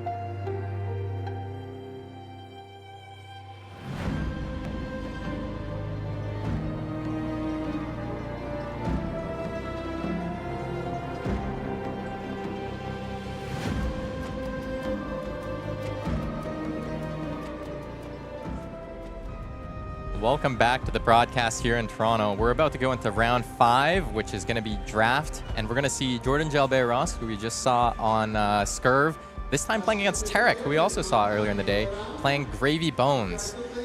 Let's take a quick look at the, let's go right on to the player area. Let's take a quick look at the game. Yeah, it seems like Jordan's kind of working his way a little bit through the Team PCG invasion bracket here as he fought Shawn. And notably, I think we failed to mention it during the last game, but Jordan and Shawn actually were both in the top 8 of a High Seas limited calling last weekend in Las Vegas. So definitely gives you a pretty good idea of the player quality in the room that both of them were in top 4 of a limited calling. And so on turn 0, it looks like Tariq just arsenaled, which goes back to Jordan. Gets to put this Shifting Tides in play, save a little bit of value when he can't use his full hand, and attacking with the Sirens of Safe Harbor for 5. We also saw him play the Shifting Tides turn 0 on his first turn last game, and just like his first turn last game, that last card he's holding onto is not so fast to tuck away into his arsenal. Yeah, we'll see. Maybe it's one of the interesting dynamics here. We've got a On the Horizon and the Headstone being blocked with. Let's go with 21. Wow, okay. Gonna take the 1 damage. No, that's fully blocked out. Sorry, that's for 5. Yeah. Yep. Covering 5 with a piece of armor and a 4 block. Then Jordan gaining 1, going above that 20 life total start again. Now Tariq with 4 cards to work with.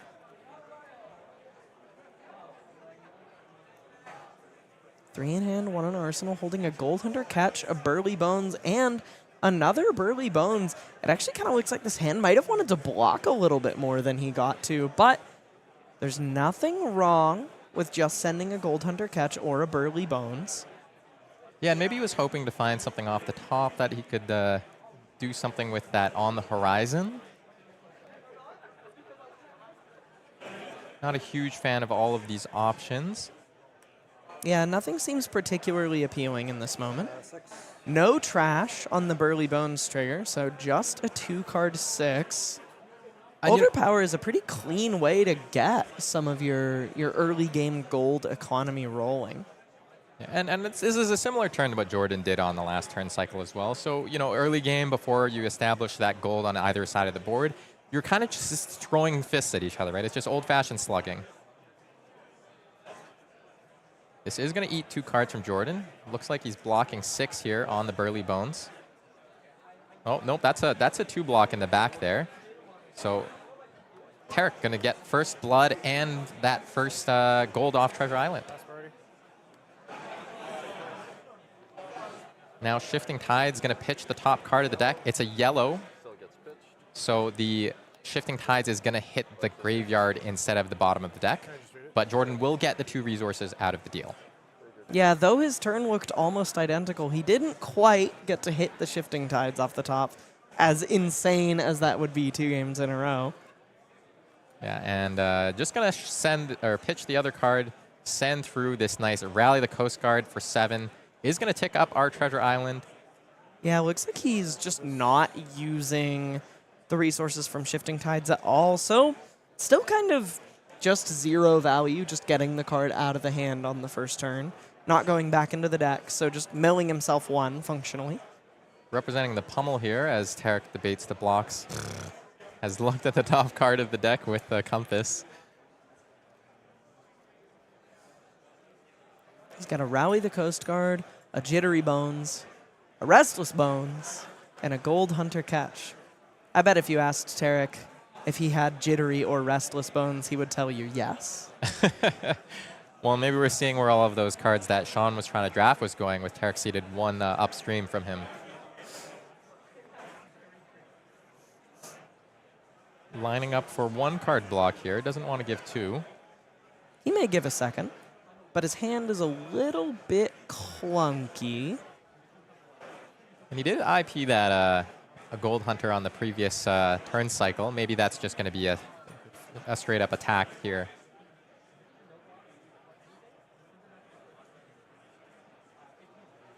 The other thing I'm kind of curious about is how many allies Tariq has.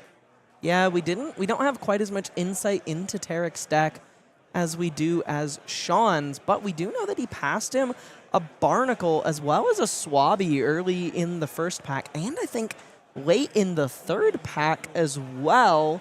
So I imagine he has some pretty premium allies, if I had to guess off the top.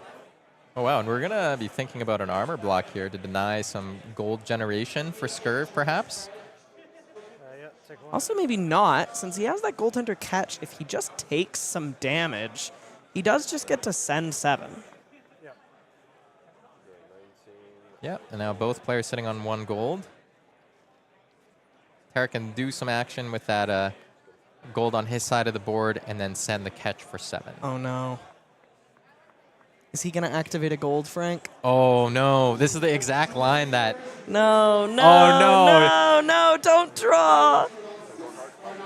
Don't draw. He He says don't not draw. so fast. Well, how did he fake him out like that? He looked in the arsenal, didn't say anything until Tariq was reaching for the top of the deck. Jordan's going to draw another card off of that. It's going to be a 5-card hand playing. Oh, gosh. Tariq not getting quite as blown out as Shawn did, using his old knocker to tap his hero to get a resource and destroy this chess piece, getting to send that Gold Hunter catch along for 7. Okay, yeah. And then you... 7. Sending 7. Okay. Oof. Yeah, you know what? And it's actually really good that he didn't, or that he did give Jordan that gold on the previous turn. Otherwise, Yeah. this play wouldn't be live for the Gold Hunter catch. Managed to bail himself out a little bit, I think. Against all odds, he did play around the not so fast by setting himself up like that. What I will say is it's possible that he knew Shawn and Tariq are friends. They might have talked to each other about, oh man, I got blown out by not so fast. Yeah, and Jordan going to take a bit of damage here, going down to 16. Lets Tariq make 2 gold, having blocked with just 1 card for 3, looking at the top card of the deck. Maybe he's done that because he likes what's in his hand. Going to quickly convert that gold into a gold kiss rum. Tariq diligently taking care of his A-Pud at the end of his turn. Arsenal pass, untap, and draw. Sorry, Arsenal pitch, untap, and draw. I think I've heard it also say pud, which is stuff for all your other random Stuff. triggers. Say-Pud. Yeah, or tay-pud for triggers. Tap-Pud. There's going to be a chart, of course, into Golden Tipple, which... I'm really impressed with Jordan's deck. I would have expected the generic and pirate cards to be so much more fought over in this pod because of how things have kind of taken shape in this draft pod. And instead, he has something pretty full of gas. You know, he's hitting his opponents hard. His deck converts pretty well when left with enough cards. He's able to threaten some pretty serious amounts of damage. Yeah, and this is Sirens of Safe Harbor coming in for 9 off that chart, of course. Chose not to play out the Tipple after originally thinking about it. You get better resource efficiency, perhaps, having pitched a blue here. But that Tipple can unlock some of your good wide turns later and also clear allies because you're against Gravy Bones. Now Tariq's got to stare down this attack for 9. Attack for 9 is real big. That's almost half of Tariq's starting life total and would put him at half of his starting life total if this were to connect. And maybe let's take a look at the hand here. There is a Battalion Bark. That's a pretty good card. Oh, man. This hand is kind of full of gas. He's got a couple blues. He's got a Jittery Bones. He's got a Saltwater Swell. I wouldn't really want to block too much were I in his position because this hand can fire off some pretty serious punishment if he can find that blue on top. And I think if he lines up blocks here, we might just know that he doesn't have the blue on top. Yeah, he has taken a look with the compass. Jordan also notably getting that first rum. Going to be able to chain these together, hopefully get at least 1 gold off this big attack for 9. That'll let him play the next turn cycle more efficiently. Yeah, he's arsenaling a Golden Tipple. Block 8. Take 1. Blocking for 8 on 3 cards, maybe not having that blue on top. This 1 gold, I think, is important on Jordan's side of the board. Yeah, he's either going to get to set himself up for success on a later turn cycle by making another rum, you know, stocking up to 2, or it's just going to help him smooth some hands out. Looks like Tariq is just going to send off that 1 card 4, trashing the card on top, milling that red Fiddler's Green. Gaining 3 life is pretty attractive in his current scenario. You know, he blocked 8 with 3 cards, and then even though it took a card out of his deck, only 1 card from hand for 7 value. And now Jordan lining up with this Lost in Transit and the Helmsman's Peak. So when all the triggers are resolved here, he's going to get a look at the top card on the deck and then remove a gold counter from Treasure Island and create a gold on his side of the board, which denies Tariq that gold as well. And then I'll look at top card. Taking a peek, going up to 2 gold. Now, Lost in Transit is just so nasty. It is like one of the only ways to just completely eliminate an on-hit that your opponent might have. Okay, so Scurv actually to make a rum here instead of drinking one. Yeah, that makes a lot of sense to me. He has this golden tipple in the arsenal, so he's mostly just setting himself up for a future turn cycle. You know, he already has the go again he might need to make a turn work. And he has, I believe, this Nimby, red Nimby, so just a 0 for 3 in his hand, and the Sirens of Safe Harbor. So this hand already comes in for a 3-card 10, ending on that Sirens, threatening 6, and gaining a life when the combat chain is closed. And then the more rum he has, the more capable he is of just firing off repeated power turns as you get a little later into the game. Yeah, and then arsenaling that Nimby. It'll be interesting to see. I don't know if we saw Nimblism from him in that first game. Maybe there was a blue in there. And that's kind of interesting, too, with Scurv being able to attack for 3 and just get 3 resources out of your deck. 18. Gets 2 more gold off here. It seems like Tariq is not a gold denial deck. He's a gold everybody. Everybody gets gold. They're buds. Surely we're friends. We can share things evenly, right? Said the guy to the thief. Yeah, and Scurv trying to get the beat down, make up some of that lost ground from the Fiddler's Green here. Sirens of Safe Harbor going to be coming in for 6 and fully connect. So Tariq taking 9 this turn, all the way down to 12, going from a pretty serious lead to 4 life behind Jordan, who has just arsenaled a Nimby. I'm not sure if he has a Nimblism in his deck. I don't know if we saw one last game. No. Sorry? You can do whatever. Okay. I'm not. So it's end of my turn? Yes. Yeah, sorry. Tariq activating Gravy on the end of Jordan's turn, drawing a card to discard this Rigor Mortis. I think that we saw Shawn pass that Rigor Mortis in pack 2. We did. Straight into Tariq's deck. Yeah, so now Jordan knows that there's going to be something coming his way and probably an ally being resolved. It'll be nice to have that 0-cost attack out of the arsenal, to be honest. Yeah, that Flying High. Another one of those cards we talked about that might have been really sweet in Shawn's deck. Just more ways to play and swing allies with Go Again. But I think he's actually going to send across this Walk the Plank with Go Again. So he's basically used this Flying High as a lead the charge. Yeah, and it's still going to enable that Rigor Mortis to come out after this attack for 6 comes through. Pretty sweet stuff. Now, the thing that this does is turns off Jordan's capability, not only to use the hero power, which is kind of like the usual use of Walk the Plank, but it also means he can't drink either of that 2 rum that he's got on the board if it connects. Yeah, you have to tap your hero as a cost to use Gold Kiss Rum. And it looks like that might be pretty important for Jordan to be able to do on this next turn cycle, because he gives 2 cards and a piece of equipment to block out that Walk the Plank. And now Tariq swings in with Rigor Mortis for 6, pitching another card to play that. 11. Yep. Jordan going to 11, taking 6 off that. I believe that, Oh, they missed the life gain from the Sirens of Safe Harbor. yeah, it was written on the life pads, not on the life tracker. Classic. Classic. So Jordan's going to have to deal with that Rigor Mortis on this turn. Gonna not Scurv. I'm gonna break the rum. Yeah. Use a rum. Break rum. Gonna tap Scurv. Gonna make a resource. Yeah, trying to tap all of his permanents on the board here, but no, he wants to tap the hero so that he can drink the rum. And Gonna walk the plank for 6 face. walk the plank for 6 face. This conceals a bit of the information that he is going to be able to clear that Rigor Mortis either with the Nimby or with the Sticky Fingers, perhaps. And that makes Tariq play around it a little bit differently, right? Rigor Mortis is by far the easiest ally to clear, tied with Limpet, as they both only have 1 life.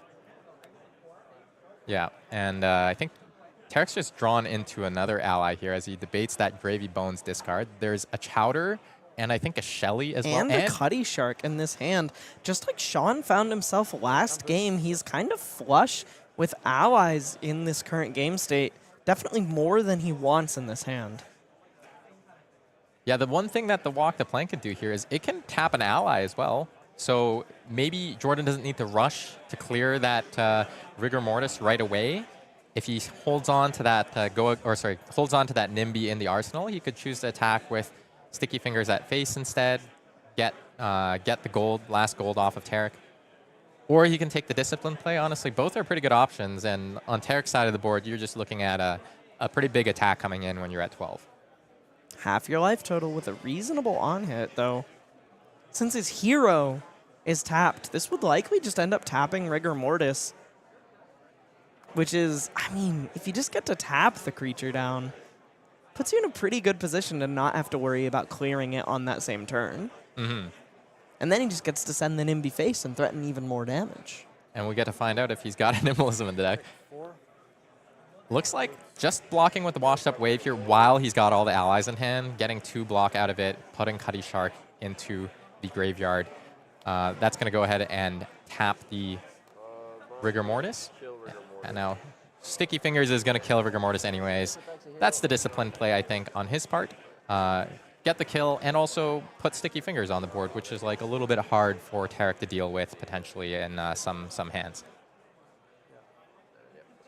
But he does have to deal with it. That thing will generate a really nasty amount of value if he keeps it around for a little too long.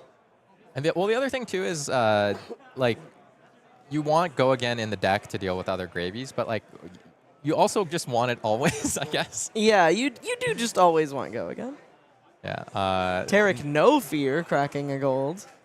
Maybe knows there's not a second, not so fast. Pitches a second card here. Let's see what the play is. Looks like it's going to be a boat sending across a Swiftwater Sloop for 6 with Go Again, thanks to the active High Tide ability.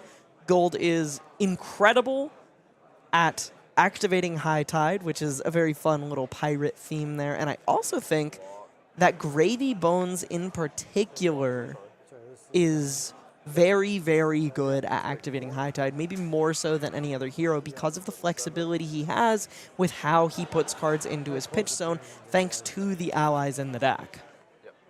And Jordan just blocking 2 there with the Sirens of Safe Harbor, but will gain 1 life back up.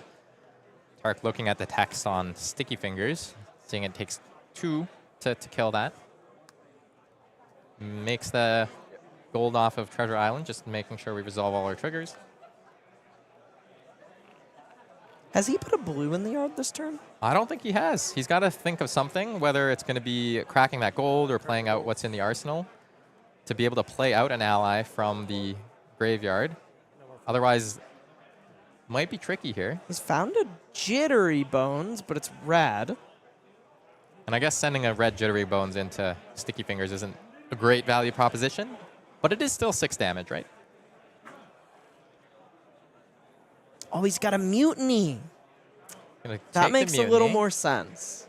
That is Unlocks the absolutely whole hand. massive. This is Go Again on his next attack this turn after stealing gold. So not only is he going to get to resolve an ally and swing it with Go Again, I think he's going to get to attack with that Jittery Bones in his hand for 4 at face, should he decide to. You should be at 7, right?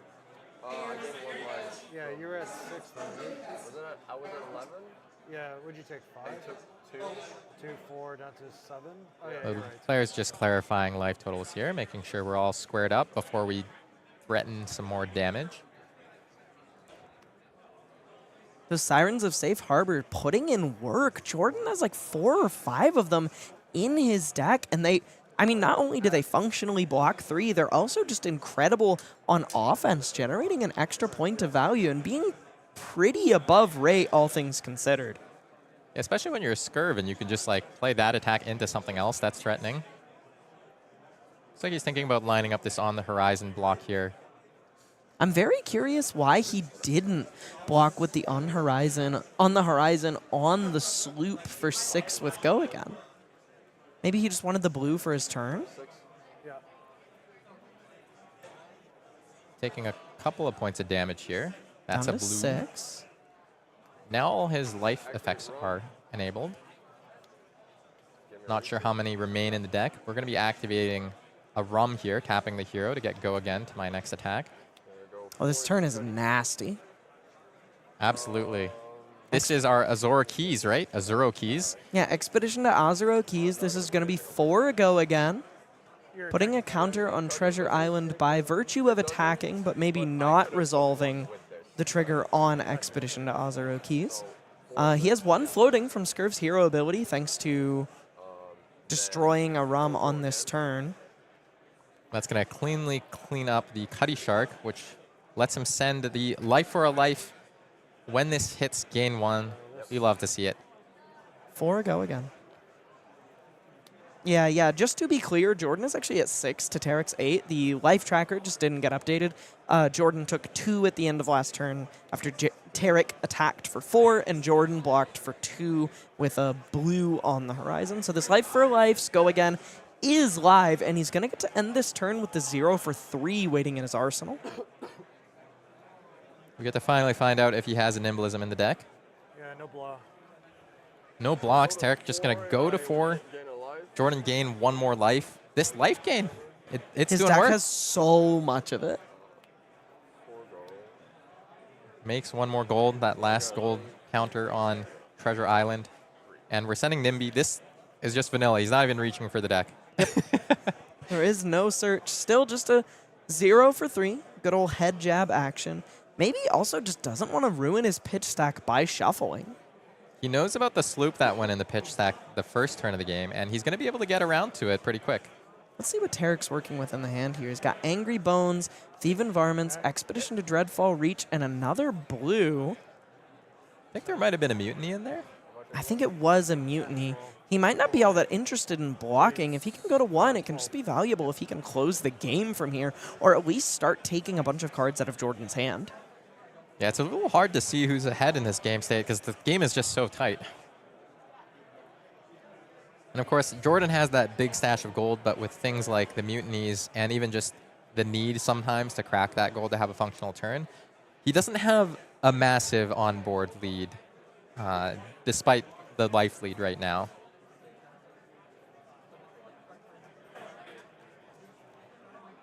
I think a critical part of this this turn is just Tariq deciding how much life he wants to preserve to play future turns versus making this the most pivotal turn of the game and whether he's going to see a better one.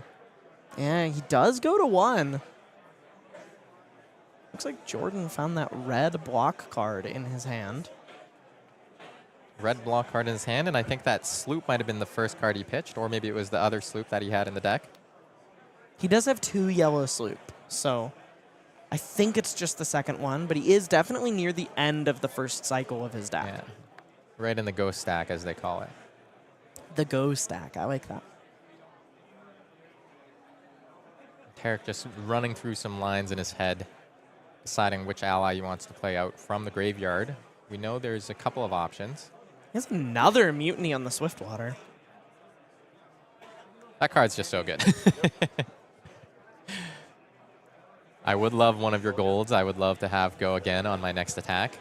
He just has so many ways in his deck to play out blues that turn his turn on and give him access to go again. And he's drawn a card here. I wonder, I'm not sure if this was blind. Oh no, it wasn't blind because he's looked, but I'm not sure if he has a ally he wants to discard here. Just going to be the Expedition to Dreadfall Reach going into the bin. Chart a course. Thinking about whether to put an additional counter onto Treasure Island. He's going to do it. Gonna send across Thieving Varmints for 7 with go again. Something we saw Jordan send in our previous game, instead now being sent at him. Also threatening lethal damage. This is going to force a block from Jordan, though the viewers at home are aware that he already wants to block with that red on the horizon in his hand. Yeah, and I think there's a Chowder that's going to come out after this. Jordan having sent that Nimby the last turn, don't see a clean 1-card play to kill the Chowder.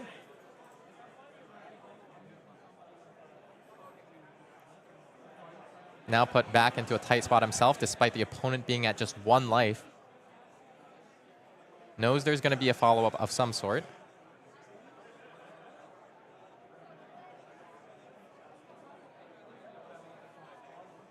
Really chewing on his blocking decisions here. He has to be very careful about how much gold he gives Tariq access to.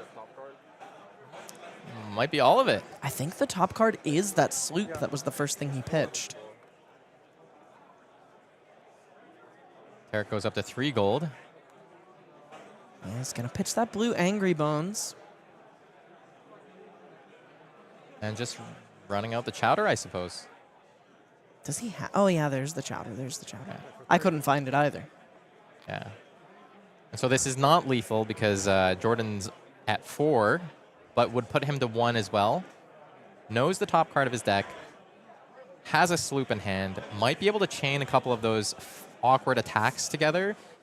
But Tariq would have the agency to gain 1 off the chowder or block that out and send an ally attack that costs 0. This was definitely a turn worth going to 1 for.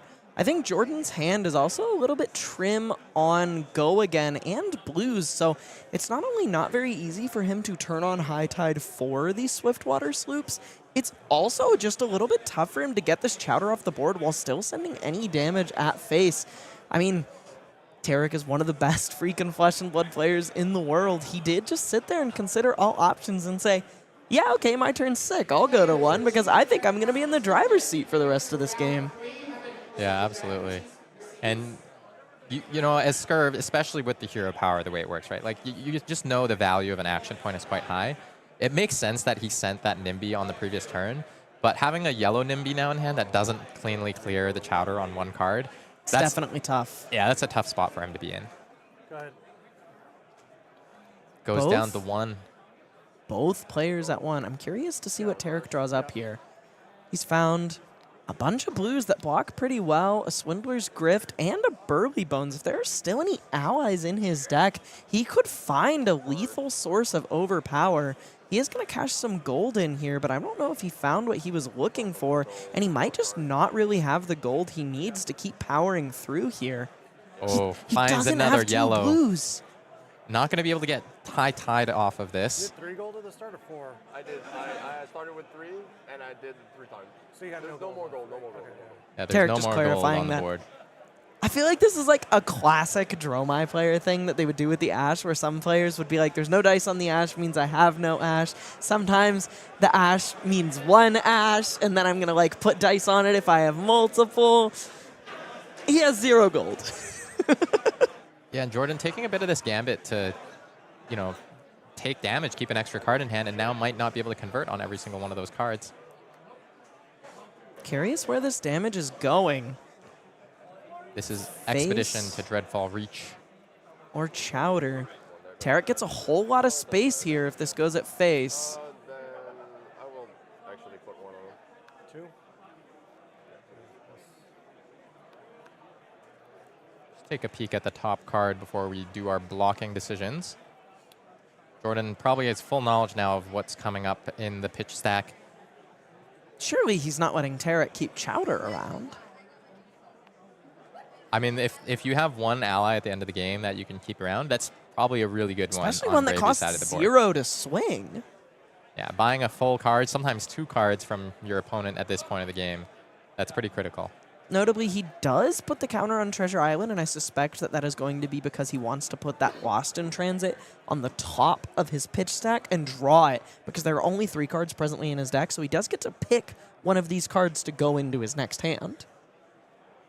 Yeah, I don't remember how many blues are there in total. I believe the last 3 cards in his deck are that yellow Swiftwater Sloop that he pitched and 2 more blues. So great offensive turn if you can get it off. Maybe hoping Tariq doesn't have much better to do than swing the Chowder this turn or buying another card. If Tariq still has an ally remaining in his deck, and unfortunately I don't quite remember, he might just be able to kill him with Burly Bones Overpower, though could be a little bit painful if he just draws that Lost in Transit. And then you take 1? Yeah.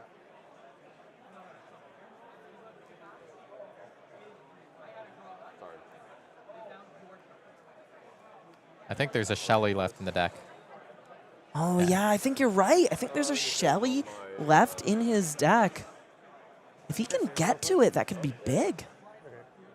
And so here, just previously on the turn, Tariq only blocked 5, so had to activate Chowder's instant ability to gain 1 life. He went up to 2 and then took 1 again, so Jordan did get 1 gold off of Treasure Island. He is putting the Lost in Transit at the top of his stack, so it is going to be in this hand along with 2 blues and a sloop. There's And a mutiny. 2 blues and a mutiny along with Lost in Transit. And a This might Sirens be of in his Safe Harbor. arsenal? You know, Tariq gaining a bit of life off that Chowder. Jordan could also gain 1 life here at some point. If he could get to an end of a combat chain. First, he has to not die to Burly Bones with Overpower, trashing the Shelly off the top. This Lost in Transit is so clutch. This Lost in Transit is really clutch, but Jordan still only has 1 gold and not that much to work with. Yeah, we'll see how he wants to navigate this. He knows he has to give that card. Does he want to clear the Chowder now? Because really not too many cards left in Tariq's deck either. It's a little unfortunate. I think Tariq does have to play to the out of sending the Overpower and your opponent not putting the block in their hand. But when you know that it's there, it's got to feel bad. It's a little bit of this like doomed proposition. You know he's going to have the ability to cover up your attack with Overpower. And with only Jordan's 4 gonna block cards left, Tariq's drawn the last hand of his deck. And even if he can block this turn out after minimizing the size of Jordan's hand, I think that's the writing on the wall. Tariq just doesn't have enough cards left to keep playing. Here And comes wow, the Jordan first boat. taking the aggressive line. Just, you know, yeah, your Chowder can gain you a life, but I'm just going to still try to get all of the cards out of your hand, out of your deck. You're at 1. This might be a, 2-card block, 3-card block. This is going to be 5 into 6. Or 5 into 5. I think it might be a yellow or blue Sirens of... Okay, so it's a blue Sirens of Safe Harbor in his hand. So this is only 9 damage, which Tariq can likely cover. But it'll take all of his remaining cards to do so. 4 face, that's going to gain him a life. That could be relevant if he's drawing into some of these 2 blocks that we see. So interesting. Just giving up both his cards and then gonna swing Chowder.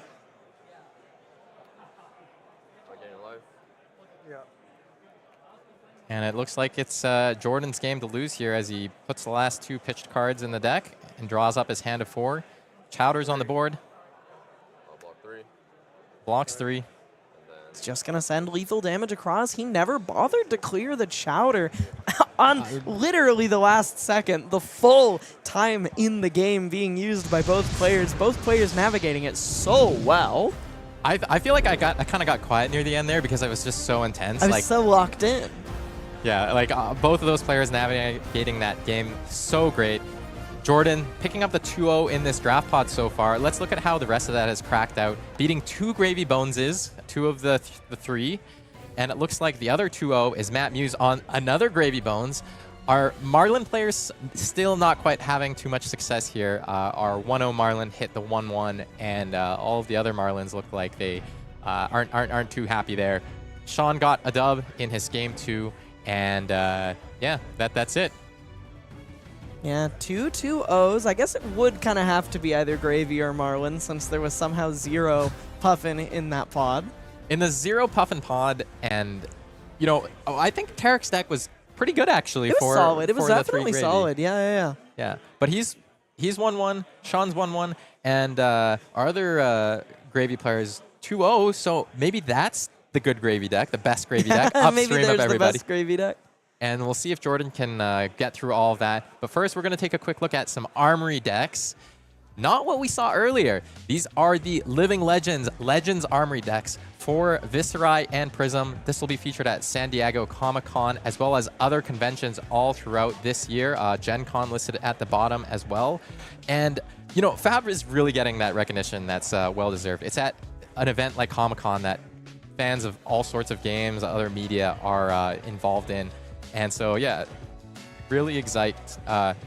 Really, really stoked to see that. And these cards also have some pretty exclusive cards in them. I think there's an exclusive hat for both of these heroes. Yeah, those hats will also be in the next gem pack, from what I understand, as cold foils, which is pretty exciting. But yeah, if you make your way down to San Diego Comic-Con at the between the D and E entrances to the exhibit hall, you can find the Legend Story Studios X Weta Workshop booth and get your hands on one of these convention-exclusive Legend Armory decks. All right, so that's been the first 5 rounds of the Flesh and Blood Canadian Nationals here in Toronto. So we had 3 Classic Constructed, 2 Draft, 1 more to finish off the Draft Pod. We'll see who comes out with a 3-0, and we'll get to that in a break, so don't go anywhere.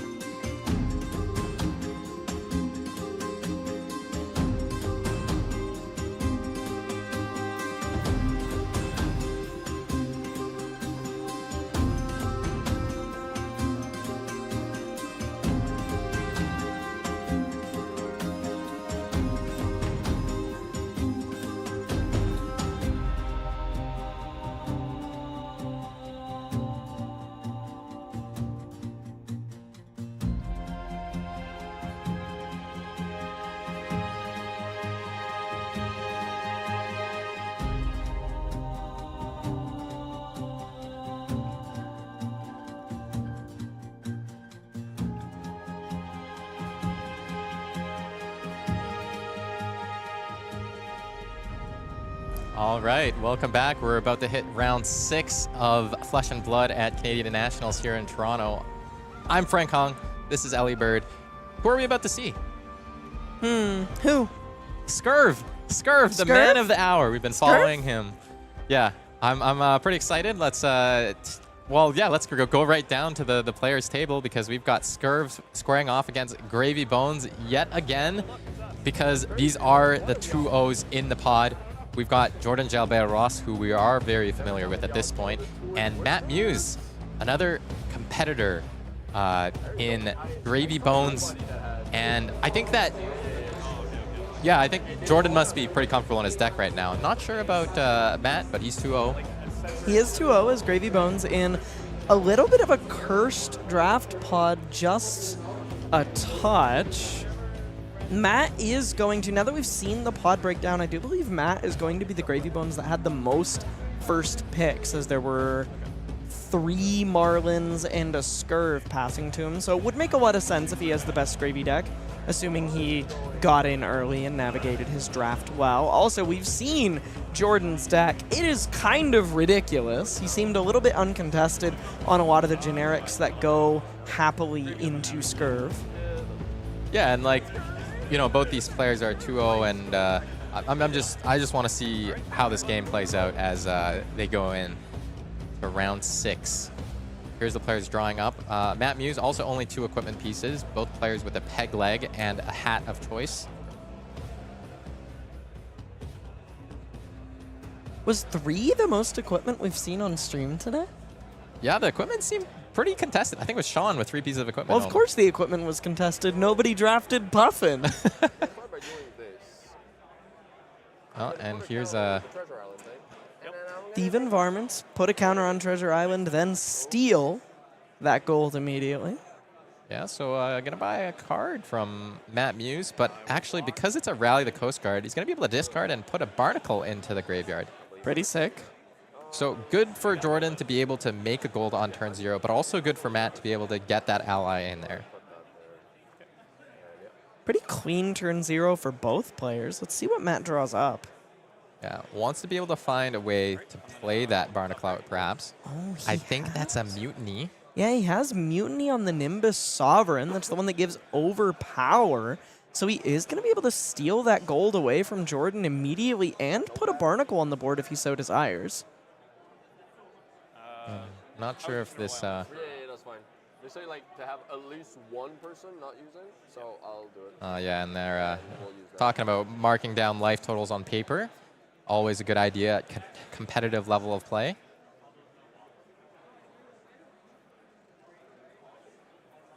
And now Matt got to navigate this turn with a couple of bones in hand, but no ally to speak of, except for the one already in graveyard. Didn't look like there was one on the top of his deck either, though I didn't get the cleanest glimpse. All right, it's decided on the line. Pitches a yellow bones here to play a red for 6. Just coming in for 6 here, not opting to steal any gold is so interesting. Maybe opting to set up a attack with go again into that Barnacle on a future turn. This is going to let Jordan make that crucial first ROM, and you know the gold denial game is pretty good in the early stages of these limited games. He's also going to get a little bit owned by this Lost in Transit, stealing the gold off Treasure Island and giving him another one. So not only is he going to get to make that ROM, he's also just going to get to deny a bunch of gold from Matt here, as he would have gotten one if he took a point of damage there. Yep, and Jordan just peeking at the top card. And now going to his turn, gonna use the hero ability to convert a gold into a gold kiss ROM. Just sending out this gold hunter for 6.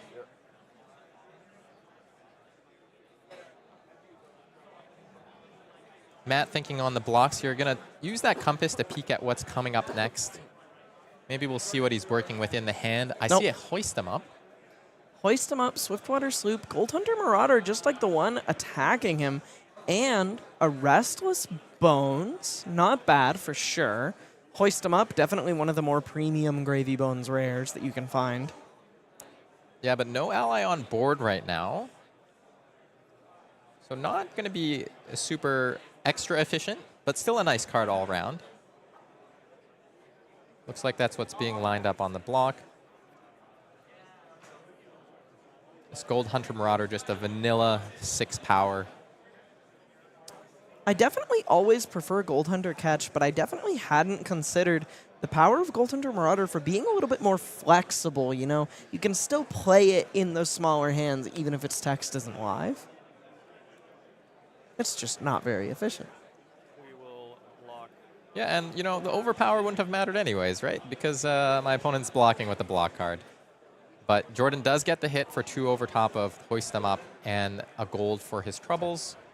Matt's going to go into his own turn again with no counters on Treasure Island. Wants to make that first gold of the game pretty badly, I think. I suspect he might get to that with this Mutiny on the Nimbus Sovereign. You know what? We definitely knew that card was in the arsenal, so makes the first gold. And now my first attack will have overpower. Has overpower on the first attack. Come in for 6 overpower, destroying the top card. Gaining Destroys the Go top Again. card.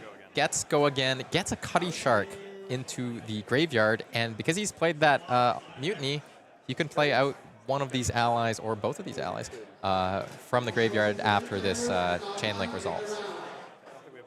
Pretty powerful opener. You can immediately see how much higher quality Matt's Gravy Bones deck is compared to Shawn and Tariq. It doesn't really feel like he's working with scraps like their decks were a little bit. He's had a lot more first picks, and I suspect we're going to see a deck that had a lot more luxury of choice in the drafting process. We've already seen he has a lot more cards with Go Again. He has a lot more cards that block reasonably well. We see that blue Swiftwater Swoop in his pitch zone. He's got, I think, all the riches in the world compared to what the other 2 Gravy Bones decks we've seen today looked like. And now Jordan's blocked with the boots and a Rally the Coast Guard, discarding a Siren of Safe Harbor. That's going to get him 1 more life gain. That's a pretty good way to block 6 functionally on those 2 cards. Gonna follow up with 4 on Cutty Shark. Yeah, Cutty Shark costing 1 and then activating both of those, activating that activated ability to give +1 to its own attack here. And then attacking with it. And then attacking with it, that's the important part. Pitches very cleanly into what Matt had already done earlier in the turn. Also setting up some overpower at the bottom of his deck along with the blue. Yeah, I think I see a NIMBY in Jordan's hand. Not sure if it's the yellow or the red, but that doesn't clear Cutty Shark on 1 card, whereas if Matt had chose to play the Barnacle, it would have been able to. Yeah, he might have a bit of a hard time clearing this 4-life ally. And I'll pass to you. All right. Now Jordan gonna have some choices to make with 3 cards at his disposal. Cracking a Rum to get Go Again on his next action. Yep. Tokens floating around a little bit. 1 resource floating. I'll make a token, I'll destroy a token, I'll get a resource, I'll tap my hero, I'll tap the token, I'll take the token off the board. Go again. At me? On Cutty. On Cutty. Okay. 4 Go Again at Cutty Shark. Just gonna get rid of him very cleanly and easily. Yeah, 0 for 4s, always good in any format. And now playing a life for a life with Go Again. We saw him make this play the previous game. Top card? Yep. Matt taking a quick look at the top. His hand is a Swindler's Grift, a Saltwater Swell blue, and a blue Jittery Bones, along with a blue on the horizon. So a lot of resources to work with there. He has that Barnacle in the yard. There's definitely some real action to this turn. Yeah, if you can play a blue card and do something in addition to resolving this Barnacle, it might be worth taking a little bit of a hit here. If he has a blue on the top for the Saltwater Swell, he can block away 1 card for 3 and then send the Saltwater Swell, get the extra resources floating, so we have 5 floating, play Barnacle, and then follow it up with a red Swindler's Grift for 6. So definitely a very real turn Matt has available to him if he has that blue on the top. And he's gone ahead and covered up with the Headstone as well to deny Jordan the 1 point of life gain that we know his deck is full of. Jordan's used that extra action point to unperch the little stowaway's friend, Sticky Fingers, and that Sticky Fingers has stolen a gold back from Matt for him.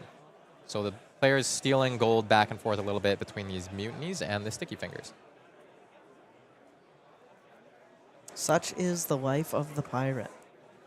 Matt deciding if he wants to block or not.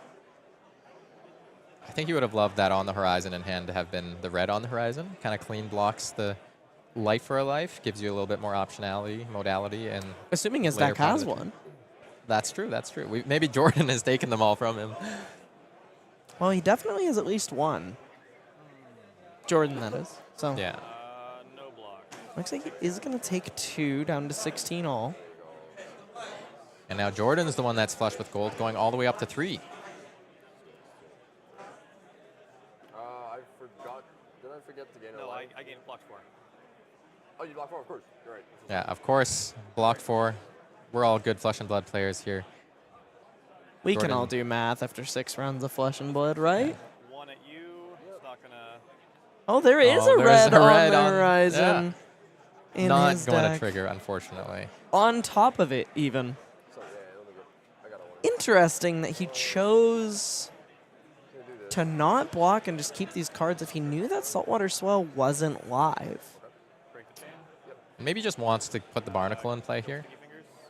Gets rid of sticky fingers. But he could have blocked with the Swindler's Grift. And then I will arsenal past you. Maybe just preferring to have it in the arsenal. And this will be an interesting turn cycle from Jordan. Knows about the good block card in Matt's hand here. But your opponent also has this ally on board. You know, he doesn't have to send everything face. Yeah, he can take a little bit of time to clear this Barnacle out, one of the more efficient allies, but I doubt this first attack will, given that this is chart the course to pump something up big. Yeah. Unfortunately, doesn't have access to a rum right here, but does have this massive rally the Coast Guard. That's going to be 7 plus 3 makes 10. That's going face. Almost certainly. It'd be really, really funny if he sent it at Barnacle. Yeah. The most dead 1/3 life ally has ever been, perhaps, Yeah. barring a pummel. Yeah, and noting here he's pitched a yellow and a red, I believe. So didn't have the most resources in his hand there. Does set up a stack at the bottom of his deck with some very real gas in it. Last game, he almost lost to Tariq because the stack at the bottom of his deck just wasn't that impressive. Yeah, and if we pay attention a bit throughout this game, maybe we'll see if Matt's trying to set up something on the other side to counteract that stack that Scurv is creating. Little bit unfortunate for Jordan is that Matt has that 4 block on this attack for 10. He can cover this pretty cleanly if he likes, but he has quite a few options with this hand.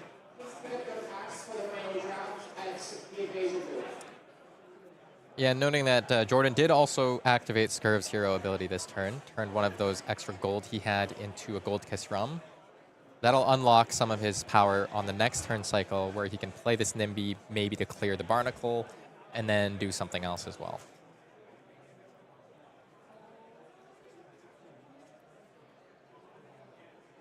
Block 10. Yeah, looks like he is just going to give 10 block. Takes a quick look at that card on top. I don't have any. Might have already known what it was, actually, based on the compass. Well, I imagine he did. Opting to just hold a card in hand and swing Barnacle here. Barnacle swings for 4. Jordan has drawn a 4 block. This lines up quite well for him, if that's the route that he chooses to go here. Yeah, he can cover 4, use Golden Tipple to clear Barnacle, and send some damage at face. Gets to look at the top card as well. You know, you'd get to know if you want to draw that card with a gold. Yep. Block is good. It's not opt, so you can't put the card on the bottom even if he doesn't like it. And Matt's just had the IP 1 card, but maybe a card he likes. I believe it was a Battalion Bark. So maybe just waiting for that card to be a little better. That Barnacle. Golden Tipple going to clear out Barnacle. Good old 1 for 3 to get your ally off the board. And then 5. Followed up by a yellow Swindler's Grift, cracking in for 5. Look at the top card. Yeah, and now that this attack's coming in for 5, Matt's got to take a look at the top card of the deck, see how he's feeling about the blocks. Noting that Jordan is really prioritizing across all of these games, making multiple rum instead of doing that cycle of make a rum, use a rum, make a rum, use a rum. Should be a 5. Yep. And that Treasure Island counter is just ticking up ever higher. Looks like Matt has a scuba here that he gets to discard 2. This red rally the rear guard, not only covering 5 pretty cleanly, but setting himself up to make very real use of the ally in his yard on his next turn. But unfortunately, it looks like he just has to pitch 2 reds to send Swindler's Grift. Swindler's Grift, just vanilla damage, except for the consideration that the players have now allowed 6 gold to accrue on the Treasure Island. Jordan leaning back in a seat, not sure if he likes what he's working with or if he's just thinking about the possibilities. Both players' decks not being the most cooperative they possibly could be. Jordan's hand doesn't block super well as not really having any blues to power anything super incredibly powerful. The Gold Kiss Rum can smooth things out a little bit, but even if he wants to send double Sirens of Safe Harbor, he does have to full take 6 here. And giving your opponent 6 gold is just scary, you know? Like, I they can do mean, so much with that. How many bad hands can we excuse with, oh, they're pitch stacking, right? It just moves the D6 right over to. He's like, to yeah, the I'll gold take token. that. I'll take that and put that right there. Why not? You know, Jordan may be seeing his path to victory is resolving 2 of these red attacks on this next turn here. Uses a rum to get a resource and go again to the next attack. It's going to be one of those Sirens of Safe Harbor that he loves so much. Coming in for 6 go again. Looks like this is likely going to be double Sirens, so it's going to be 2 7-value cards played on 4 cards. So 4 card 14, definitely far from bad.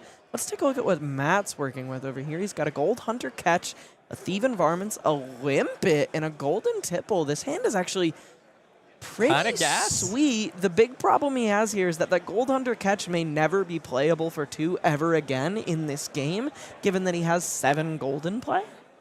Yeah, that's so much gold. It also doesn't block if he wants to use all of those cards for their offensive capabilities. It blocks. It just blocks for 2. Yeah, exactly. Which might as well not block. But, like, it blocks. I think Jordan was looking at these Sirens of Safe Harbor only blocking 2 as well and thinking, well, yeah, it's 3 value, but you're still getting the gold. I might as just slap you in the face with it, right? Yeah. Matt taking 6, down to 10. Now the life totals are even up 4 now. Yes, I'll break the chain. Makes a gold. Gains 1. And sends another. That shit didn't block very well. Says that his hand didn't block very well. Neither does Matt, so I'm curious to see how he navigates this turn cycle. Maybe a little bit more so than the last games that we've seen. It's kind of like turning into a slugfest, maybe?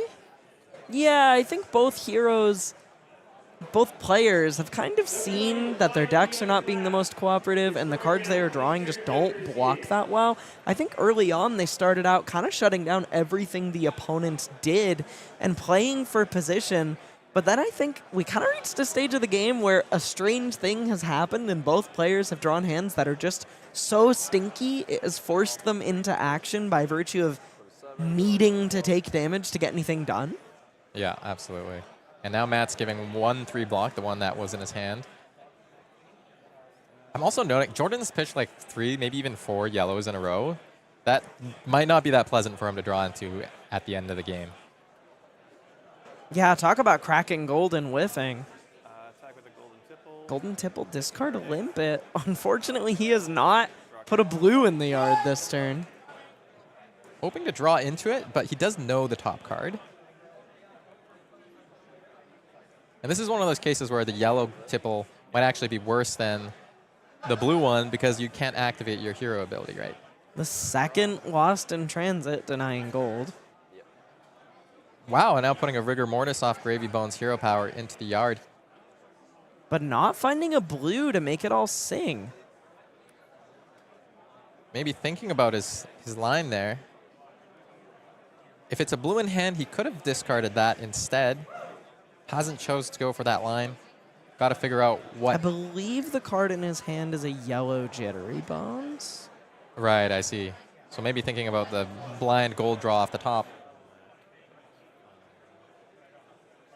Yeah, Worst case, you get a different random arsenal. I'll be breaking the chain. I will draw a card. Yeah, he is it going to was go a yellow for it. Jittery Bones. And Jordan did block with a Lost in Transit, with netted him a gold on that. Found, I believe, a blue golden tipple, but a little bit too little too late in this scenario. He doesn't have any... He does have a floating resource to send it across, but it just doesn't seem quite so economical. He's going. He says, "I've got 7 gold. I might as well crack a couple of them." Time to draw some cards. Do that with that main Swiftwater Sloop, pretty sweet find. I think that might be the blue we saw him pitch earlier this game. Can send some damage across and follow up with a Scuba if that is the blue. It is not. It is a red, and he did find a Heave-Ho. Sorry, I believe this one is Overpower to your next ally attack. Overpower and on-hit gold token. Okay, that's pretty good. Now pitching the Sloop. And swing for I think it's a yellow. Yellow Sloop. Rigor Mortis coming in for 6 with Overpower. Another block card in Jordan's hand, if you would believe it. He just has all the action all the time. Because this is going to cover 7 on the 6 power attack. Let me look at the top card of the deck. And you and I both know he's got a clean way to deal with this Rigor Mortis right in Arsenal. That is crazy. Yeah, sorry. I've never seen a Scurv deck block this well. I think Jordan just prioritized some of these block cards pretty highly, as other people were, kind of taking their pick of class cards. For sure. And yeah, now this Nimby that doesn't have any targets is going to clear the Rigor Mortis off the field for him. What a fascinating draft pod we found ourselves in. Yeah. The Nimbyless Nimby Scurv deck. The Nimbyless Nimby Scurv deck with 17 million block cards. And like 8 life gain across the whole 0 deck. Puffin. Yeah, like 20 points of life gain. Oh, I want to see this not so fast that Jordan's just drawn in his hand do something yet again for the 3rd game in a row. I feel like it's hard-pressed to actually deny Matt very much with how much gold he has on the board. I just think it's cool. No, it's awesome, yeah. Every time Jordan's just reached across and He's just been like, no. Not so fast. Yeah. It's like, no draw. Don't draw. Oh. Don't. No. And this time he had time to slam the card on the table and then reach his hand out. Gonna take his own cantrip. Let me eat 2 of your resources up for this turn cycle. I think we may see Matt say, all right, man, that's cool. I'm going to keep drawing cards. I've got 20 golds. It's like, I'm good, right? You don't have 3 more of those in your hand for the next 3 gold that I'm going to be trying to use? There's a Battalion Bark with live High Tide, so he is going to get to crack across for 9 straight through the not so fast. He can only swindle and grift his way out of so many situations. A gold denied, a gold destroyed, a card draw denied, and yet this Battalion Bark still threatening 9 damage across the board. And both players' decks getting pretty thin, with Matt being back at the pitch stack and kind of restacking as he draws into more cards off this gold. Jordan knows what's coming up. He's thinking about, how much life he's going to give up to this Battalion Bark for 9. Getting the correct power die. Yeah. It He looks just like he's taking taking 9? 9 damage here. He says, I He's love my ready to hand. go.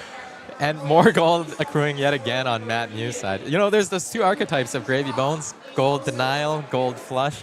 This is the gold rush, baby. We've got lots of gold. Jordan did keep 5 whole cards to work with 2 gold on the board. I'm definitely curious to see what he cobbles together on this turn. There is that Shifting Tides that we've seen do so much work in the previous matches. A Battalion Bark, a Swiftwater Sloop, and a Sirens of Safe Harbor. So I think it may be time to take it all to the bank and try to present some very real damage towards the Pirate Necromancer. He has the High Tide guaranteed this time. Won't get in trouble with some of those yellows that might be coming up in the stack. think it's a double sloop, perhaps. Yeah, this may just be the double sloop without having to stack it too much. And he has that Expedition to Dreadfall Reach in his hand. It'll be funny if he cracks one of these rums just for the resource rather than go again. Right? But when you're sending lethal damage, you know, what's an action point here and there? It is quite a bit of damage. Matt's hand doesn't block exceptionally well. Total aggregate block value of 10. If Matt's sending across his seemingly signature move of 16 damage, Matt can more or less get away with his life, but it'll depend how capable he is of actually playing the game from that point on. Yeah, and like having these allies banked in the graveyard is great, but you also need to keep a blue to enable them and the resource to pitch to them as well.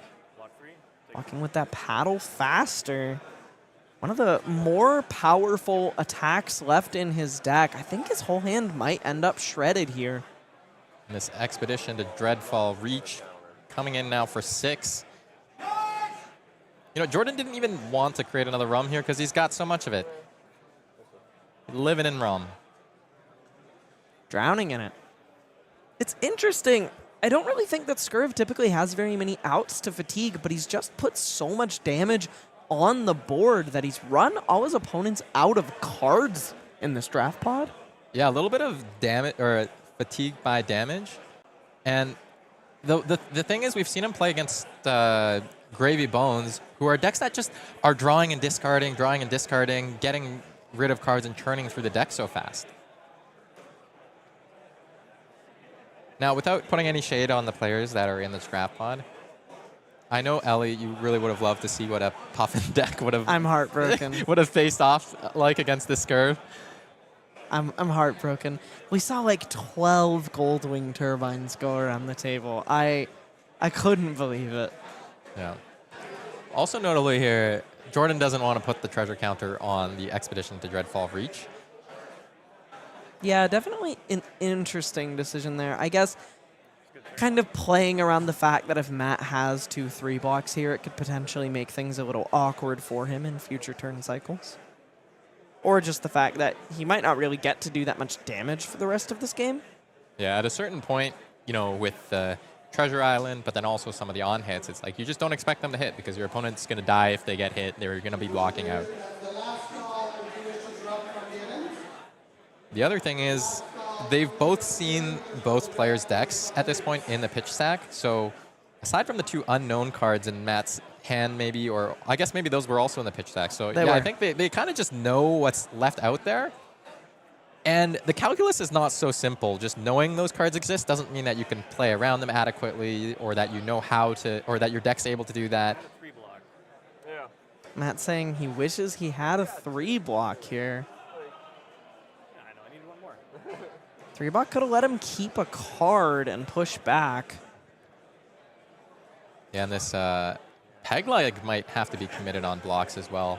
Doesn't have to, but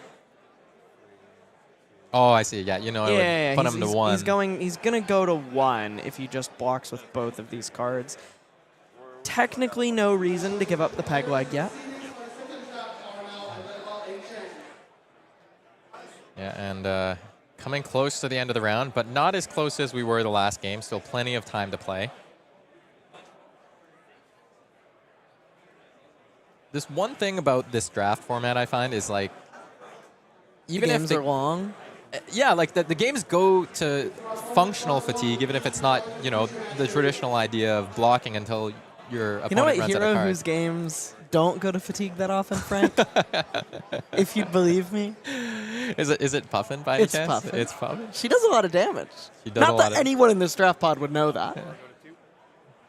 Well, Jordan doing his best Puffin impression with this Scurv deck that's also just pumping out damage turn over turn. It's true. Just an absolute glut of resources. Thinking about the 1 card he wants to draw here, I think with the 3 remaining cards in his deck currently. So that's 6 cards that he'll have to work with. And the block of yellows. So Matt functionally fatigued here. Only 4 cards left. The same situation we saw Tariq in last game. So it really comes to, can Jordan assemble 6 into 6, for instance, on this turn cycle? And then that would lock in the game for him.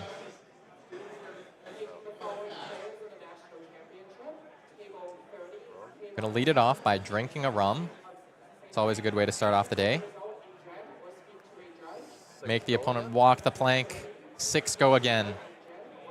Floating 1 resource. The on hit, completely fake, given that any amount of damage dealt at this stage of the game will just straight up kill Matt. Also asking for... Did you see that little hand gesture? He did? Oh, I'll look at the top card of my deck. Yeah, and now this is 5, but still going to ask for the last 2 cards. And it only blocks 4, so actually that's just the game. Jordan Jalbert-Ross navigating that pretty awesome and also cursed draft pod with no puppets. Yeah, he did. I will say, he did still manage to be the one of in a draft pod full of people refusing to draft a certain hero. So congratulations to him. Navigating his way to a 3-0 is quite exciting. Yeah, taking down 3 pretty tough opponents in Matt Muus, Tariq Patel, and Shawn Dhaliwal. Let's take a look at how the rest of the draft pod broke down. The 0-3, Carl Del Duchetto was a Bolton who went 3-0 in CC. A little bit unfortunate to have your 3-0 CC experience ended at 3-3 after your first draft pod, but let me tell you, brother, I have been there. Our 3-0, Jordan Jalbert-Ross, as we just watched. Also, Tariq salvaging it to a 2-1 after that game. He was 1-1 after the one we watched. Shawn ending up 1-2, which I think kind of tracks. That deck was pretty just okay. It was kind of struck me as the kind of deck that you expect to win one game, and anything past that is something you might be pretty stoked about. Might be just gravy, as they say. No, I would call my deck gravy if it 3-0'd, brother. Yeah, so I think, so Jordan Jalbert-Ross, that 3-0 there, he's going to be going into classic, going into the next draft. Yeah, we have another draft with, today, 6-0 Frank. record. We have another draft today. So we're going to be going into that with... So we're not going to look at the CC heroes quite yet. I know Jordan was playing Cindra, but we'll get to see him do that tomorrow, hopefully, if he performs again in this next draft. So, speaking of Scurv, you know what I really want to see? What's that? I want to get my hands on one of those Marvel Scurvs. Yeah? How do you think I can get one of those? I hear they're skirmish prizing. I hear it's actually the first time a Marvel has ever been given out based on performance, Frank. Well, let's take a look at the graphic. It's coming up, Skirmish Season 12. Stupid Sexy Scurv. I guess we cleared that one with the sensors. Let's hit the slide. We've got one winner getting that beautiful Marvel Cold Foil Scurv.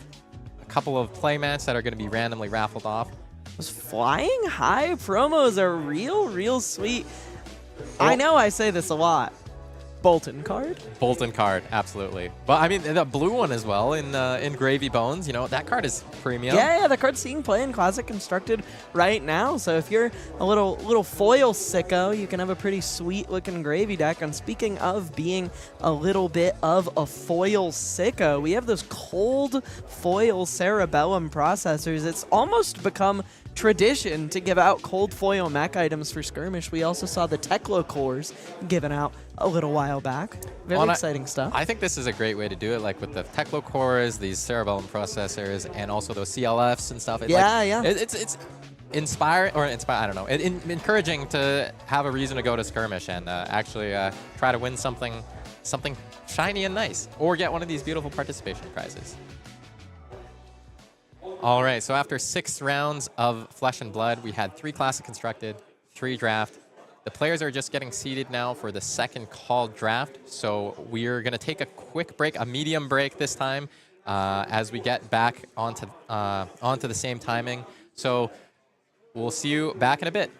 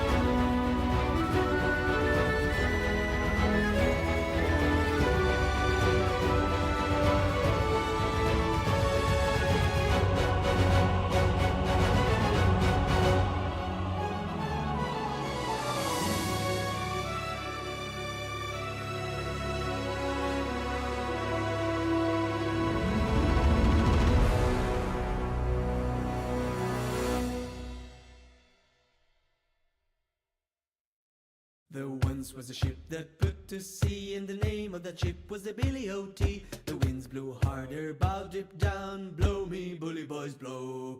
Soon may the weatherman come to bring us sugar and tea and rum. One day when the tonguing is done, we'll take our leave and go. She had not been 2 weeks from shore when down on her a right whale bore. The captain called all hands and swore he'd take that whale in tow. Soon may the weatherman come to bring us sugar and tea and rum. One day when the tonguing is done, we'll take our leave and go.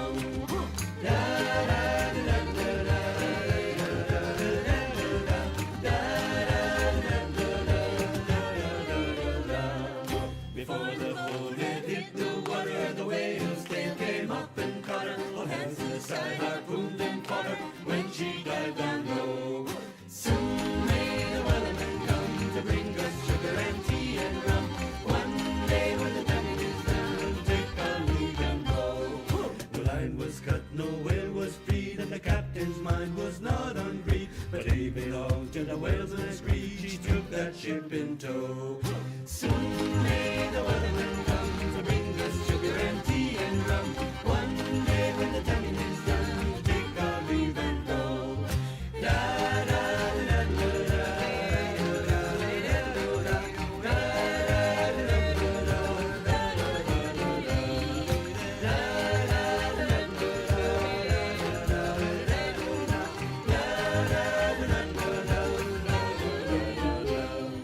For 40 days or even more, the line went slack and tight once more. All boats were lost, there were only 4. Still that whale did go.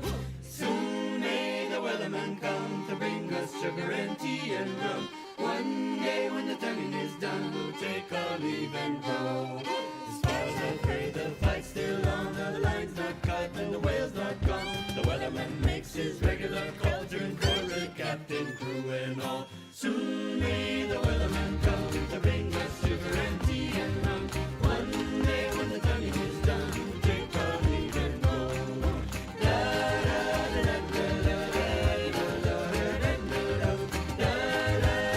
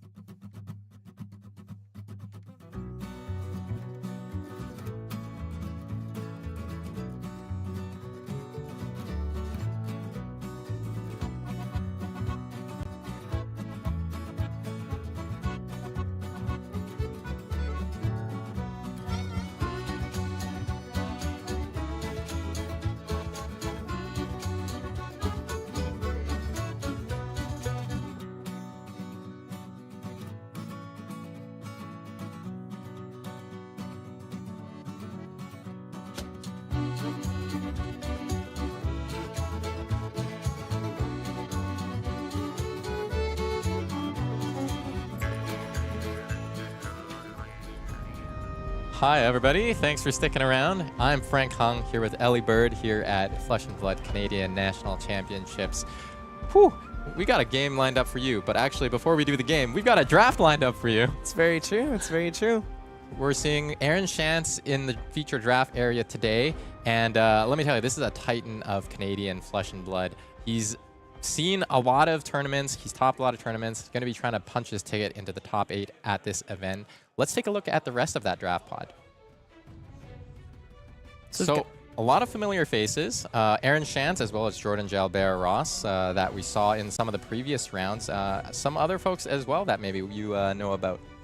Yeah, we have Tariq Patel, who we did see in that previous pod as well. Michel Ramillard, who I believe was on Kassai in CC going 3-0. Aidan Barsony, who we also saw go 3-0. So most of these players here have actually picked up their one loss in the draft portion as opposed to the CC portion. Yeah, now the only undefeated players left, Aaron and Jordan, are going to square off after this draft. But let's zoom in on Aaron as he figures out what he wants to play in the high seas limited format. Pack one, pick one. Barbed Barrage, maybe not the most exciting Majestic of all time. Just a 1-for-5 arrow. Also, that red on the horizon is a pretty sweet pack one, pick one. Nothing wrong with a blue block 3 and that scrub the deck. You also got to take note of that drawback the hammer, another one of the better cards. This is definitely not a pack I would be super excited to open as my very first pack. It's just, there's not a whole lot of gas. There's definitely some reasonable red cards, but I think you're usually looking for something a little bit more exciting to give yourself a little bit more direction for your next couple picks. But nothing wrong with taking either a powerful block card or a piece of equipment straight off the rip. Yeah, and I've had players tell me they would windmill slam a red Battalion Bark. Not sure it's the case for the yellow, but no, I'm going to take the red on the horizon here. A good card that'll fit in all draft archetypes for the most part. Yeah, I really like the on the horizon pick over the old knocker. I think that taking the equipment to kind of fill out your equipment early on is definitely reasonable, but the problem with that on occasion is that old knocker is just not the most premium chest piece. Either you end up in Mechanologist and you want Rust Belt, or you would really prefer to find Buccaneer's Bounty if possible, and you'll definitely see more after pack one, pick one. Yeah, I mean, Buccaneer's Bounty is just such a good chess piece in this format, having the option of the block or the resource. Definitely interested to see the direction he kind of takes from here. Maybe taking another open pick with that blue C4 salvage. Also seems like he's considering some of these gravy cards, or at least taking stock of them before passing them to the left. Blue block 3 and C4 salvage. It's a pretty good card to pick up as pick 2, but again, doesn't really put him in the lane, right? And this is a called draft, so players passing those picks along at the judges' encouragement. Looks like he's considering a Gravy Bones blue here. Only one Puffin card left in this pack, but the class cards in this set are distributed 2, 2, and 1, so this still actually means that a Puffin card has not been taken out of this pack unless it was a rare. Goldwing Turbine, also one of the more premium Puffin commons. I really like considering the red Rally the Coast Guard here. I think almost the opposite of how Shawn's draft started, where he ended up just windmill slamming some really premium class cards. Aaron's on the other end of the spectrum, windmill slamming some of these really premium, like, generics and pirate cards. Just taking some stuff that blocks pretty well, kind of increasing the floor on the deck of whatever hero he ends up in. Yeah, and Rally the Coast Guard is great in those archetypes that end up not blocking that well as well, being able to turn a non-blocking card or just a clunky card into 3 defense functionally. And, of course, swings for 7. That's what you want your reds to do. Red Nimbleism in this pack is pretty sweet. To see 2 turbines is a signal that's difficult to ignore. A red one in the back there. Looks like that's made it to the front of his present pick order. Interesting, the red Nimbleism as well. Maybe the other option that he's looking at. Yeah, both of those cards have quite a bit of merit in any deck they end up in. I mean, I've heard that a Nimbleism variant of Puffin is also quite powerful, but, you know, you can't have both of these cards, Aaron. Looks like he is going to take that red Goldwing Turbine. Ugh, My Our- hero, yeah, my hero. I'm He's hearing the so alarm bells going off. dreamy. He's so dreamy. Goldwing Turbine, that gives the next Mechanologist attack Rust +3. Belt And immediately on the next pick is a crazy level of rewarded to get for snapping off that red Goldwing Turbine. We also see the good old Lubricate. I love that art. That dude's gone.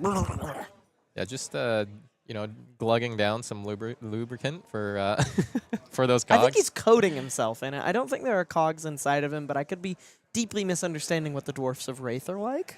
And interesting, Aaron's liking that Mechanologist blue as well, maybe thinking about the wheel on this pick.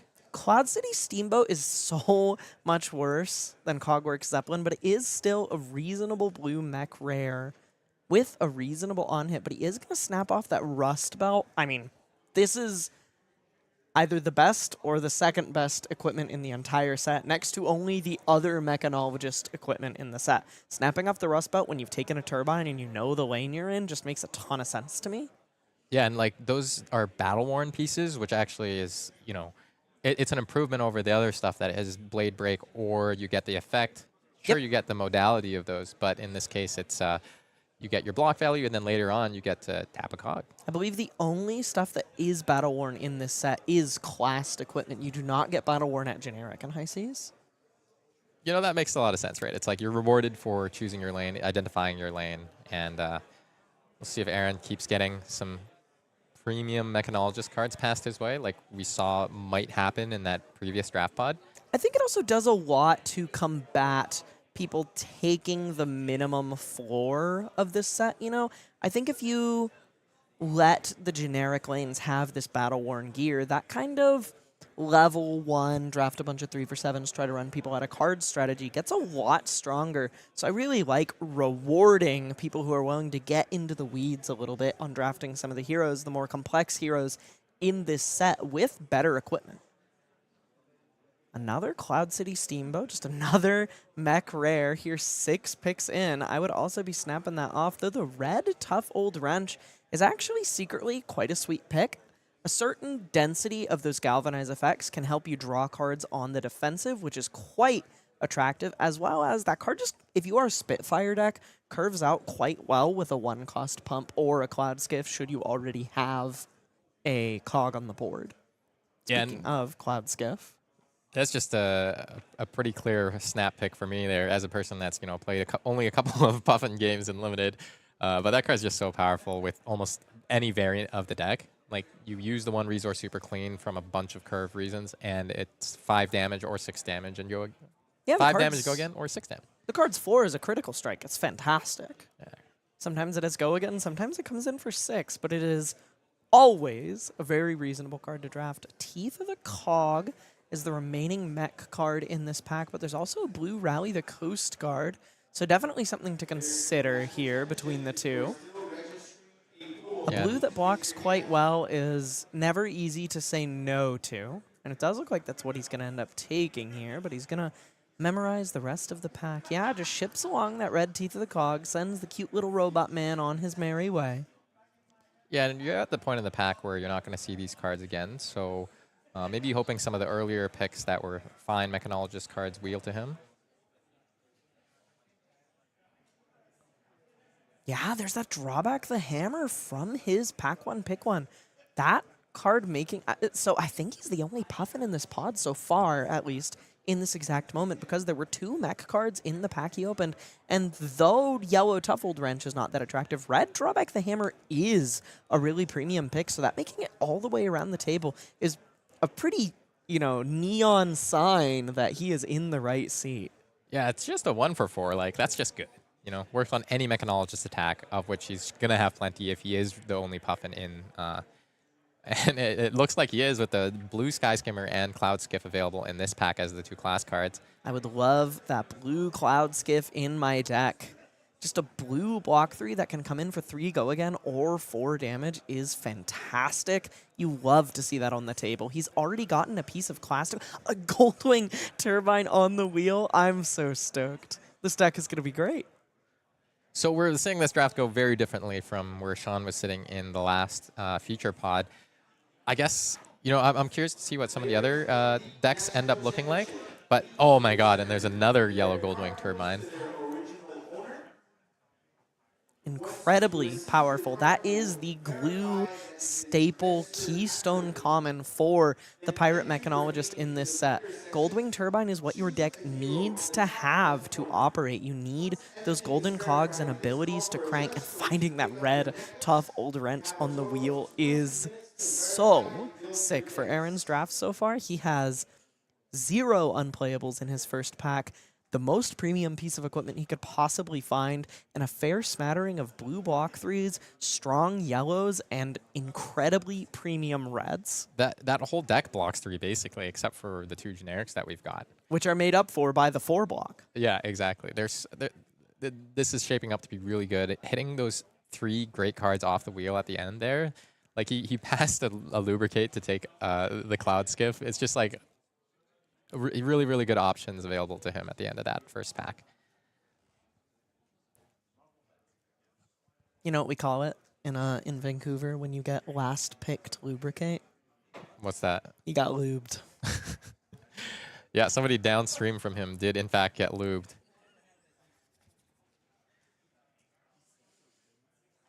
You know, I wonder, one of the things that happens... Turbine in the first pack is something to be very excited about, I think. I think one of the really important and powerful play patterns that you can accomplish as Puffin is having a 1-cost, be it a pump, like perk up, draw back the hammer, that sort of thing, or just a Cloud Skiff of some color, and getting to go, okay, I'm going to play Goldwing Turbine, I'm going to send my 1-cost, and I'm going to end on Spitfire.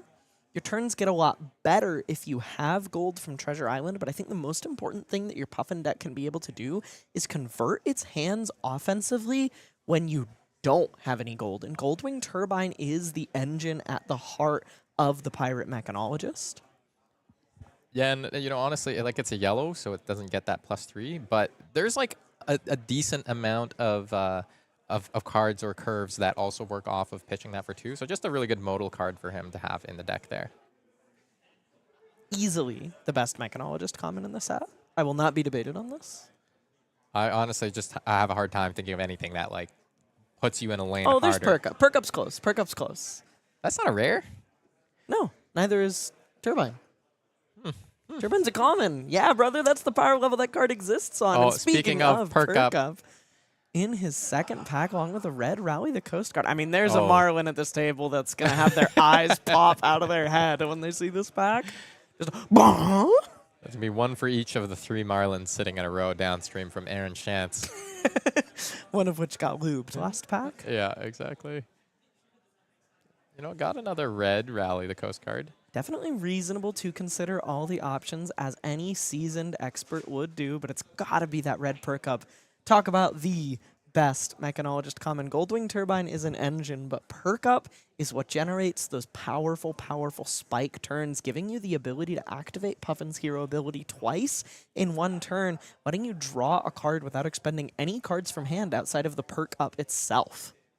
Well, and we saw in the last couple of draft games, sometimes that Treasure Island gets so high, and then both players end up, you know, getting 3-4 gold near the end game.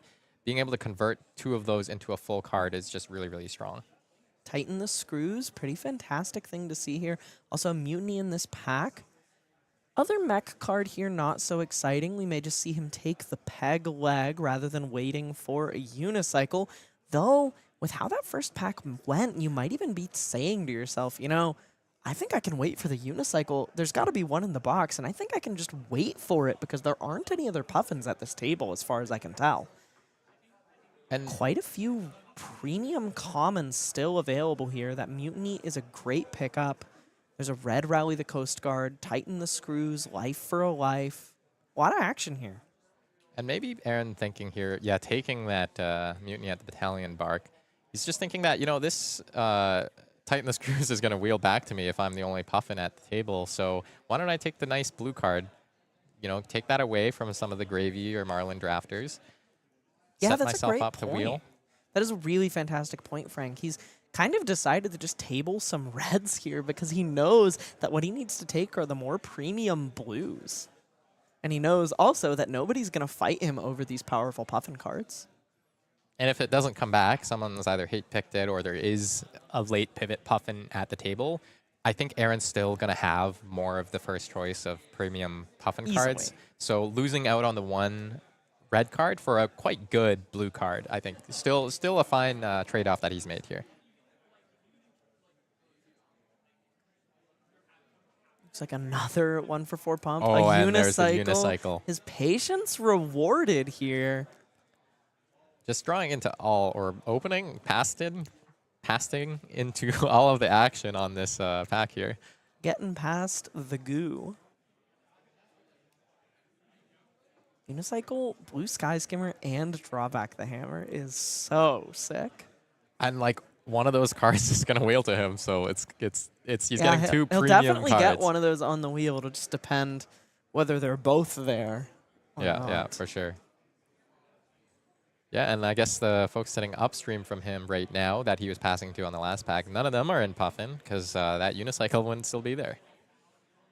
Well, that was only pick 3, so there's only 2 people sitting upstream of him that would have had the opportunity to deny him that. But that said, I do still agree that it presently looks like he's the only Puffin at the table. How late do you think it's possible to pivot in this draft format? Pick 6, maybe?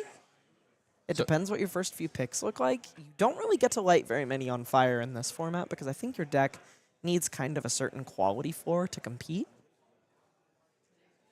Speaking of quality floor, looking at on the horizon red maybe. And another 4-block would be fantastic. Also, can't deny the power of some good Blade Break 1 equipment. He's got both his classed equipment so far, so just filling out the gloves and hat slot will definitely see him rewarded should he be able to finish his full equipment set. And he is going to take that Fish Fingers, sadly passing along that red on the horizon. I'm sure somebody else is going to be pretty happy to pick that up. Yeah, and I guess Puffin does draw cards, so it's nice to know what's on top, but you don't usually construct your turn around needing to know that card versus having that guaranteed Blade Break. Pretty good. Turbine and a Sky Skimmer in this pack. The Puffin commons continue to flow at pick 5. I think Also a this NIMBY. is... Yeah, so I think this is, just making up for the fact that we didn't see any Puffin in the last pod. This is karmic justice. Yeah, maybe Aaron tuned into the stream and it went, wow, these guys stink. Yeah.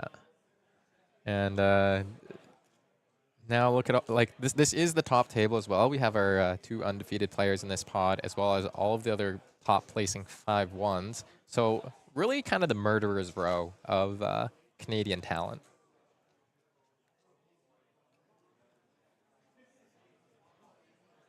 Another Turbine, Opinion Sentry, a blue tough old wrench. A lot of blues that are kind of just destined to block in this pack. I definitely like the Pinion Sentry for giving you the ability to make some more cogs, block 3, maybe crank and draw on defense if you'd like. It's kind of the other 2 cards in the pack combined. Yeah, that's true. And, unlike in Constructed, you don't have that Polycranka, so you probably won't have those situations where your opponent clears the Cranka and you have Pinion Sentry in your hand being sad. Still blue. Still blue. That's Still true. blue. That's true. Pitch to gold. Draw a Oh card. my god, a Cogworks Zeppelin pick 7 of pack 2. If you were ever unsure that there was just one Puffin at this table, this is your sign. Yeah, another Rust Belt as well. So definitely a mono Puffin table, it looks like. Cogworks Zeppelin, easily the most powerful Puffin rare, has a nasty on-hit attached. The rate is downright bananas and helps with cog generation, all on top of being a reasonably costed 2 Brutal Assault stat line that blocks 3. Yeah, and this is one of those cards that if you have a yellow or only yellows in hand, you could just play out the Zeppelin and still roll over some of your cogs. Here's a red Goldwing Turbine, by the way. Pick 8 red Goldwing Turbine. Next pick is the wheel for Aaron. Oh my god, I'm just... I'm astounded at how well this draft is going for him. Finding your lane in this draft is so important, like it is in every draft format. But especially with, some down players of Puffin's potency, if you get to capitalize by being a 1 of or even the 2 of that is in the right seat, Like, you just get so much equity out of that. Interestingly, no Mechanologist card in this pack, but I believe when he opened it, there was only the perk up. I think this only had the one. He's going to take that blue walk the plank, though. That's pretty interesting to me. I think personally I might take the Gold Hunter Catch. I'm quite fond of that card kind of sitting in the resource base of your deck, but there's definitely nothing wrong with a blue that can also be a pretty reasonable on-hit in a pinch. There's that tighten the screws on the wheel that we talked about. Yeah, definitely Aaron getting rewarded for just sitting tight and making those right picks early on in the draft. Next is going to be the pack he took the Unicycle from, which I believe there was also another pretty sweet card in there. Yeah, that red Drawback the Hammer and a blue Sky Skimmer. He has his pick of the litter here. Also, some pretty good, peace of mind for Aaron. If we see a powerful Mechanologist Majestic show up in this box, it's going to be his unless someone hate picks it. Blue Goldwing Turbine on the wheel. Another blue block 3 that plays an incredible role in the deck. Yeah, I guess at that point he's taking the Sky Skimmer over 1-for-4 because he's going to get access to almost as many of those as he really wants. So you could just, there's another Goldwing Turbine on the wheel, second last pick in the pack. There is a such thing as too many of the 1-for-4 pumps. They are incredibly useful, and how Blue Tuffle Drench on the push is fantastic. I love those cards. But I think there's a such thing as too many of the 1-for-4 pumps.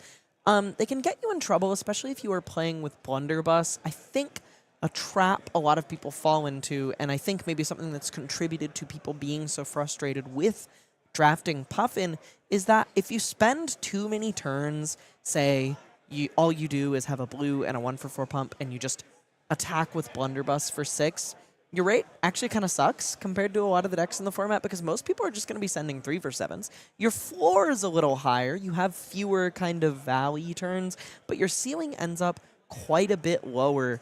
And I think, honestly, what a really strong Puffin deck is really striving to play is Spitfire. I think a lot of the time those Blunderbuss decks feel a little bit like the bailout, you know? Right. And Spitfire is definitely going to do a lot to increase the average value of your hands. You know, if you have something like, I'll Goldwing Turbine, I'll play my 1-for-4 pump, I'll attack with Spitfire. Even if you just have a cog and you play the 1-for-4 pump and come in with Spitfire, you get to use your 2 resources on something else, like activating a gold, playing a Zeppelin, playing a Turbine, doing anything else. And I think it makes your curve a lot more flexible, a lot more modular, and all it really asks of you is to have a reasonable amount of non-gold reliant cog generation in the deck. Yeah, which is exactly what all these Goldwing Turbines that Aaron's being served up on a silver platter are. It is the best mech common in this set. I promise. I promise. Everyone at home, I promise. I promise. Go draft Puffin. Go sit down in a pod where everyone's like, Puffin sucks. I don't want to be Puffin. We're going to do a 0 Puffin pod here today.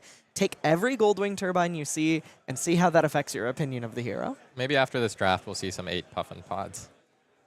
Yeah, completely flip the script. Everyone's fighting over it. Yeah, and now we're just reviewing our picks. Aaron's sorting by color to know how many blues he's trying to target in this pack 3, as well as how many reds he's going to be playing. Not as many reds as blues, it looks like.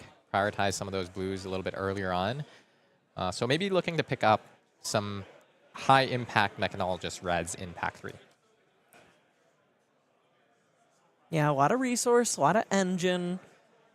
Not maybe as much, this deck has it all, but maybe not as much power as he's necessarily looking for. I find that a lot of the stronger Puffin Spitfire decks are looking for something in the range of 8 to 11 blues. 8 is the real bare minimum I'm scraping by. 11 feels I'm pretty comfortable, especially because these decks kind of end up with a fair few yellows in them just by virtue of the amount of turbines you end up taking. And those actually do a fair bit of work. You know, if you need 3 resources, you can tap your Rust Belt. You can really call on that. But you just have a lot of 2 costs in these decks, especially when you have Spitfire doing some work for you. It really puts you in a position to almost always be able to pretty cleanly convert your hands if you draft the deck in kind of a heads-up manner. And now, what do you think? What are you trying to open here if you're Aaron in pack 3? Cog in the machine. Just absolutely giga nut high roll. I think if that's not what you're going for, I think what I would really like to see is just some more like blue Sky Skimmer, Cloud Skiff type effects. I want to get to 10 or 11 blue block 3s. You might be interested in something like that Battalion Bark. He needs to fill out his equipment suite, and I find that opening equipment is something that always feels pretty good in this limited format. Yeah, 2 pretty decent pieces here. Yeah, he's missing the headpiece, but 2 good equipment that he won't probably be prioritizing in this pack. Does get a red Battalion Bark. That kind of helps out overall. Another 4 block available to him in this pack. He is going to take that red Battalion Bark, but there's definitely plenty of action in that pack. That was a pretty sweet pack. There's going to be something good in that one for basically the next like 5 picks down the line. Let's see what he gets past. Yeah, and like you were saying, you know, maybe you don't open the cog in the machine, but somebody a few seats down does. It's true. It's true. When you're the only Puffin at the table, you'll be happy. And these players are fighting for, you know, the 3-0 basically at this draft pod. Can you really burn equity of an early pack 3 pick on hate picking something? Another perk up is about as good as it gets. I mean, that card's just so good. I find that I'm stoked when I have even 1 in a Puffin deck that's already good, much less 2. Also, a yellow Fiddler's Green, reasonable to consider, and a yellow Tuffled Wrench in this pack. Also, that bandana of the Blue Beyond. Maybe not what he's looking for as far as head slot goes, and he is just going to take that red perk up. But possible he could table that bandana of the Blue Beyond since it tends to go pretty late in this set, I find. Yeah, and so now here with this complement of 1-for-4s, do you think that Aaron's locked into playing a Spitfire deck, or do you think that it's still some consideration to be playing the Blunderbuss at all? I think Aaron should be a Spitfire deck. He has plenty of turbines. His deck just has that operational floor and that consistency that it needs to power that 0-cost weapon. Right, and that'll let him play a lot more aggressively, which does well into some of those you know, longer game heroes in this limited format. Yeah, finding Copper Cog, as well as a Mutiny on the Battalion Bark and a Gold Wing Turbine. You might even take the Mutiny, knowing that you can probably table the Copper Cog for later in the pack. And something that's really interesting about him prioritizing these Mutinies so much is that while his deck really, clearly, we've seen how much it'll hum without gold, should he be able to really steal some gold with these Mutinies, his deck's going to pop off even more, especially with multiple copies of perk up available to him. Yeah, once you get the 2 gold into a card, you know, having stolen a couple of from Mutinies, having chipped through over the top, you just like are rolling so much value that, you know, your end game Gravy Bones might never get to see their super stack that they've been trying to play towards all game. I do think that kind of the other solution you can have to the gold issue as Puffin is to kind of take advantage of a lot of these buff style effects and send really tall attacks that ask your opponent really hard questions. You know, if you keep sending an attack for 8, 9, 10 every single turn, if you can just keep rolling that damage, you're going to find the gold eventually, because at some point your opponent has to play out their turn. And I think that something a lot of Puffin decks can be very good at is actually just forcing the gold issue. She's the most reliant on gold, but also I often find that a well-put-together Puffin deck is the most capable of saying, all right, buddy, if you're not going to give me this gold, you're just going to die. Yeah, and while you were explaining all of that for our viewers at home, Aaron had his pick of red Sky Skimmer or Cloud Skiff, has gone with the Sky Skimmer. There was also another red Tooth of the Cog in that pack, so he's going to wheel something. Oh, my God. And now there's a red Cogwork Zeppelin in this one as well. Double Zeppelin, double perk up. This might be the most cracked Puffin deck I've ever seen. And I can't wait for it to get better with 9 more picks in this pack. I mean, if he wheels all these red cards, it's just like he can be done on blues if you want, right? He's getting there. He's getting there. I don't remember the exact count. I think it's close to that 8 minimum that you mentioned, and all of them are good cards, I think.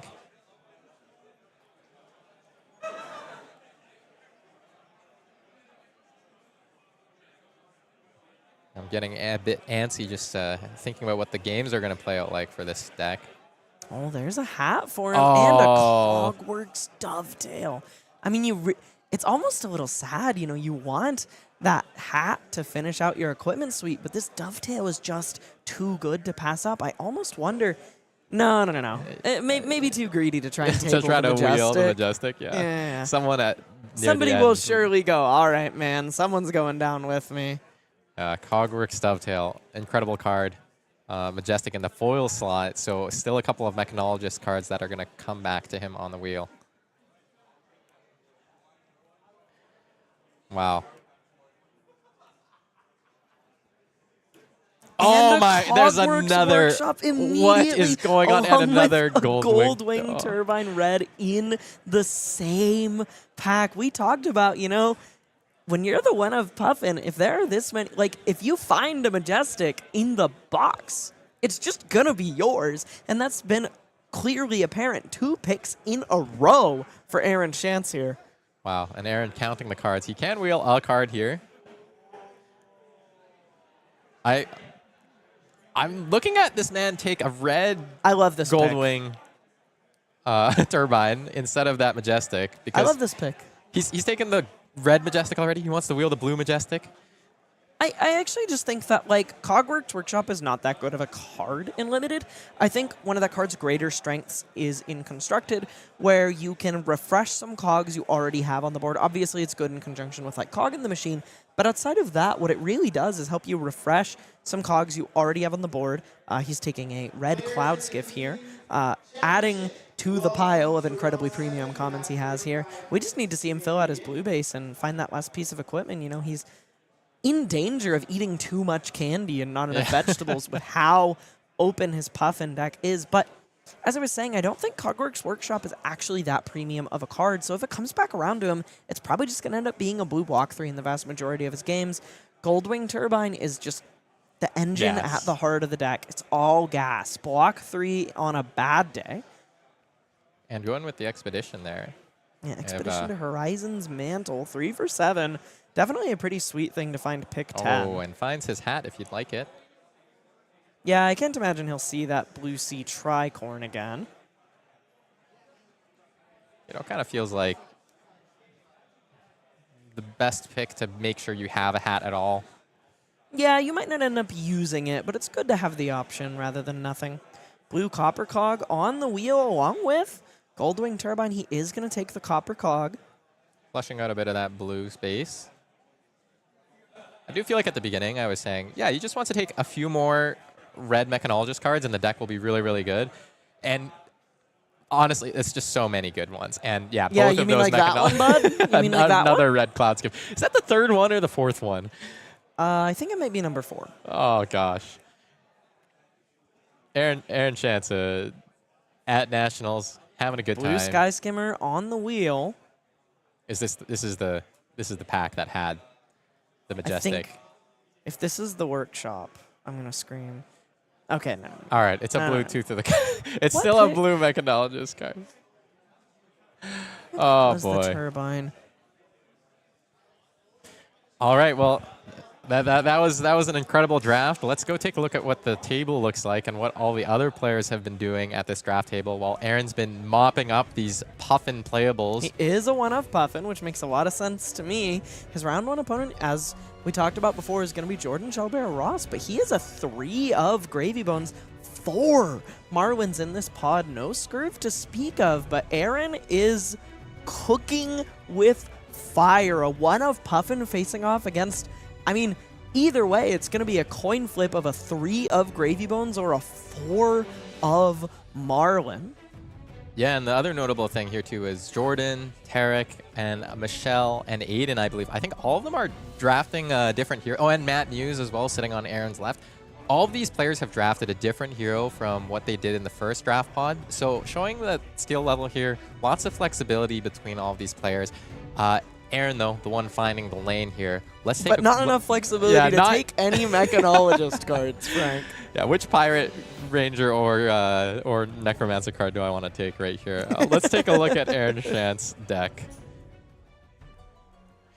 Alrighty, he has 42 playables, 0 cards not legal in his deck. Not a pick wasted. Ladies and gentlemen at home, you are looking at a freaking blitz deck here that Aaron Shantz has brought to the table. And speaking of being a blitz deck, not only does he have 2 of most of the good cards in his deck, he has 3 of the vast majority of the good cards in his deck. He has 3 red Goldwing Turbine, 3 red Cloud Skiff, 3 yellow Goldwing Turbine. The card quality in this deck is downright freaking bananas. How do you even deck build when you have 42 legal cards that are What so do you good? cut? What do you cut? He's gonna present a different 30 cards at random into all 3 of his games, and gonna be pretty amazing. All right, so the first thing I want to start here with is the cog generation, because I think that's the most important part of a Puffin deck. And let me tell you, this pile has it in spades. Not only does he have 2 Cogwork Zeppelins to leverage existing cogs while threatening to make more, he has 1, 2, 3, 4, 5, 6, 7 Goldwing Turbines, 3 red, 3 yellow, 1 blue, along with a Pinion Sentry to block and generate cogs on the defensive, along with Tough Old Wrench, red and blue, as well as a blue Teeth of the Cog to allow him to make cogs, either refreshing the counters on existing cogs by destroying them to make a new one, or if he ever lines up multiple of these effects, Pinion Sentry plus Tough Old Wrench, along with anything else that has a similar effect, he can just draw a card on the defensive, which is really crazy should he choose to double crank. And it's also each turn, so he can do that on the opponent's turn and then go to his own turn, activate the hero power, put another crank item in play, draw another card. This is just, you know, I think he's going to be drawing so many cards he'll functionally be playing a 5 intellect hero. He has almost 30 Mechanologist cards off the rip here, and I actually do want to look at his Mechanologist pool, because if he wanted, he could almost play 0 non-classed cards in his deck. He has 3 red Cloud Skiff that dovetail the red Zeppelin and the yellow Zeppelin that we know about. And then he actually valued the 1-for-4 pumps maybe a little lower than I might have expected. He only has 4 in a draft where he had access to a fair few more than that, but I still think that that's roughly the right number with the way his draft went. They really want to go with these 2 costs, especially if you are a Spitfire deck, like I suspect his deck is likely to be. You don't want to draw too many of them because they can get pretty awkward pretty quickly. But when they are good in multiples, you can kind of blow your opponent out of the water. Yeah, well, let me ask you, Elly, are you ready to see this deck in action? Yeah, I'm stoked, I think the players are getting ready down at the feature table, so let's take us over there. We're going to see Aaron Shantz playing Puffin, Pirate Mechanologist, against Jordan Jalbert-Ross on Gravy Bones, the Necromancer. How do you think it's gotta feel? I don't know. I've been in this position before where I kind of have a deck where I could feel in the drafting process that I was really fighting people for the stuff that I needed, and then I sit down across from somebody who's like, "Yeah, I was the one of Puffin." Yeah, and you know, like I said this the last draft pod as well, but it might be round 1 best on best. Jordan was the most upstream of 3 Gravy Bones, has 3 equipment pieces to Aaron's 4. And looking at the opener here, not sure if we like what we see. Aaron's hand, not the greatest, but thankfully, he is going second. Jordan thinking about just I'm going first. Yeah, you run first. running it out as he goes first, reminded of that. Gonna compass first to take a look at the top card before he runs it out. That's gonna be a little Chowder. Chowder's gonna come in. Definitely not what you want to see. No, Chowder can't come in, but he can gain life when he comes down, because if played from hand, the Watery Grave card does not have go again. Yeah, exactly. I meant come into the arena, but... Oh, fair enough, fair enough, fair enough, fair enough. Chowder cooking up something already. Jordan loves life gain, it seems like, in this limited format. He sure does. Holding on to another ally in hand. Aaron having drawn possibly the worst possible combination of 4 cards from his completely bonkers Puffin deck, opting to send the Cogworks Zeppelin just to clear Chowder out. Jordan going to get 2 life gain out of that Chowder. Yeah, 2 life gain puts him up to 22. And as far as he knows, this is one of the most premium cards in Aaron's deck. That's just out of there on turn 1. As far as he knows. I mean, I'm pretty happy if I'm in Jordan's seat right now. But let's wait to see how the rest of the game plays out. Jordan working with 5 cards here, including a Swabby in hand, and I think one of our bones here. Let's take a look at the hand. Swindler's Grift, Burly Bones, Restless Bones. What a Bones family members there. Swindler's Grift. Gonna discard that Swabby he held in hand turn 0, draw a card, and make a gold. Making the gold's not bad here. Can't use the extra action, or can't get another action point in some way, but this is still 6 damage. Bit of a slow start for Aaron's deck here so far, but we know there is plenty of gas still in that deck. Interestingly, he has presented Cogworks Blunderbuss, but I don't think that tells us that his deck isn't a Spitfire deck, because I do think the caveat to the good Spitfire deck is that you do want to present Blunderbuss into Gravy Bones so that you can win the game should it come down to fatigue. He presents so much virtual life gain by virtue of those allies hitting the board that it's actually just very, very helpful to have access to that recursive weapon with Cogworks Blunderbuss. Yeah, and it occasionally gets go again, which also lets you clear an ally and still do something else. In this case, Aaron's just going to play a red Rally the Coast Guard, one of the first picks we saw him make in the draft. 7 threatening that Treasure Island. Yeah, blocked 7, sent 7. Pretty sweet thing to do with 4 cards.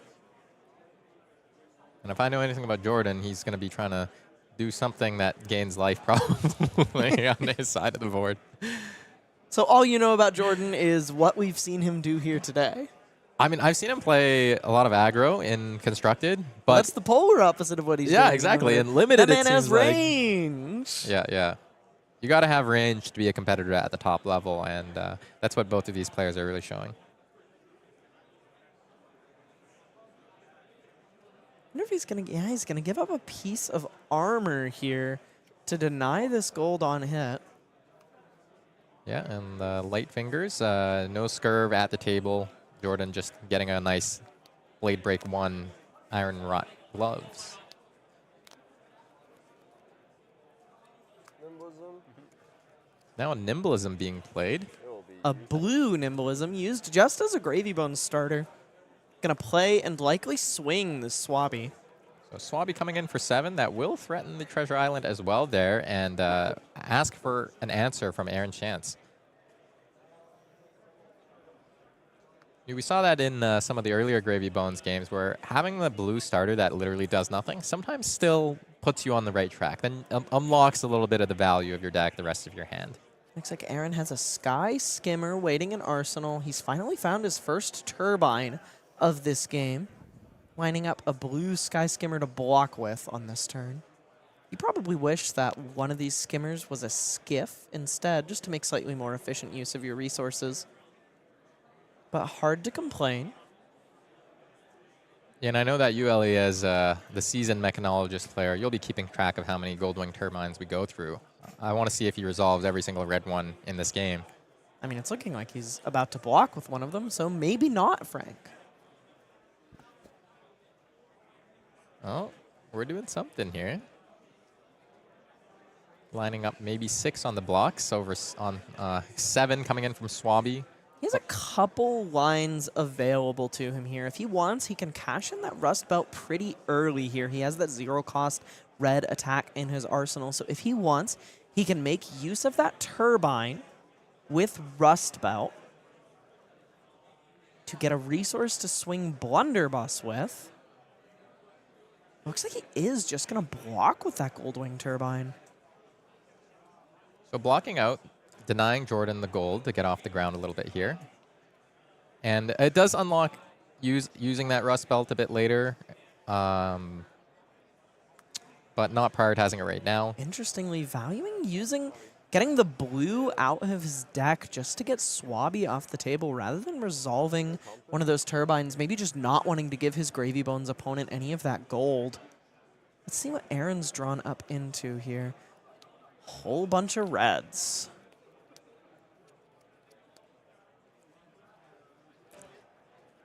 And on Jordan's side of the board, gets to play with 4 cards.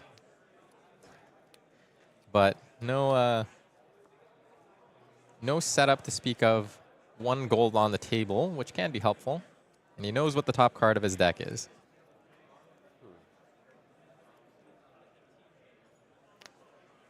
no matter how good your deck is, you can occasionally just draw some real bricks here.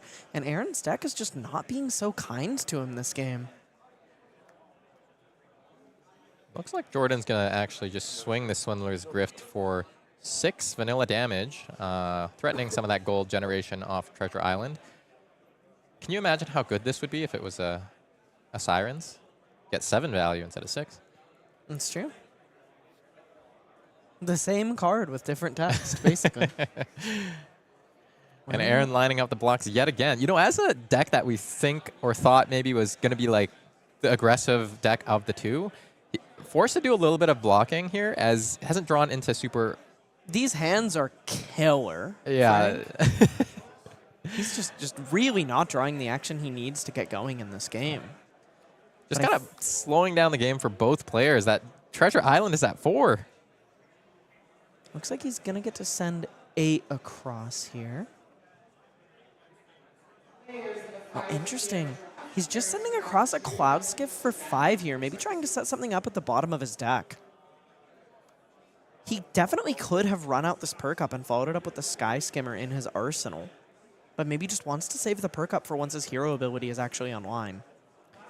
And maybe one thought that I have with the amount of gold on Treasure Island right now is just he feels like both players are just blocking 2, and Jordan doesn't have a setup yet. He wants to be the first one to present a turn with multiple chain links and guarantee that he gets a good chunk of that gold that's on the table. Now we go back to Jordan. Mutiny. Jordan sending a Walk the Plank that would tap the hero and is also 7 damage, threatening that big 6 pile of gold. Still 2 block available to Aaron on defense, so doesn't have to give up all of that gold on Treasure Island if he's only blocking with 1 or 2 cards. Yeah, that was 7th pick. Or 0 cards, I suppose. That's how I know I'm so Oh, low. yeah, that makes a lot of sense. Okay. Yeah. I thought about it for a second. I was like, oh, yeah, the rainbow foot off. A little bit of back and forth between the two players. Some good banter. About how their draft went. Yeah, and you know, in Jordan's deck, we haven't focused so much on the construction of his deck, but he really just has a bunch of these big beaters as well that we saw him play to good effect in the Scurv deck yesterday, a couple hours ago.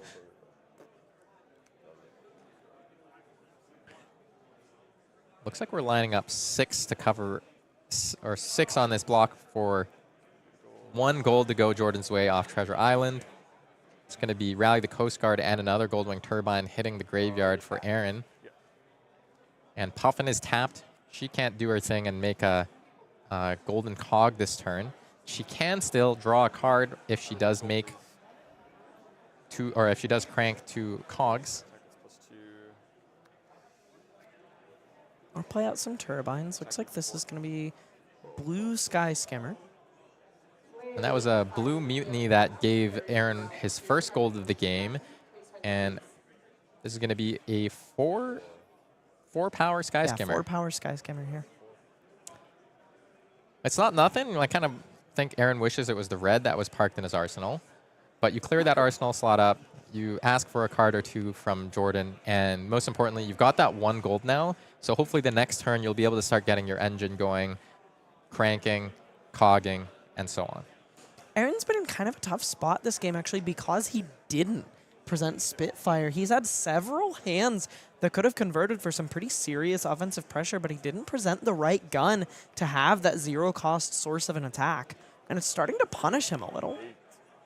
And now a Battalion Bark for 8. This is, I think this is the card I asked about. I was like, you ever take that yellow Battalion Bark, pack 1, pick 1? Looks like it made its pack 2. Or yeah, looks like it's made its way all the way across the table to Jordan, who's playing a 3-card 8, but it's still just 8 damage, right? That's just good value. Kind of seems like Jordan's deck's plan is really just to fatigue you here. It's been his plan in basically every game we've seen him play, where all he wants to do is just send big attacks and run his opponent out of cards. Yeah, and he's only played 1 ally so far. Not sure how many he has in this deck, even as the most upstream Gravy Bones player. Might be the floodgates opening here. Aaron presenting 1 card on defense. Taking 5 and giving Jordan access to 6 total gold. You get 5 gold. This goes to 2. Yeah, 2 gold left on Treasure Island up for grabs. But that's a huge win for Jordan here. Finally breaking through and getting 6 gold to work with next turn. Aaron's hand finally getting the gas going here. He's got this mutiny. He's got this C4 salvage. He's definitely going to be capable of putting together something really strong on this turn. He's going to steal a gold. He's going to get to fire off that perk up in his hand, and he's going to draw a card by making 2 cogs. Yeah, going to activate Puffin's hero ability to make a cog, cracking the gold that he had, and then play the perk up, which untaps the target hero, or your hero, and then use the hero power again to make another golden cog. That's going to net the card. He draws a Cloud Skiff off the top. Cloud Skiff, pretty good card with, 2 cogs on board. A little bit more awkwardness here, though, because of that blunderbuss being presented over Spitfire. Not sure if he's trying to present multiple attacks here. Maybe thinking about using the Rust Belt just to get another attack in, make efficient use of resources. It's tough to do that because it requires you to tap a cog you control, and he only has 2 right now. Let's see which line he chooses to go with. It's going to be a +6 on this next attack. So here's Cloud Skiff coming in. This is yellow Cloud Skiff coming in for 10 base power. Coming for 10, and Aaron trying to get his own collection of gold going. Wants some of that gold counter on Treasure Island.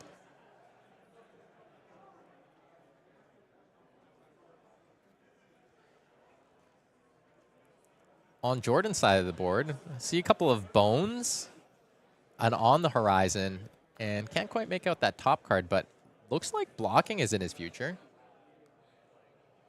It may be the first or second, ally of the game that we're seeing. That's Barnacle on the top. So Jordan does have both offensive and defensive options, it feels here. Blocking 6 on 10, giving it go again. Looks like 4 is going to come across. So Aaron is going to be able to get 3 gold. These nice, shiny Marvel tokens. Closing the combat chain here. And looks like we're pitching a blue here to draw a card. Drawing that nasty, nasty dovetail to set up for next turn. Yeah, and I wonder if he's going to arsenal that probably. Not going to be able to use all modes of it. No real reason to send it across here right now, I don't think. Yeah. Just going to send that blunderbuss for 2. Blunderbuss for 2. Jordan takes it. Takes to go down to 16.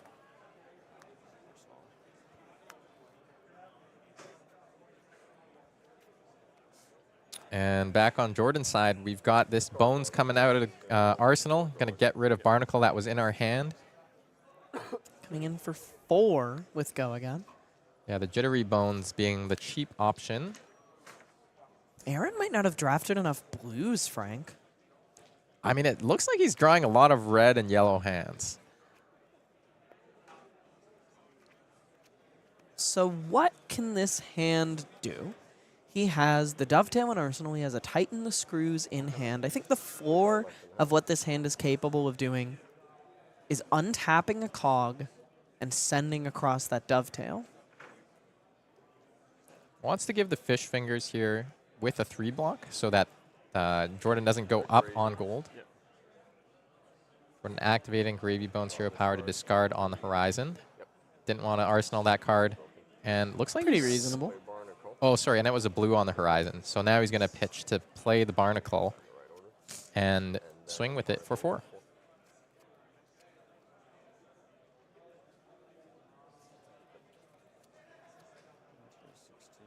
You know, 4 damage here. You've blocked 1 card and a piece of armor on this turn cycle.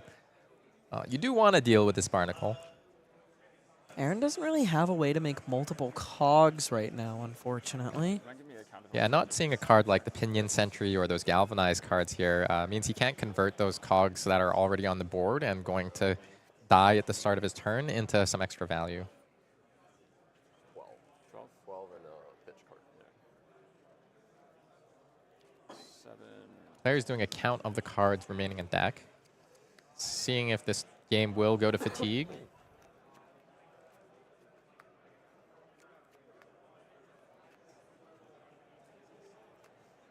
Now Aaron's got to deliberate here. How is he going to win the game from this position? He's got his bomb in the arsenal, ready to fire that off once he can make the setup happen. Going to commit a Cogwork Zeppelin to the block, take 1 from Barnacle. Jordan goes up to 6 gold again.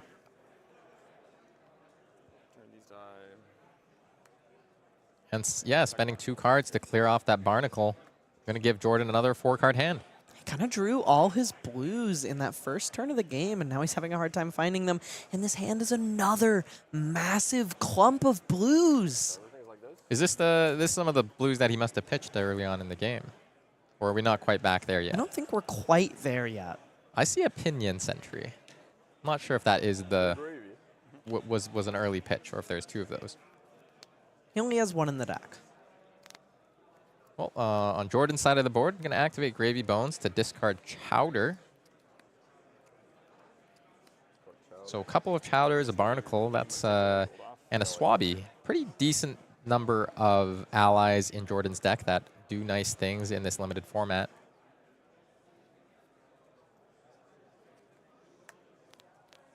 Going to be coming in here with the Restless Dead. Restless Bones. Or Restless Bones. I believe this is a blue one with Go Again, so it will unlock his ability to play some of these nasty allies from the graveyard. And that looks like that Rigor Mortis that got put in the graveyard is floated up to the top, maybe indicating to us, the viewer, what Jordan's doing on the follow-up. Pinion Sentry blocking for 3. So 1 damage leaking over. And nope, I said I thought he was going to play the Rigor Mortis. He just wanted to take stock of the allies. Still wants to resolve Chowder because he can keep that. He can do his favorite thing with Chowder. He can gain more life.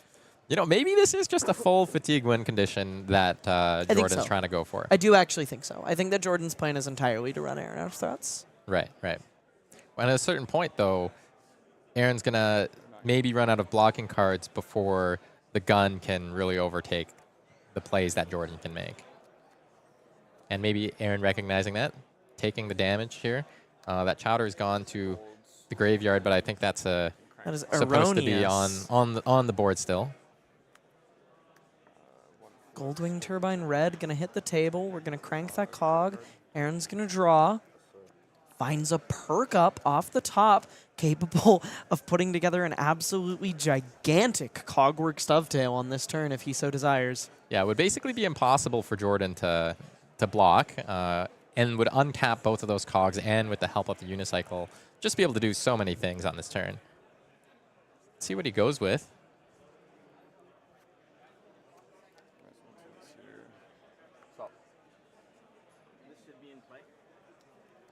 Oh, it looks like the Chowder is coming back in.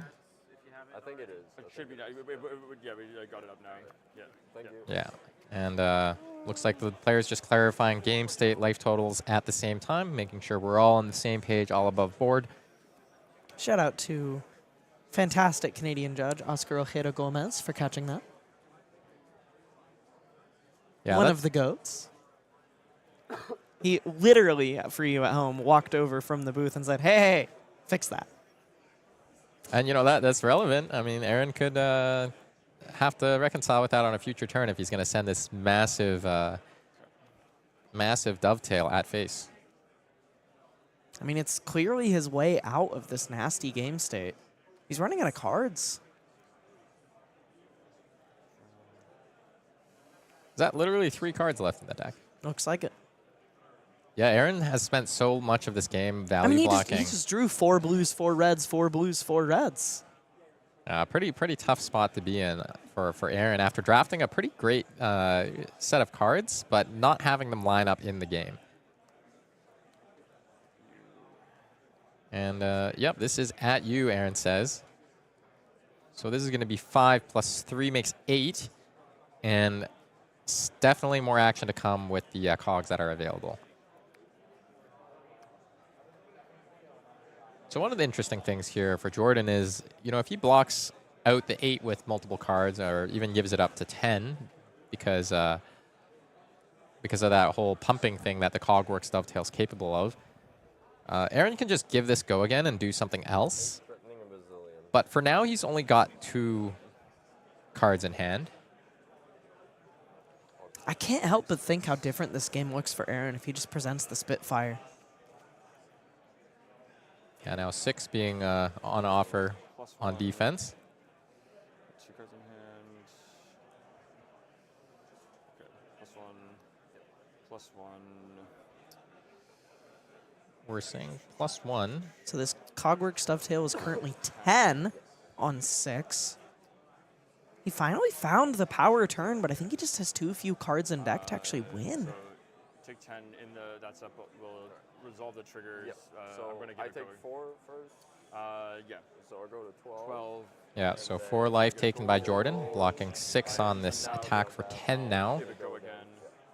Cranking one of those, tapping one of those cogs to get go again. Not cranking. Notably not cranking. Top cog here. 2 cards. And let's just think about what we want to do with the rest of the hand, which we know has a couple of blues in it, I think. Or no, there's a perk up in it.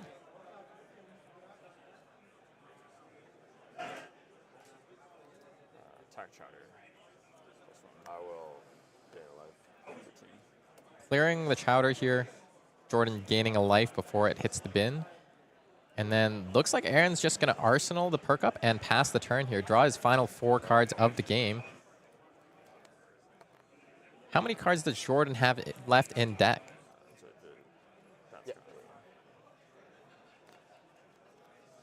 Jordan with 2 cards in hand.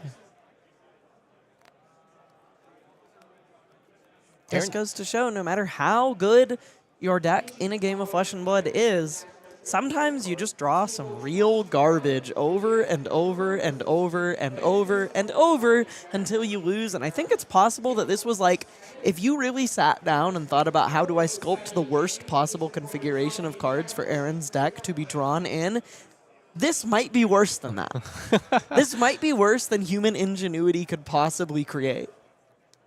He just drew literally no action, and then by the time he had like the space and life total buffer to do something, he was halfway out of cards and he drew 4 reds.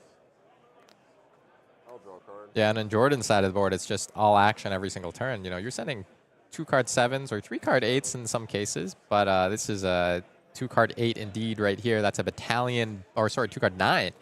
This is the blue battalion bark. This is 7. Oh yeah, sorry, I got too excited. I saw the red. This is blue battalion bark. The red on the frame. It psyched me out. I was too excited. And now Aaron's got to say, well, if I block with my cards, they're gone forever. These are my last 4 cards of the game. Do I go down to 2 and try to get something out of Jordan? We know he's still got a rigor mortis in the graveyard. And Aaron's got to be able to both. Aaron's kind of just looking through his graveyard like, what the hell happened this game?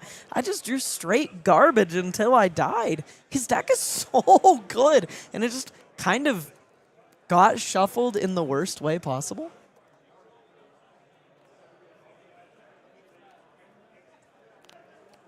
Yeah, this is why we play the games of Flesh and Blood, you know, because no matter how well you draft, no matter how well you construct your deck, the game is there to be played, right? It is true. You are owed nothing.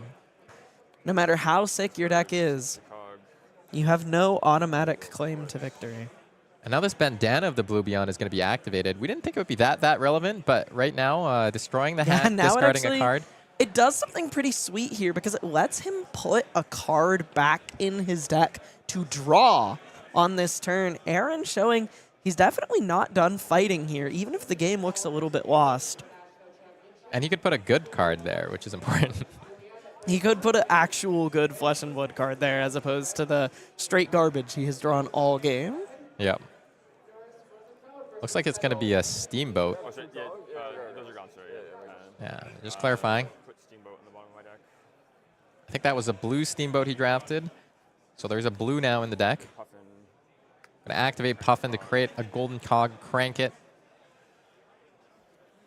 We crank one more time, we can draw that card for free out of our deck. Perk up, that's going to let us untap the hero, which lets us create another golden cog, and will let us draw the Steamboat. They can crank The ingenuity of how do I put a card back in my deck so that I can draw a card. Yeah, and I'm curious to see why did he choose the blue. You know, like let's see the game plan. I want to see it play has to out. be blue. Bandana of the Blue Beyond means that the card you have to put there has to be blue. Oh, that's right. Yeah. No, that's totally right. It's not called Bandana of the Any Color Beyond, Frank. It's called Bandana of the Blue Beyond. I just want to see Red Backup Protocol on stream again. That card was pretty sick. So Aaron's going to get +4 on the next attack here. Jordan's sitting at a healthy 13. That's so true. That really was a blue backup protocol this game. Yeah. I mean, Aaron gets to send a really, really, absolutely, ridiculously massive attack on this turn. I just don't think it matters. Yeah, and deletes the Rigor Mortis with the C4 salvage that was in his hand. Just straight up backspaced that thing. Yeah. Yeah, Jordan throwing his hand up in the air a little bit. That happens sometimes, you know. I'm at 13. How bad could it be? Yeah. Activates the Rust Belt there, tapping one of those 2 cogs he just created, going up to 3 resources. I do want to say, I'm going to soapbox for a little here. For all the Puffin haters at home, I want you to see how much game this deck had with 4 cards left in it. Aaron drew about as miserably as he possibly could have throughout the course of the entire game. And still, when playing to his outs, this deck had so many buttons left to push. I mean, he's about to do a pretty sizable turn, functionally off threatening of 3 cards. 14 damage here. Yeah. Imagine if he had just drawn any good cards with blues at any point in this game. I do think there's a very real takeaway here, which was that his deck's curve was so heavily centered around Spitfire that not having Spitfire was actually just a little bit catastrophic for him. There are multiple turns where he could have made use of Spitfire to tack on some very real added value and damage and just push through Jordan's, fatigue strategy. Like, very clearly, all we've seen this man do in Limited is fatigue people. I think on some level, you got to identify that early on and maybe even just, say, okay, my opponent's going to fatigue me. All I need to do is, present Spitfire and have a real plan. The Blunderbuss is fantastic for clearing allies and having a recursive weapon, but it doesn't matter if your curve is just so tightly built around Spitfire that you never actually get to swing it. He swung the Blunderbuss once this game and had multiple turns where Spitfire would have been worth 2 or 3. Yeah, and I'm okay with this whole narrative shaping up of Jordan just being the villain of Canadian I didn't Flesh say and that. Blood I didn't say Limited. that. Because this man is on a tear. He's dismantled everybody we've seen on stream so far, including Aaron Shantz, who has had a killer Puffin deck just sort of be really neutralized by how well Jordan's been playing these games. I think Aaron also may have blocked a little too much in the early game, not to sound too incredibly critical of one of the best Flesh and Blood players in the world. But I do think that that is a little bit of how that went there. I think he did a little bit too much blocking in the early game and found himself in an unwinnable position as a result of not being able to make use of some of the best cards in his deck. He had to send Cogworks Zeppelin into an ally, and then the other one got blocked with. If he just took the damage to keep that card, this game might look very different. If he presents Spitfire, this game might look very different. If he doesn't draw straight garbage the whole game, this game might look very different. I believe in both Aaron and Puffin to pick up a 2-1 in the rest of this draft. Yeah, well, I hope to see that happen too, because but it's just a cool hero to see drafted, a cool hero to see succeed. We've got Jordan, though. Story of the day so far, our only undefeated player now at 7-0. Gravy bones. Incredible stuff. And while undefeated he may be, he is not yet locked for top 8. Not even close. There are plenty more rounds of Flesh and Blood to be played in the rest of today and in the rest of this draft pod. That's right. But before we get to the draft, let's just go to our segment on Auckland, one of the callings that's coming up in the near future. Really, really awesome thing about that is double calling. There's going to be 2 callings, which means a calling that starts Friday goes to Saturday, and then a calling that starts Saturday goes to Sunday. We're going to have 2 days of day 2, Ellie. That's true. We're going to have 2 days of day 2 across 2 callings. One is Classic Constructed, and one is Welcome to Wraith, where day 1 is going to be sealed deck with unlimited Welcome to Wraith.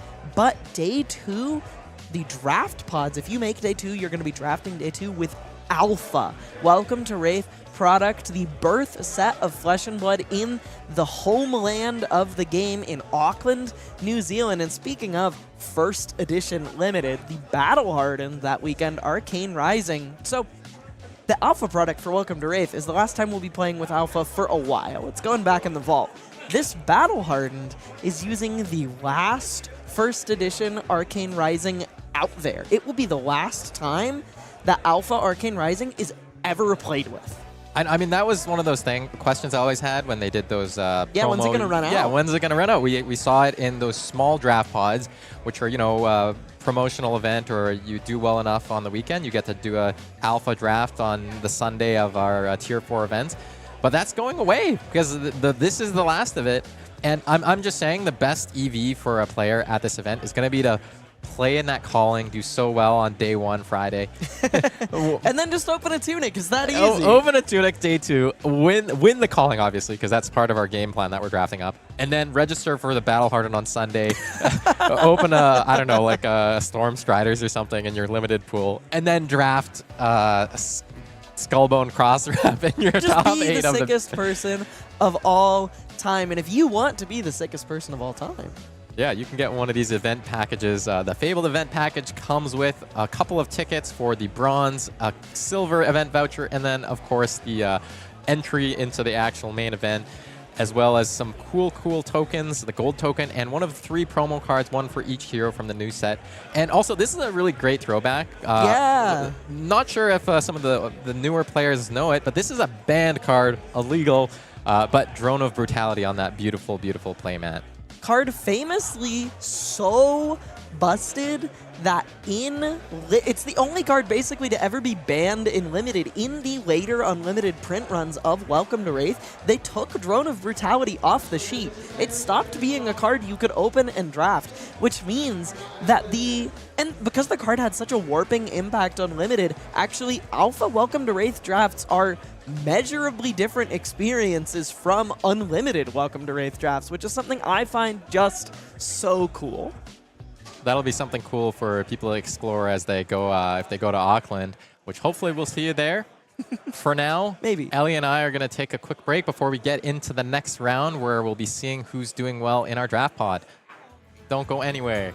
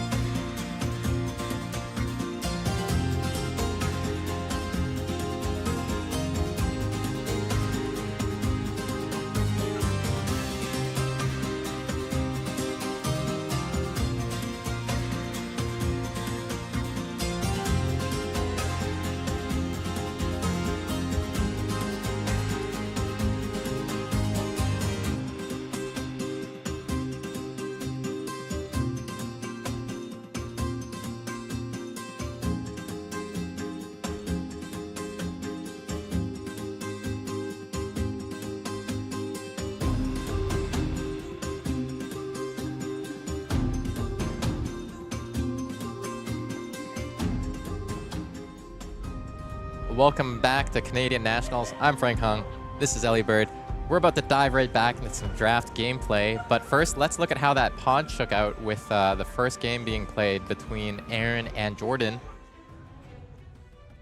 So we did see Jordan pick up the win there. Tariq sitting next to him, 0-1 on Marlynn. Michel also with the loss. Aidan, who's going to be in our feature match the next round, is going to be playing Gravy Bones, also 1-0. Then on the other side, the other two Marlyns have picked up wins with Matt Muus, who we saw on stream earlier, and Jimmy and Niro Demers, Ian Schulte going down to 0-1. So all of these players still live for the top 8, but really trying to make sure they get at least a 2-1 in their draft performance, if not 3-0. Yeah, I think, I don't know, I mean, I have to say I expect Jordan to 3-0 this pod after how he did in the first pod, as well as the fact that he was even capable of beating Aaron's Puffin deck, but we have several other people contending for it. I imagine it'll be one of the Gravy Bones players, given that Marlynn was that much more contested with an entire extra person drafting the hero. Yeah, and that looks like those two Gravies are going to smash against each other right now with Aidan versus Jordan. Aidan is that downstream pick for pack 1 and 3, so kind of had less selection of what cards entered his deck, especially with Michel as well getting in the mix, picking up some of those cards. But then yeah, Aidan got 0 first picks, pack 1 and 3. Yeah, so it really comes down to what did he pick up in pack 2, right? Like he had 5 picks basically in pack 2 that were the best cards, and if those cards can be so high impact, then maybe you'll have been able to construct a really streamlined deck that can do the business against Jordan. So why don't we get over to the feature match area where Aidan and Jordan are shuffling it up. We get to see both of them back in this area again. Won't be the last time with how this tournament's going for either of them. And looks like Jordan's going first. Just want to shout out Invasion Comics and Cards, who has hosting this event, has done something very generous. They had a whole bunch of treasure packs from opening a whole bunch of products to stock the store with singles, and left basically a big Halloween candy style bin of them at the feature match area, and everyone is encouraged to take one when they are on stream. They're opening theirs.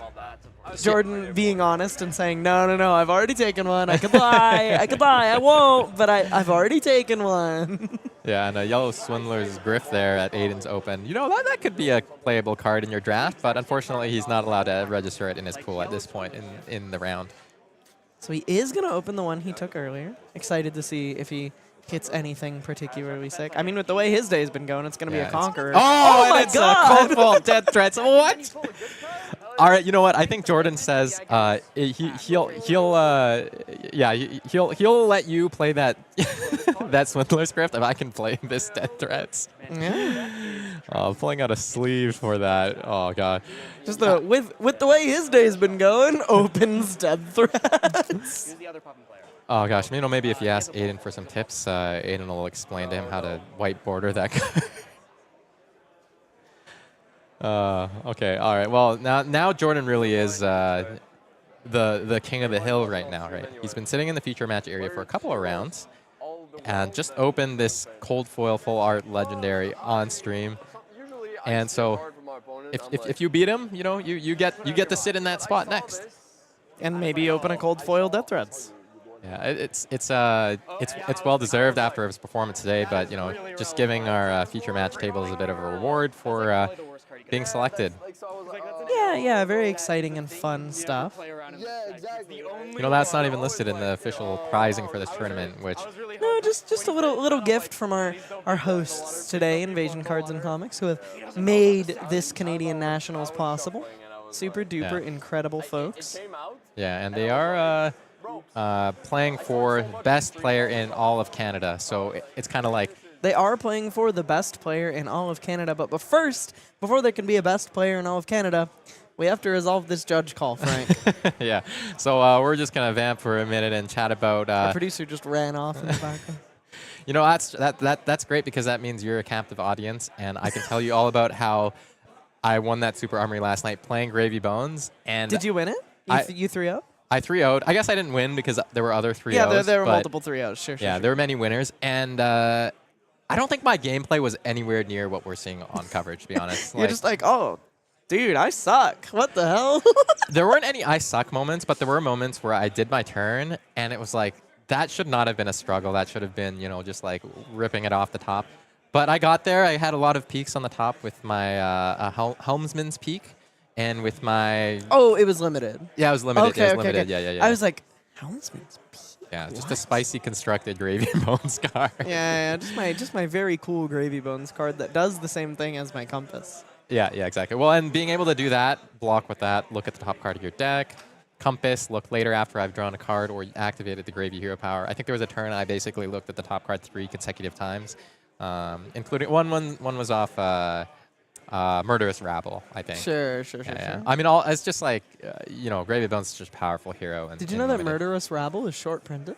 Is it actually? Yeah, it's short printed. You're sick for opening one. They show up like roughly 1 in 3 boxes. So right. I was trying to track those down to build gravy like release weekend around Vegas, and I was like, oh my god, where are the Murderous Rebels? I can't get any copies, and I still don't have a place at a Saltwater Swells. That's good to know for all the folks at home that are going to be drafting or playing limited with this set.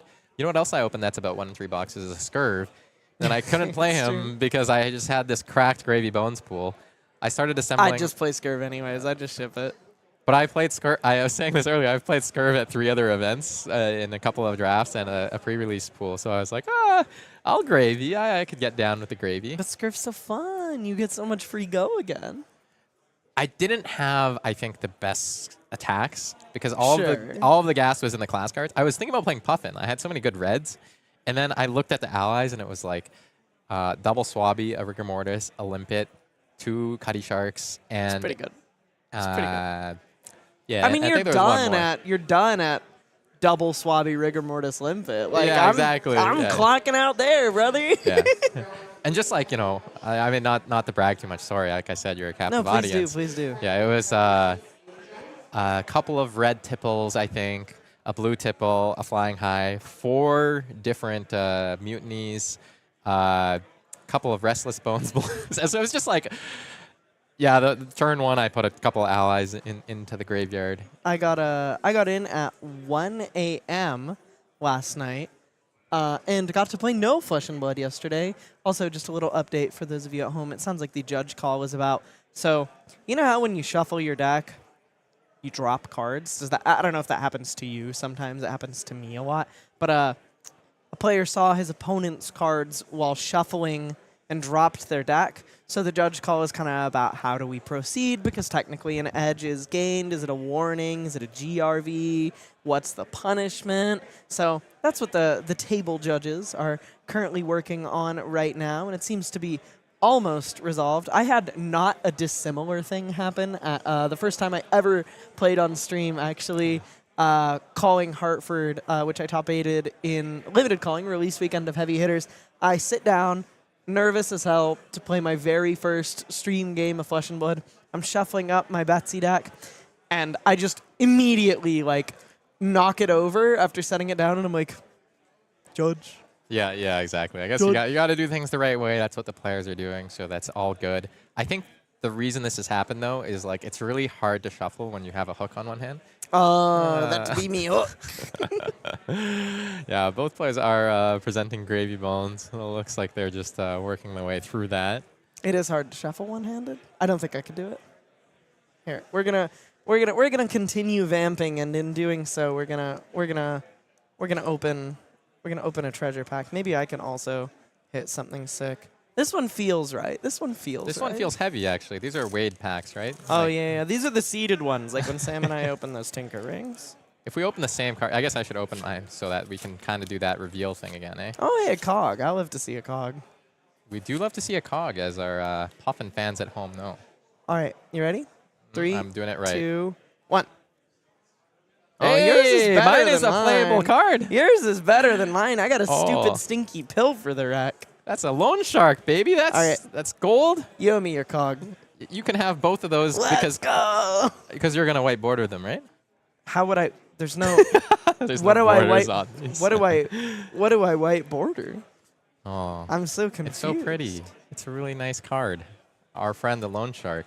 Our friend, the Lone Shark. Can I see this? Yeah, for sure. This is real sweet. I like this card. I wish this card was like a little better. I remember talking to Sam early on when we started seeing some of those players, and I was like, oh my god, Lone Shark is so cool. Like an engine that finally makes some of these gold-reliant heroes like really work. And then it just kind of like, by the end of the day, was like not the sickest card of all time. Yeah, it's a very like good enough card, but not good enough card. Yeah, it's like a decent card, but not good enough. good enough, but there are better options because the pirate pool is cracked. Love the pirate pool. Sounds like the game is back, so let's go down to the player area again. The players Let's are dive gonna into be the pirate pool. That's exactly correct. Where Aidan playing Puffin, white border Puffin in Classic Constructed is on Gravy Bones, and Jordan Jalbert-Ross playing Cindra in Classic Constructed is also on Gravy Bones, taking very different strategies in the two halves of the tournament. I kind of feel like, despite my girlfriend being in this tournament, Aidan has become my favorite to win this tournament just because of the white border Puffin deck. I mean, that's a really awesome thing to see, but he's got to take down Jordan Jalbert-Ross, the man on top of the mountain right now, starting us off with turn 1, compassing to see what the top card of his deck is. That card is so sneaky powerful, and maybe not even that sneaky, because not only does it let you do that thing where you look at the top of your deck, it also gives the first card you play with Watery Grave from your graveyard go again. Yeah, that card kind of does it all, doesn't it? I mean, like, maybe they just said thematically it makes more sense to be an offhand than a weapon. I think that's exactly what it was. I don't think at any point this hero was designed with like another weapon. Anyone conspiracizing? Conspiring. Conspiring? Well, conspiring implies they did it, right? Oh, yeah, conspirator. Yeah, right? I was like, is there a word for imagining things like in a conspiratorial manner? And here's going to be a walk the plank for 7 on turn 0, putting that Treasure Island counter up to 1. Aidan's going to have to ship the hand. At least some amount of the hand. Yeah, it looks like we're covering 8 on that 7. So Jordan plays a pretty premium red out of his deck, but also buys 3 cards from Yeah, Aidan. his coveted Zhuo, the fatigue win condition, already underway as he's traded 1 card for 3 here. Now the other Gravy Bones looking at the top of the deck. I think I got a look at That was that. a nimbleism. Do it, and then it's done. No, it's not. I like the way Aidan looks at the top of his deck. It makes it very easy for us in the booth to tell what he saw. Yeah, exactly. You know, wonder if he's played some Dash.io with Puffin being his played hero in Classic Constructed. I don't know. He likes to lie to me and tell me he's a Bolton player. So. Oh, we are in fact gaming, because it looks like Aidan's just passing the turn without playing a single card. Not sure if that's crazy. Is this trying to counter the fatigue strategy? I don't really know what's going on there. I don't think I could begin to understand. The inner machinations of his mind are an enigma. I did see a flying high. That was something. But now we've got a Swindler's Grift. And maybe gonna be he's just coming in for setting up 6. a little. I'm going to do that. And I'm thinking on that discard. Jordan thinking on the discard. Holy, Sure. these two really bounce off of each other, don't they? Just that table talk back and forth. I love it. Thinking on absolutely that so much. discard high. Looks like a barnacle on top of Aidan's deck. I like the way he picks those cards up. Yeah, it really makes it easier for us in the booth here. And Jordan was thinking on that discard A, and now Aidan thinking on this block A. Going with washed up wave. Oh, he does get to trash the top with that ally on the top. This is where this card is pretty good, is when it winds up with the top card of your deck being an ally. Block for this, discard and Cuddy. Discards these the Cuddy out of okay? hand. So not going to discard from the top of the deck. Interesting. Wants that Cuddy in the yard and doesn't want to block with another card. So Jordan's going to get that first blood in this game yet again, dealing 4 damage over the top of the 2 block, gets 3 gold for his troubles, draws up to 4, having IP'd 2 cards that time. The silly voices occurring at the table are like almost too much for me. Yeah, and Aidan's just now thinking about board state management. Thanks to Jordan for helping the opponent out, and Aidan helping his opponent out as well. Oh my goodness. All right, I see part of the vision there from Aidan. Needed to take a bit of damage to activate this Life for a Life that's now coming in for 4 with Go Again. And 2 cards committed on the block to deny the life gain trigger. good. We know Jordan loves gaining life. Wants to deny his opponent from the same pleasure. Mutiny on the Swiftwater.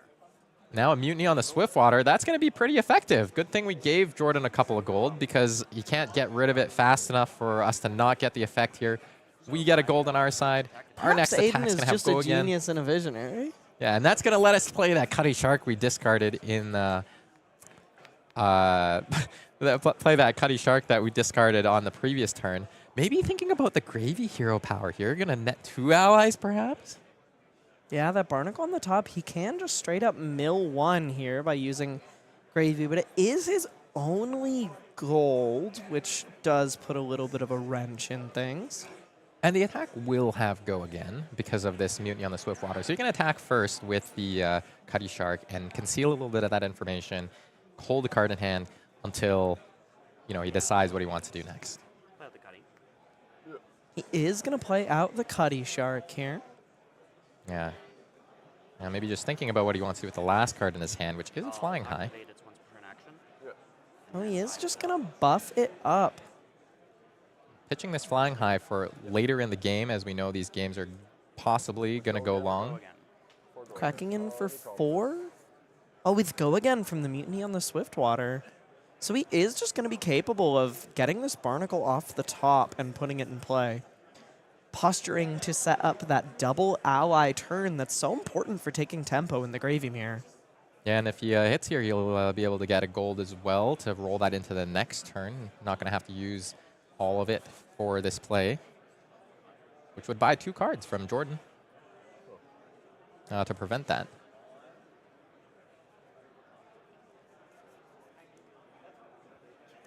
Yeah, it's a very interesting sequence from Aidan on turn 1, going second to not do anything Arsenal because he has set up something that he liked, but maybe didn't want to play Cutty Shark and just have it cleared for free, basically, from the opponent. I get a gold. Yeah, when you only stick 1 ally, you kind of put yourself in a position where it's relatively easy to get fatigued. When you put 2 on the board at the same time, you ask your opponent a pretty tough question about how much go again they have available to them, and unless there is some hiding in Jordan's arsenal, he's not going to be able to clear 2 allies on the same turn here, putting Aidan in a pretty attractive position here. Yeah, and players clarifying the game state here as Aidan's just activated Gravy Bones' ability and put that He just Barnacle put the straight Barnacle on the straight board. into play. Yeah. I would love to play cards from the top of my deck. If only there was a mechanologist that did that. Just a very... Cuddy, starting from the top. Oh, discarding from the top. Has a Barnacle of his own. This Restless Bones is going to be going towards I mean, yeah. Cuddy, I believe. Something about that. Yeah, the 4 power on that blue attack cleans it up so well. Now activating Old Knocker and Gravy Bones. Oh, sorry. Old Knocker taps your hero to put out his own Barnacle, has go again, and that's going to clear up the opposing Barnacle. Wow, this pair have traded pretty powerful turns with Jordan being left with a Barnacle on board and a card in arsenal. That was a really, really clean way for Jordan to deal with both allies, prevent the game from snowballing a little bit out of control on Aidan's side. Yeah, I do not envy Aidan's position of having 2 of, I presume, the better allies in his deck taken care of so easily with a Barnacle waiting on the board for Jordan that Aidan now has to deal with a hand relatively low in go again. If that golden tipple is red, which it is not, of course, Aidan is in a reasonable position, but it being blue means that he's going to have to get kind of creative to get this Barnacle off the board, opting instead to pitch this golden tipple. Wants to draw the card off the top naturally. It was an Expedition to Ozero Keys. And, maybe he's just going to be really creative with how he does this. Oh, it's going to be a Swiftwater Sloop. That's a good card. Yeah, it looks like it's just going to be 6 at face, 4 into the Barnacle, but it did cost him a gold. And unless he gets some gold on this turn cycle, he might be stuck with a Cutty Shark in his arsenal. Block 6. Look at the top. Jordan going with that defensive game plan still. Blocking 6 here, looking at the top card of the deck. And I think Aidan was really hoping to hit the gold there, be able to use the hero power, get rid of that Cutty Shark. But instead, we're just thinking about whether we are clearing Barnacle, I suppose. Making that disciplined play. Kill the Barnacle. What? I know. That got a good laugh out of me. Yeah, Jordan just couldn't fathom that there was a world where Expedition to Azuro Keys is clearing his barnacle. Aidan there choosing not to Arsenal, by the way, as he draws up. I don't think you want to Arsenal a Cuddy Shark in that game state. You can just end up with your Arsenal gummed up for the rest of the game. It's just an unfortunate fact of the way the turn cycle played out that he obviously couldn't block with that ally, and then he didn't find any gold with which to get rid of that ally. Yeah, and now we have another Jittery Bones throwing Swabby into the deep where we'll be able to retrieve him later. Or maybe that's a Restless Bones. That is a Jittery Bones. The 0 cost is Jittery Bones. The one you have to pitch for is Restless Bones. I don't know if you can tell after like 4 Gravy games that we've seen. The bones all blend together for me until Okay, I very read simple, them. very simple, very simple. All of the Bones cards are Brutal Assault stat lines, 2 for 6, unless they're Jittery Bones. That one costs 0 and gains go again if you discard or trash an ally, right? I see, yeah. So Burly Bones is Overpower. Because it's You burly. can tell because he flexes on you. Yeah. Angry Bones hits you harder because he's so dang mad with you. Yeah. So he gets plus one. And then Restless Bones has places to be, so he gets go again. Yeah, and Aidan's going to overblock a little bit here, blocking with that Rally the Coast Guard, and using its activated ability to ditch our friend Cuddy Shark into the graveyard where he can play it with go again if he so desires. So a good way for him to use the discard outlet, but now just sending back a little bit of a vanilla damage here. Is this our friend Burly Bones? Doesn't look like he's flexing on Jordan here, so it's just going to be a 2-card 4. Thankfully, no allies on the board for either player. Putting that Avasti on the bottom of the deck. Aidan's pitched some pretty good blue cards for later in the game, so you know we'll see as we come back to the pitch stack what happens, whether he's going to be able to set something up. And Jordan's activated Gravy Bones Hero Power to destroy gold, draw a card, discard a Chowder. Got a Chowder and a Swabby in there? What's a Chowder and a Swabby?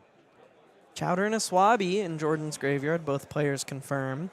I believe Aidan just has a Cuddy Shark to work with in the yard right now, so a little bit behind on the allies in yard axis, though the life totals are tied.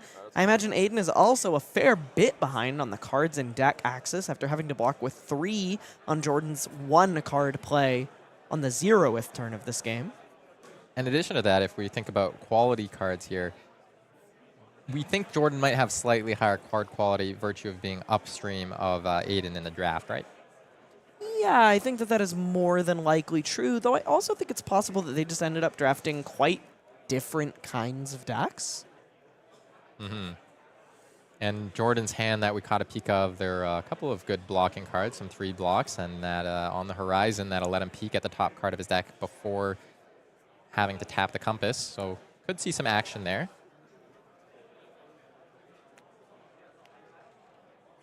Looks like on the horizon is going to be lined up. Oh, just check what's in the arsenal. You got a Cuddy in there? Just the Cuddy, yeah, I think. I'll block 2. Blocking 2 is a blue on the horizon, so giving up a couple of gold to Aidan as he chips over with this Burly Bones. And Jordan, a little bit less generous, doesn't let us see the top card of the deck. That's okay. We'll find out in due time. Looks like we're going to see a gold activation on Jordan's side of the table, and there is no Not So Fast to be found in this game. Seems like he found a Swindler's Grift off the top. His hand is quite blue heavy here, real flush with the stuff. And has a Mutiny in hand that he could play out. Less gold than Aidan, and notably 2 less gold than Aidan, so Aidan can't activate the hero power to shut off the ability of this Mutiny. Can't say that one at home. And Mutiny on the Nimbus Sovereign going to be the play here, so the next attack is going to have Overpower. The attack, I think, is going to be this Swabby that's coming in for 7 with Overpower. That'll make it harder for Aidan to pick up defensive line on this turn. Yeah, 7 is quite punishing. Especially with Overpower, that's going to be some pretty obnoxious evasive damage. Now Aidan finally being forced to make a decision, going to check the top card of the deck. Aidan might have a pretty hard time shutting this attack down. Or dealing with the Swabby on the back end. he has an expedition, a mutiny, an angry bones, and a crash down the gates. Crash down the gates, of course, will not be live if it is sent at the Swabby, though it will kill it. He does have to answer this Swabby, though. Yeah, and it's tricky because, you know, the Swabby's only got 3 life, and you don't really want to keep 2 cards to send at it. He doesn't really have any other options, though. If he leaves the Swabby on the board, I mean, it just reminds me of, like, Dromai's legendary dragons like Dominia or Tumultai. If it gets to swing twice, the game is just over. It's too much value left on the board. You can't leave this Swabby in play. Yeah, now Aidan playing a mutiny of his own, so both players going to 2 gold. The next attack will have go again, so Aidan will be able to do a couple of things here, including develop that Cuddy Shark from the graveyard if he so chooses. But it doesn't appear that he actually has the resources to swing twice, unless I'm mistaken. All right, we're clearing out the Swabby with our Cuddy Oh, Shark. he has the 1-cost expedition here, so he does get to follow this up with something. I was just thinking about the crash down the gates in his hand. Yeah, and this is an expedition to Blackwater Strait, so choosing not to, I believe, put the gold counter there. Where did he choose to put it? I believe Aidan is at 9, not 16. Life totals are just a little bit behind. Jordan's going to draw a card and discard a card. That's going to be a Rigor Mortis, another premium ally that Good Jordan has God, in the deck. Jordan's allies are so good this draft, man. And then activates the compass after that, so you could see what he's working with following this swing. Maybe thinking about blocking a couple of cards, developing that Rigor Mortis. Yeah, his hand's a little bit awkward. He has the HMS Barracuda, but I believe only 1 blue, 0 blues in hand. Is that a red Nimblism? It's a blue Nimblism, okay. Yeah, only 1 blue in hand to work with. Maybe not super easy to actually send that boat across. He also needs to find an answer to this Cuddy Shark that's on the board. He has a pretty attractive set of allies in the bin, but more or less any line he takes here is going to be at least a little inefficient due to the fact that if he plays the Nimblism out as a blue starter, it doesn't generate literally any value whatsoever. There isn't a single card in his deck, I don't think, that it buffs at least reasonably well. And he's going to be pitching multiple yellows to develop allies, so it's not going to be super duper easy for him to clear Cuddy while sending damage face, especially if he gives any cards up here. And so he's just elected to full take this, updating both players' life totals. Looks like it's 9 playing 9 with Cuddy Shark on the board for Aidan, trying to wrest tempo from Jordan. 4 gold plays 1. And we're going to start off here. Yes, actually. Discarding this Chowder. All right, this one is Restless Bones. Restless Bones. I'm remembering now. Let's go again. He's got places to be, therefore he's restless. Coming Yeah. in for 5 with go again. Not incredibly sure how he intends to play out the rest of this turn unless the top card of his deck is a blue, in which case that HMS Barracuda in his arsenal might be coming out to play thanks to the gold that's on the board. I think we caught a peek of it, and it wasn't. It wasn't. That's so interesting. Maybe he'll just... Oh, that's so interesting. Maybe he'll draw a discard just to get a blue in the yard. It's kind of the exact same as playing out the Nimblism. Yeah, and now the Helmsman's Peak being used. Soul card on block sees a Rally the Coast Guard on top. Down to 5. Go to 5. I love the art on this Helmsman's Peak. Really Yeah, matches it's the vibe. very good. I feel like there's a lot of really classic, like piratey and sailory tropes going on in this set that I like a lot of. You know what? That red Oh, battalion. you just blue, completely yeah, exactly. lied to me, Frank. It was actually the blue on You're top right. the whole time. You're not very nice at all. Here's that Barracuda coming I in. can't help but notice that this HMS Barracuda destroys an ally your opponent controls should this connect, putting Aidan in a pretty nasty spot. I don't think he has any block cards to cover this up, so not only is this going to force a pretty serious amount of damage over, it's also going to take... I mean, this Cuddy Shark is kind of his lifeline in this draft. You know, he's, I think, got 3 of them. I suspect that might be another one in the hand. I do believe it is. This is clearly his ally of choice. He's got 3 in the deck, and he's almost out. Yeah, that's right. With the whole fatigue strategy that can be employed in this draft format, running out of allies in the mirror, that's basically signing your, you know, your own death note, I guess. Death warrant. warrant. There you go. He got there.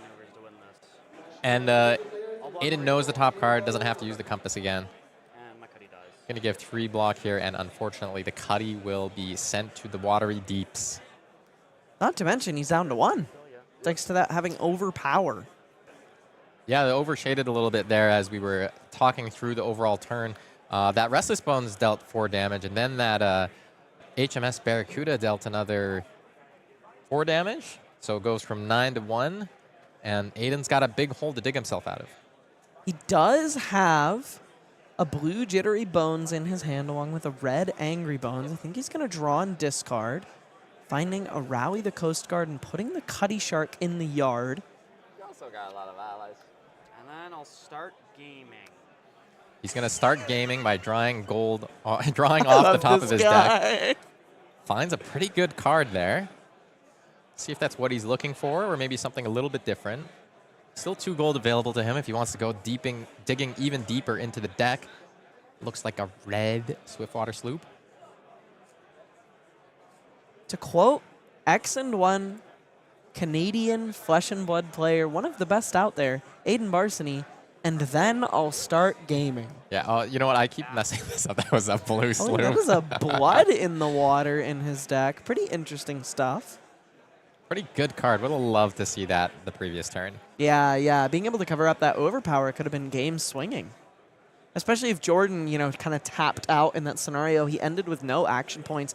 Just sending that overpower, betting it all, and actually clearing that Cuddy with that boat. If he had that blood in the water just a turn sooner, this game might look very different. And now it's a little bit of a brick, isn't it? It's a red in the hand. He can draw another card with 2 floating. Thinking about his path to victory. Still hasn't played a blue card this turn, so can't play that Cuddy Shark till he fulfills the condition. No, wait. Oh, no. I think, nope. Maybe thinking about what's left in the deck Oh, God. above the cards he knows he's pitched. My deck. We know there's some gas blues that he pitched at the beginning of the game, but are we close enough to that stack? If the blood in the water was the last thing he pitched, or it was the last thing he drew, and we knew that we never saw him pitch it because we would have talked about it, I don't think he's quite at the end of his first cycle unless the next card is the first one he pitched. And I think his opening pitch was on turn 2. He pitched a flying high, perhaps, which would give him a little bit of a line on this turn, but also means cracking the last gold that he has access to.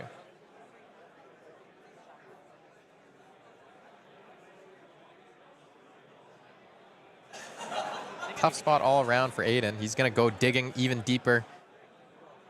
What are we going to get?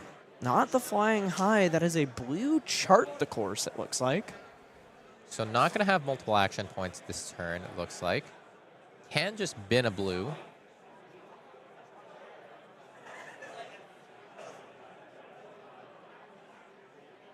This feels like maybe the pivotal turn of the game for Aidan. If he doesn't make something big happen here, He's just going to get smothered. yeah, exactly. And, Jordan's at a pretty healthy life total of 9.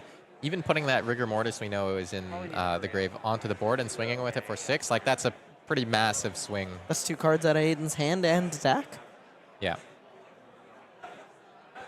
Well, I don't like this at all, but... Says he doesn't like this at all. Going to play Tritorchorus Blue. Now pitching a yellow to play our Cuddy Shark. 1 resource floating here.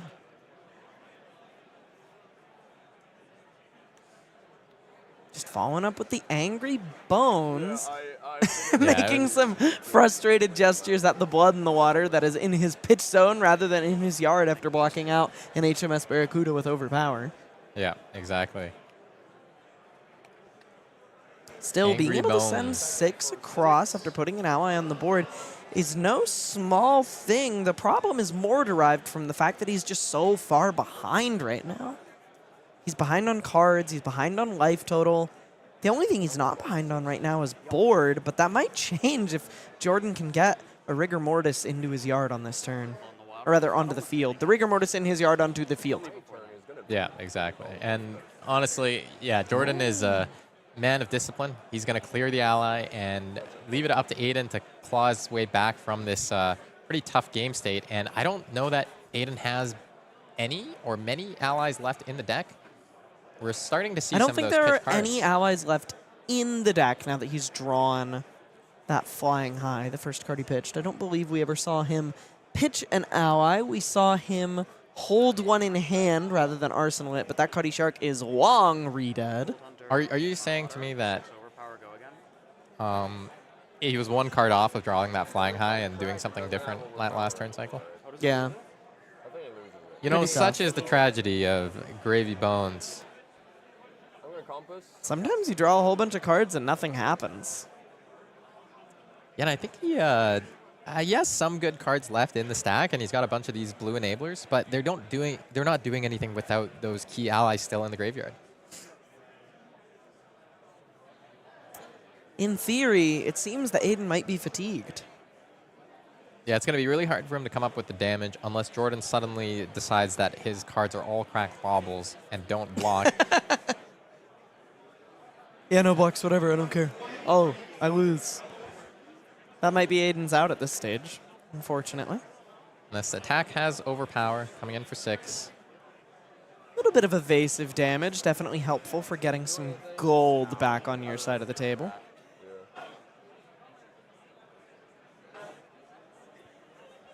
And Jordan back at the pitch stack as well.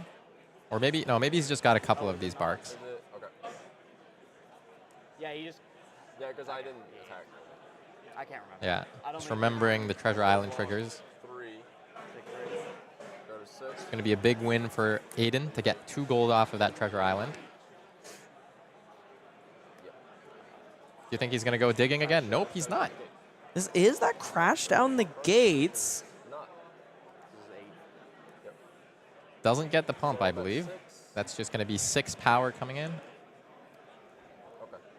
Oh, no, maybe that was a It might have been a blue walk the plank. Yeah, blue walked blank. That was revealed. So crash down the gates for 8 is still a pretty good attack. Yeah, almost the entirety of Jordan's remaining life. You did ask the question, where is he going to find that damage? The answer is he has it right here in this hand after finding some cards to draw thanks to that Gold Hunter Marauder getting him some of that gold. And actually, that Gold Hunter Marauder did connect for 3 with that overpower. Yeah. So this is maybe presenting lethal. we're counting our chickens before they hatch a little bit, Frank. Maybe Aidan has plenty of a plan left in his deck to try and win this game from here. These could be the last gasps of a dying man trying to claim victory from the jaws of defeat.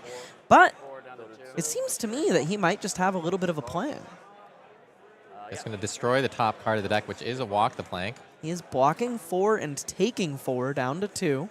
Dumber than me, I don't know. And it looks like Jordan's gone for a little bit of a risky line here. I think he wants to play this battalion bark that's I've got in his arsenal, but he needs to hit the blue off the top of the deck. With I mean, if the he's gold at his draw. pitch stack, hypothetically, he should know. Yeah, I think that's why he said going to make a dumb play is because I think he's pretty you think sure, he might not know? but he's not 100% sure.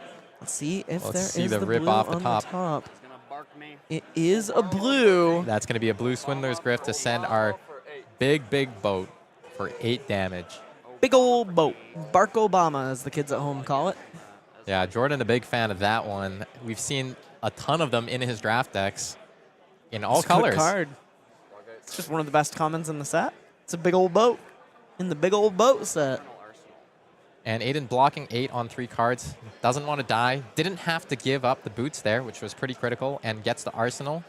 Now leaves it up to Jordan, who has actually no gold remaining, to try to close out the game. Aidan does have that Blood in the Water left in his hand here. Just a veritable block for since he has no more allies left to work with. Also a Rally the Coast Guard and a Swiftwater Sloop. Oh, but this is going to be a mutiny getting played on Jordan's side of the board. And Aidan had 2 gold there. So mutiny on the Swiftwater is going to give the next attack go again. But more importantly, let Jordan play out those allies that he's had stashed in his graveyard for a minute. Yep. Just The takes players the are Rigor Mortis close out. on total deck counts here, but Jordan is so ahead on allies remaining. And like you said, this Rigor Mortis is going to come in attacking with go again. Any follow-up here might just end the game on the spot. Yeah, and it looks like that Blood on the Water is going to be lined up for blocks, but still needs to give another card with it. Plus, take care of the follow-up.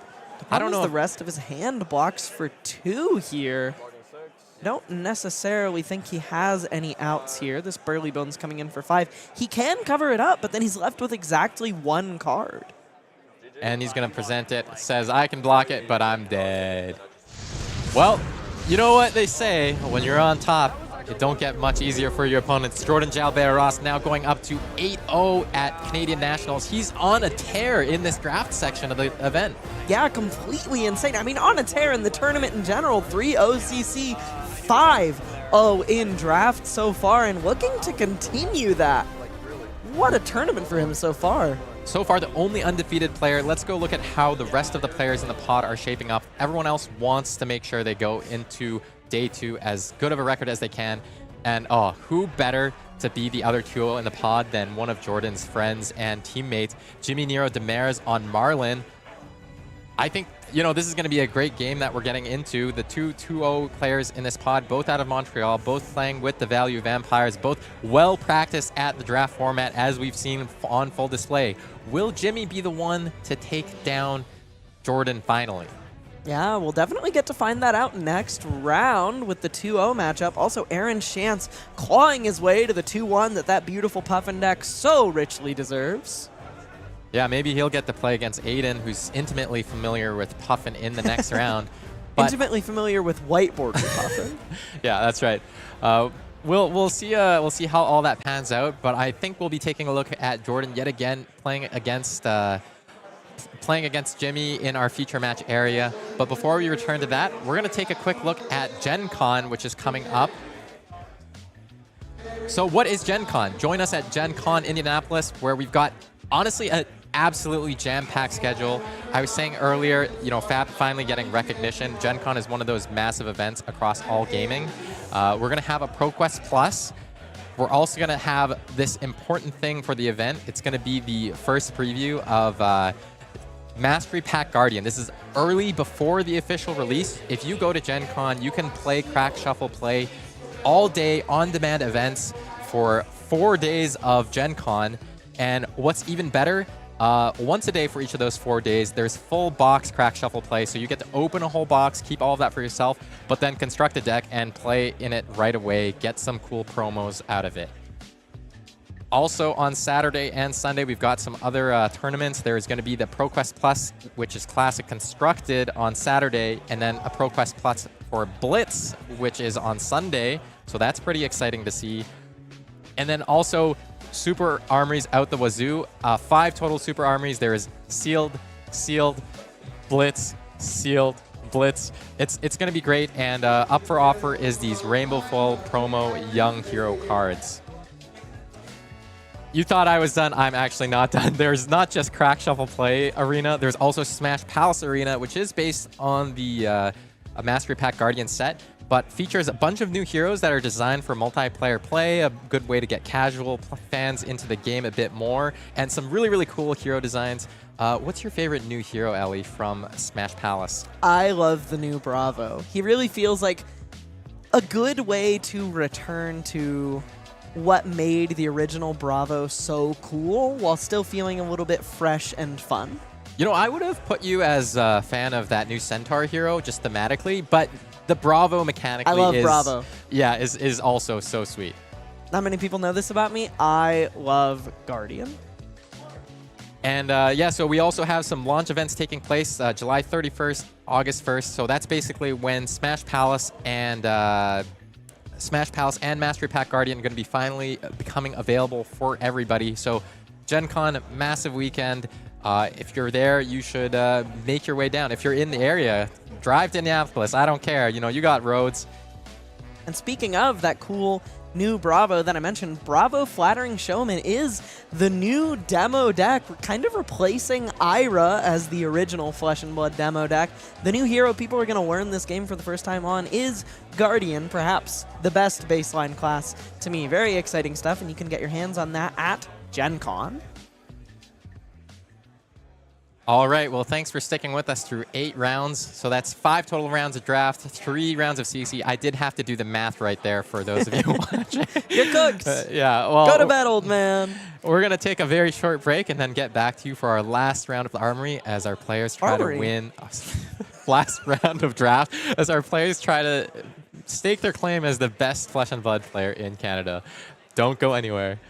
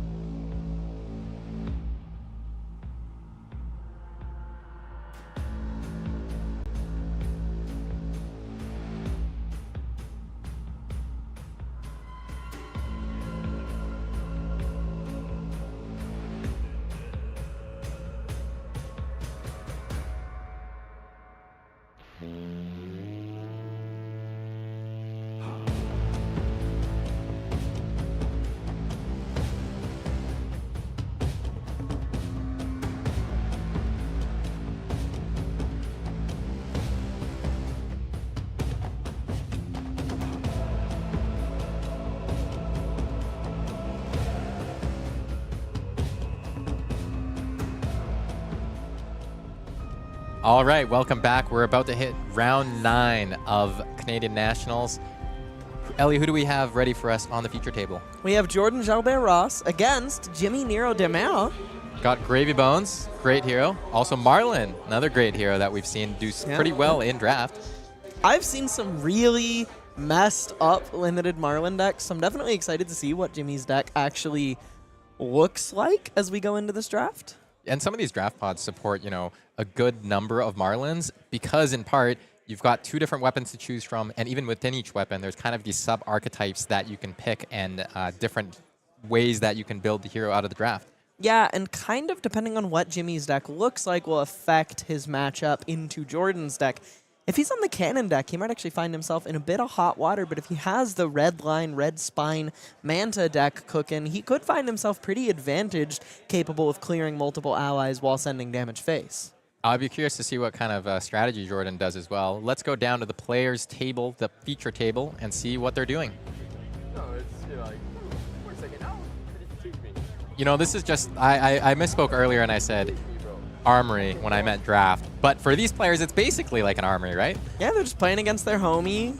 Last round of day 1 of Canadian Nationals. Both of them trying to have 8 or more wins at the end of the day. Really just no pressure, just a game with the buds. No stakes, really. And both of these guys really having leveled up their game in the past little while. We're seeing that kind of stuff pay off for both of them. A couple of calling tops for each. And now playing for the 8-0, or sorry, the 8-1 or the 9-0. And it looks like Jimmy did present that Hammerhead Harpoon Cannon. So that has some pretty interesting implications for what this matchup is going to play like for him. But he also has a full suite of equipment available to work with, which is something we haven't seen from anyone for the rest of this pod outside of Aaron with his Puffin deck. Yeah, and that's good news for him, too, because he was kind of situated in between a couple of other Marlyns, but had pretty good selection there. He's just going to arsenal a card and pass. Has that pump in the hand for the next turn. Jordan doing his look at the top card thing. Just thinking about how he wants to open this game off. Now, Elly, who do you think is the beatdown, so to speak, in this matchup? Because while you'd think that it would be Marlynn, she does have kind of a good fatigue endgame loop, right? It's tough. It really depends on what the Marlynn deck looks like and how aggressive it actually is. I also think that in this scenario, Gravy Bones can just find a bunch of damage really quickly and out of nowhere, like this Jittery Bones just ripping go again off the top. Also, I think that Jimmy is kind of forced into being the beatdown because if he doesn't present enough pressure and do enough damage to Gravy Bones, he might just find himself incapable of actually closing the game due to how many allies end up smothering him. And he's activated the boots on this side. First time we're actually seeing this activated. It's going to give go again to the next non-attack action. Which is that Rigor Mortis from hand. And going to be able to swing with it by pitching our Swabby as well. So not a bad turn for him. Didn't have a blue Jittery Bones to be able to play the Chowder afterwards. But still pretty great for him to be able to threaten a bit of damage and develop a Rigor Mortis with another ally in Graveyard. Would have needed quite a few resources to play Rigor Mortis, swing Rigor Mortis, and put Chowder on the board. Yeah, it might be a whole extra card at that point, but now we've got Jimmy lining up some blocks, maybe thinking about shipping the equipment suite. Blocking 6, looks at the top card with our on the horizon. Blocking with that drop the anchor, incredibly good into Gravy Bones if you could tap a couple allies in that race at the end.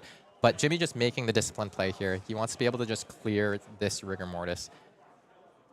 And sending just a 1-card 5 into it. Yeah, and that's buying the equipment piece from Jimmy. Yeah, that is a very real cost. I'll compass.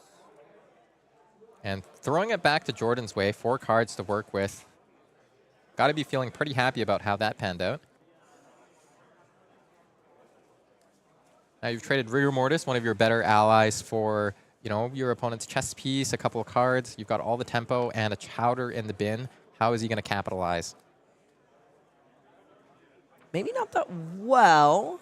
He has a Mutiny that he can't really play out for all that much value. It looks like he's actually just going to do something he has done every single game of this draft pod so far, actually just send across a Swindler's Grift with a 4-card hand and do little else. Yeah, and discarding a Restless Bones yellow just to make the gold. And for the first time, or maybe the second time, sorry, I guess we're going to see this Treasure Island trigger be threatened. This is 6 damage that Jimmy's staring down. Does he want to give up the gold to Jordan? He does have that Barbed Barrage in hand that we saw Aaron open, which is pretty interesting. He's also holding on to a couple other interesting cards there. Some Calling the Big Guns and a Salvage Shot, quite good at clearing out allies. Though I'm not quite sure what Jimmy's arsenal is, so I'm pretty curious to find out what his plan for this turn actually is. And it looks like he's just going to take the hit there. Oh, I believe it's one of the blue harpoons. We did also see those be opened by, be passed down the way by Aaron, and now this is going to be a Yellowfin Harpoon coming in for 8 with Overpower. Jimmy going to be able to tuck away that extra arrow for next turn. So you made 2 gold, by the way, and this is at 1. Yeah, and the player's just clarifying the game state, as you mentioned. Treasure Island trigger, both players' responsibility. No go again. Just 8 overpower. Just 8 overpower on hit, make you discard some yellows, and even though you'd like to do that sometimes on the Gravy Bones side, they don't block, so you can't really prevent that on hit from happening. He also doesn't have any yellows to speak of in hand, so this is just 8 damage. So Jordan just gets to choose how he wishes to interact with this. Nice your hand, please. So taking 5 damage off the top, and does have to show the hand, prove that there are no yellows in it. He's like, all right, that sucks. Yeah. Was really hoping to strip 1 card there, I'm guessing, but he does make the gold off Treasure Island. And now life parity a little bit closer, 14 and 15. Just going to ask his opponent politely to walk the plank here. Yeah, that's going to be a walk the plank coming in. He's got a Calling the Big Guns, a couple Sirens in this hand, and a Sick'em Shot blue. Maybe thinking about the block here. Tapping the hero, not going to be too relevant if he also just intends on setting an attack back the other way. And I think Jimmy likes his arsenal, so not in a rush to get rid of it. Pretty interesting game state here, actually. Looks like a Sirens is going to be blocked with. So blocking 2 on 7. Jimmy takes 5 down to 9. And then going to gain 1 back from that trigger. Yeah, a bit of a virtual block 3. The on-hit doesn't seem to matter too incredibly much to Jimmy on this turn cycle. It's always nice when your big 7 attack does have a relevant on-hit. But looks like this arsenal is going to be used. And both, Jimmy just fixing that Treasure Island yet again. Barbed Barrage for 9. Interestingly, opting not to use that call in the Big Guns, maybe preferring to put it in the arsenal.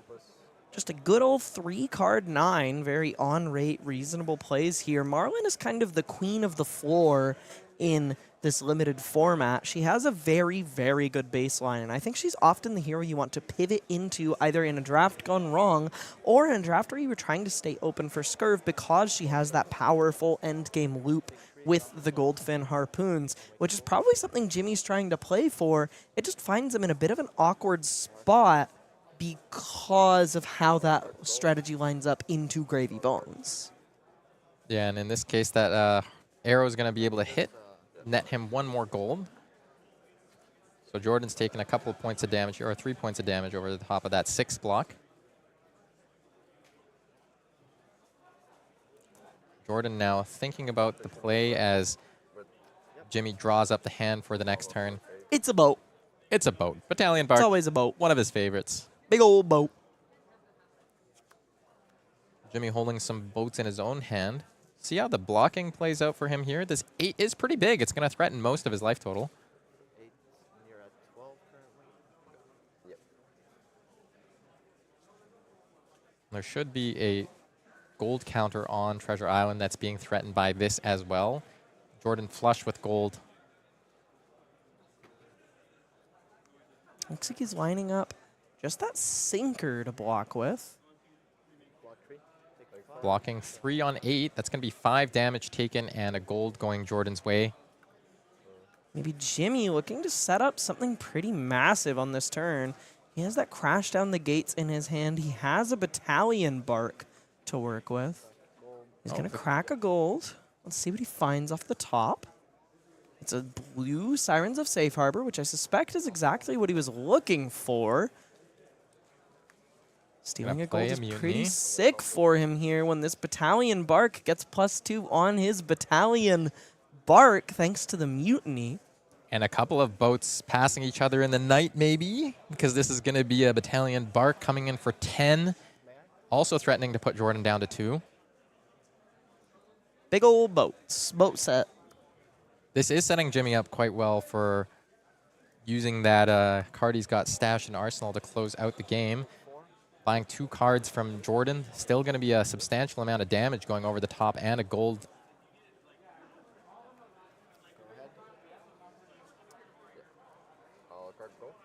And Jordan now cracking a gold, pitching a blue on the horizon. Oh, and knew what the top card was, perhaps, because Another he's just boat. going to say, yep, here's 8. We have seen yellow Battalion Bark sent back and forth for 3 turns in a row, Frank. And I don't see one in Jimmy's hand right now, but that doesn't mean there Maybe can't there's one be at the top one. of his deck. Yeah, exactly. He's got. Maybe he's going to start gaming at some point in the near future. Looks like the Glidewell fins are going to hit the combat chain. Going to give 1 point of block value.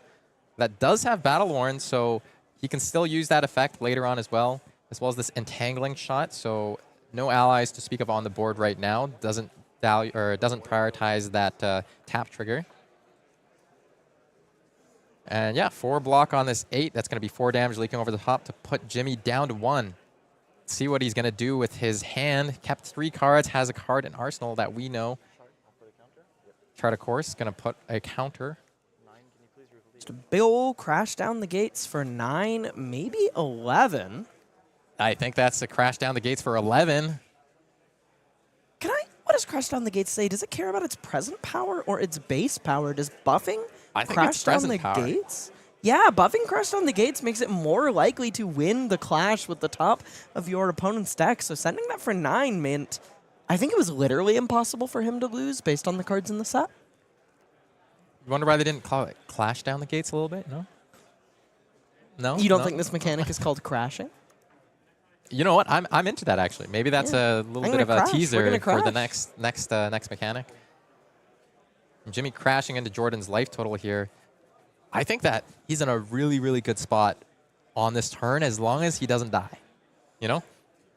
He's pretty hard-pressed to die to this attack for 11 while he's at 8, but he could commit the cardinal sin of saying no blocks. Oh, I was saying Jimmy's in a good spot as long as he doesn't die. He's gone all the way down to 1, but he's got some action in the arsenal and some pretty interesting lines available to him with overpower. The call in the big guns is definitely reasonable, but 1 life makes it pretty hard to ever imagine keeping a big enough hand to make something work like that. The thing I'm looking at here is whether you can convert a couple of those golds into a functional extra card and just making a Goldfin Harpoon that's pretty big if Jordan decides not to block on this crash down the gates. Let's do some math here, right? Let's take a look at Jordan's hand. Jordan's holding on to a few blues and a Battalion Bark, and it actually looks like he's just going to fold the whole hand, blocking 11 on 11, not wanting to let that on-hit occur. All right. So Jimmy has stolen quite a bit of tempo here, unless Jordan has a reasonable 1-card play from his arsenal. Something like a red Jittery Bones Jittery Bones for exactly 4. would be crushing here, forcing not only a card out of Jimmy's hand, but unless he has a 3-block, it's going to take 2, and even then, it wants armor.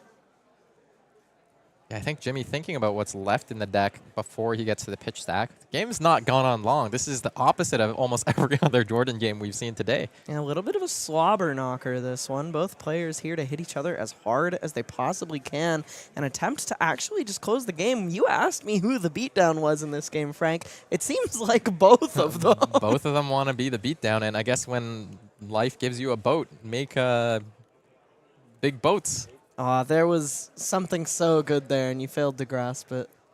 I don't know what it was. I just think that, like, I think we were truly close to greatness there for a moment. When life gives you a bark, make barkinade. Just give it some time. Just give it some time. It's getting worse. I'm gonna let it simmer. Yeah. Take some notes on this one. Take some notes on this Yeah. one. I think there's something good there. Pegleg coming out with the line. That's a nice 3-block blue premium ranger card to pick up. So doesn't, in fact, have to give up 2 cards, but does lose access to that peg leg. And now we're cracking gold. We Let's are see what we gaming, as the rip. kids say. That's an and entangling then shot. he started to game, as was stated by Aidan Barsony. He's found, I mean, his hand's full of boats. He's got 2 Swiftwater sloops and that entangling shot in his hand. He has a call in the big guns in his arsenal, but I can't imagine he's all too interested in lighting multiple cards on fire, though I'm not sure what else he can do about it on this turn. Maybe thinking about whether he can dig a little further.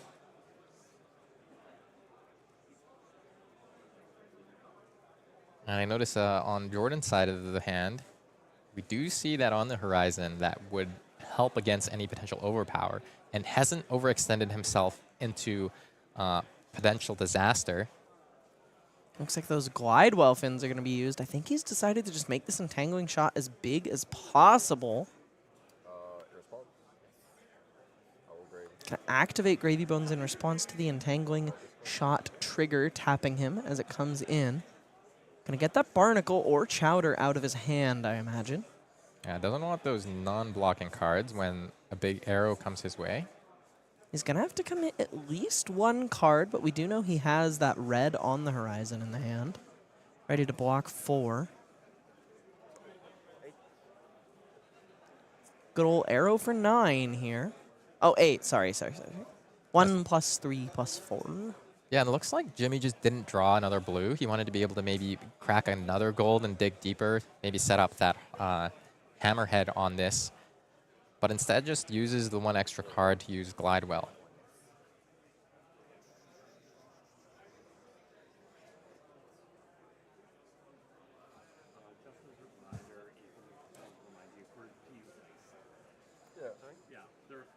Eight's a pretty big ask. It is the entirety of Jordan's remaining life total.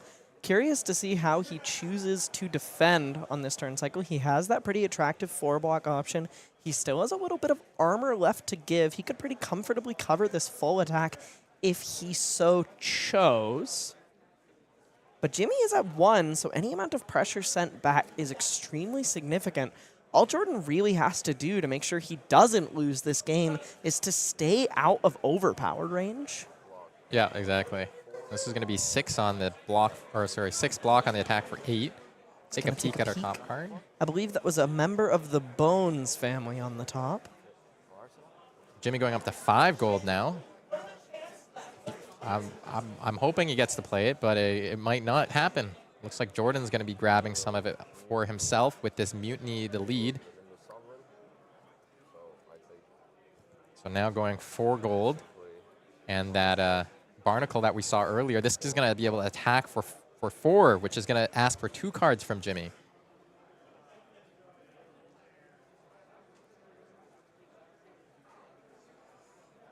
Maybe Jimmy has an on the horizon himself. Not sure what the card in hand is right here. Yeah, looks like he's just gonna he's gonna block 3 and die to the overpower. Nimbus Sovereign. Wow, the Mutiny on the Nimbus Sovereign, a sneaky good card in this draft format, especially for Gravy Bones, activates the hero power and gets Jordan the 9-0 of Day 1 Canadian Nationals. That's gotta feel good. I can't imagine how good that feels. 9-0 at your own Nationals Day 1. Pretty exciting stuff. I believe a CC portion tomorrow into top 8. So he only has 3 more games of Flesh and Blood, and he could potentially be 12-0 going into the top cut. And I'm not going to call it too early, but I think he's locked for top 8. So it's a little hard for the next couple of rounds to feel like anything other than, rolling out the red carpet for him, right? I mean, X and 3 into top 8 is definitely less attractive than X and O. X and O into top 8. And because of the way the prizing is set up at this tournament, you actually you aren't really out of the woods yet once you're locked for top 8, though you will be qualified for Worlds. You don't get a gold foil legendary at these smaller than US Nationals until you are in the top 4. So there's plenty of war left to be fought for Mr. Jalbert-Ross. And these players are playing for the National Championship here in Canada. Let's take a look at the overall National Championship festival that's going on. So 47 nationals in 47 countries. We saw week 1, US Nationals. This is week 2, technically. We've got Canada, we've got Germany, we've got Taiwan, we've got Iceland, we've got a whole suite of other countries. You can qualify for Worlds, you can become a champion yourself. other than the actual main event, which we've just been watching on stream, we've also got a bunch of other events. So there's these festival participation promos, the participation promo that our players were receiving for playing in this main. And for so many players, Nationals is kind of that, you know, it's the highlight of your whole year, right? It's like what you're building towards as you play in your local events and so on.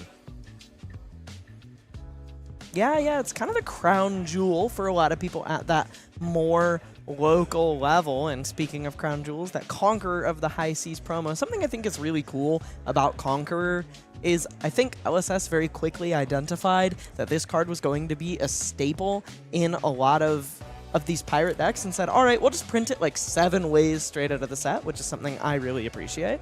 Yeah, just a beautiful extended art card. And just a quick look at some of the past champions. We've got Daniel McKay, Ahmad Kashi, Evan Herndon, Jacob Trossing, and Xing Tsang.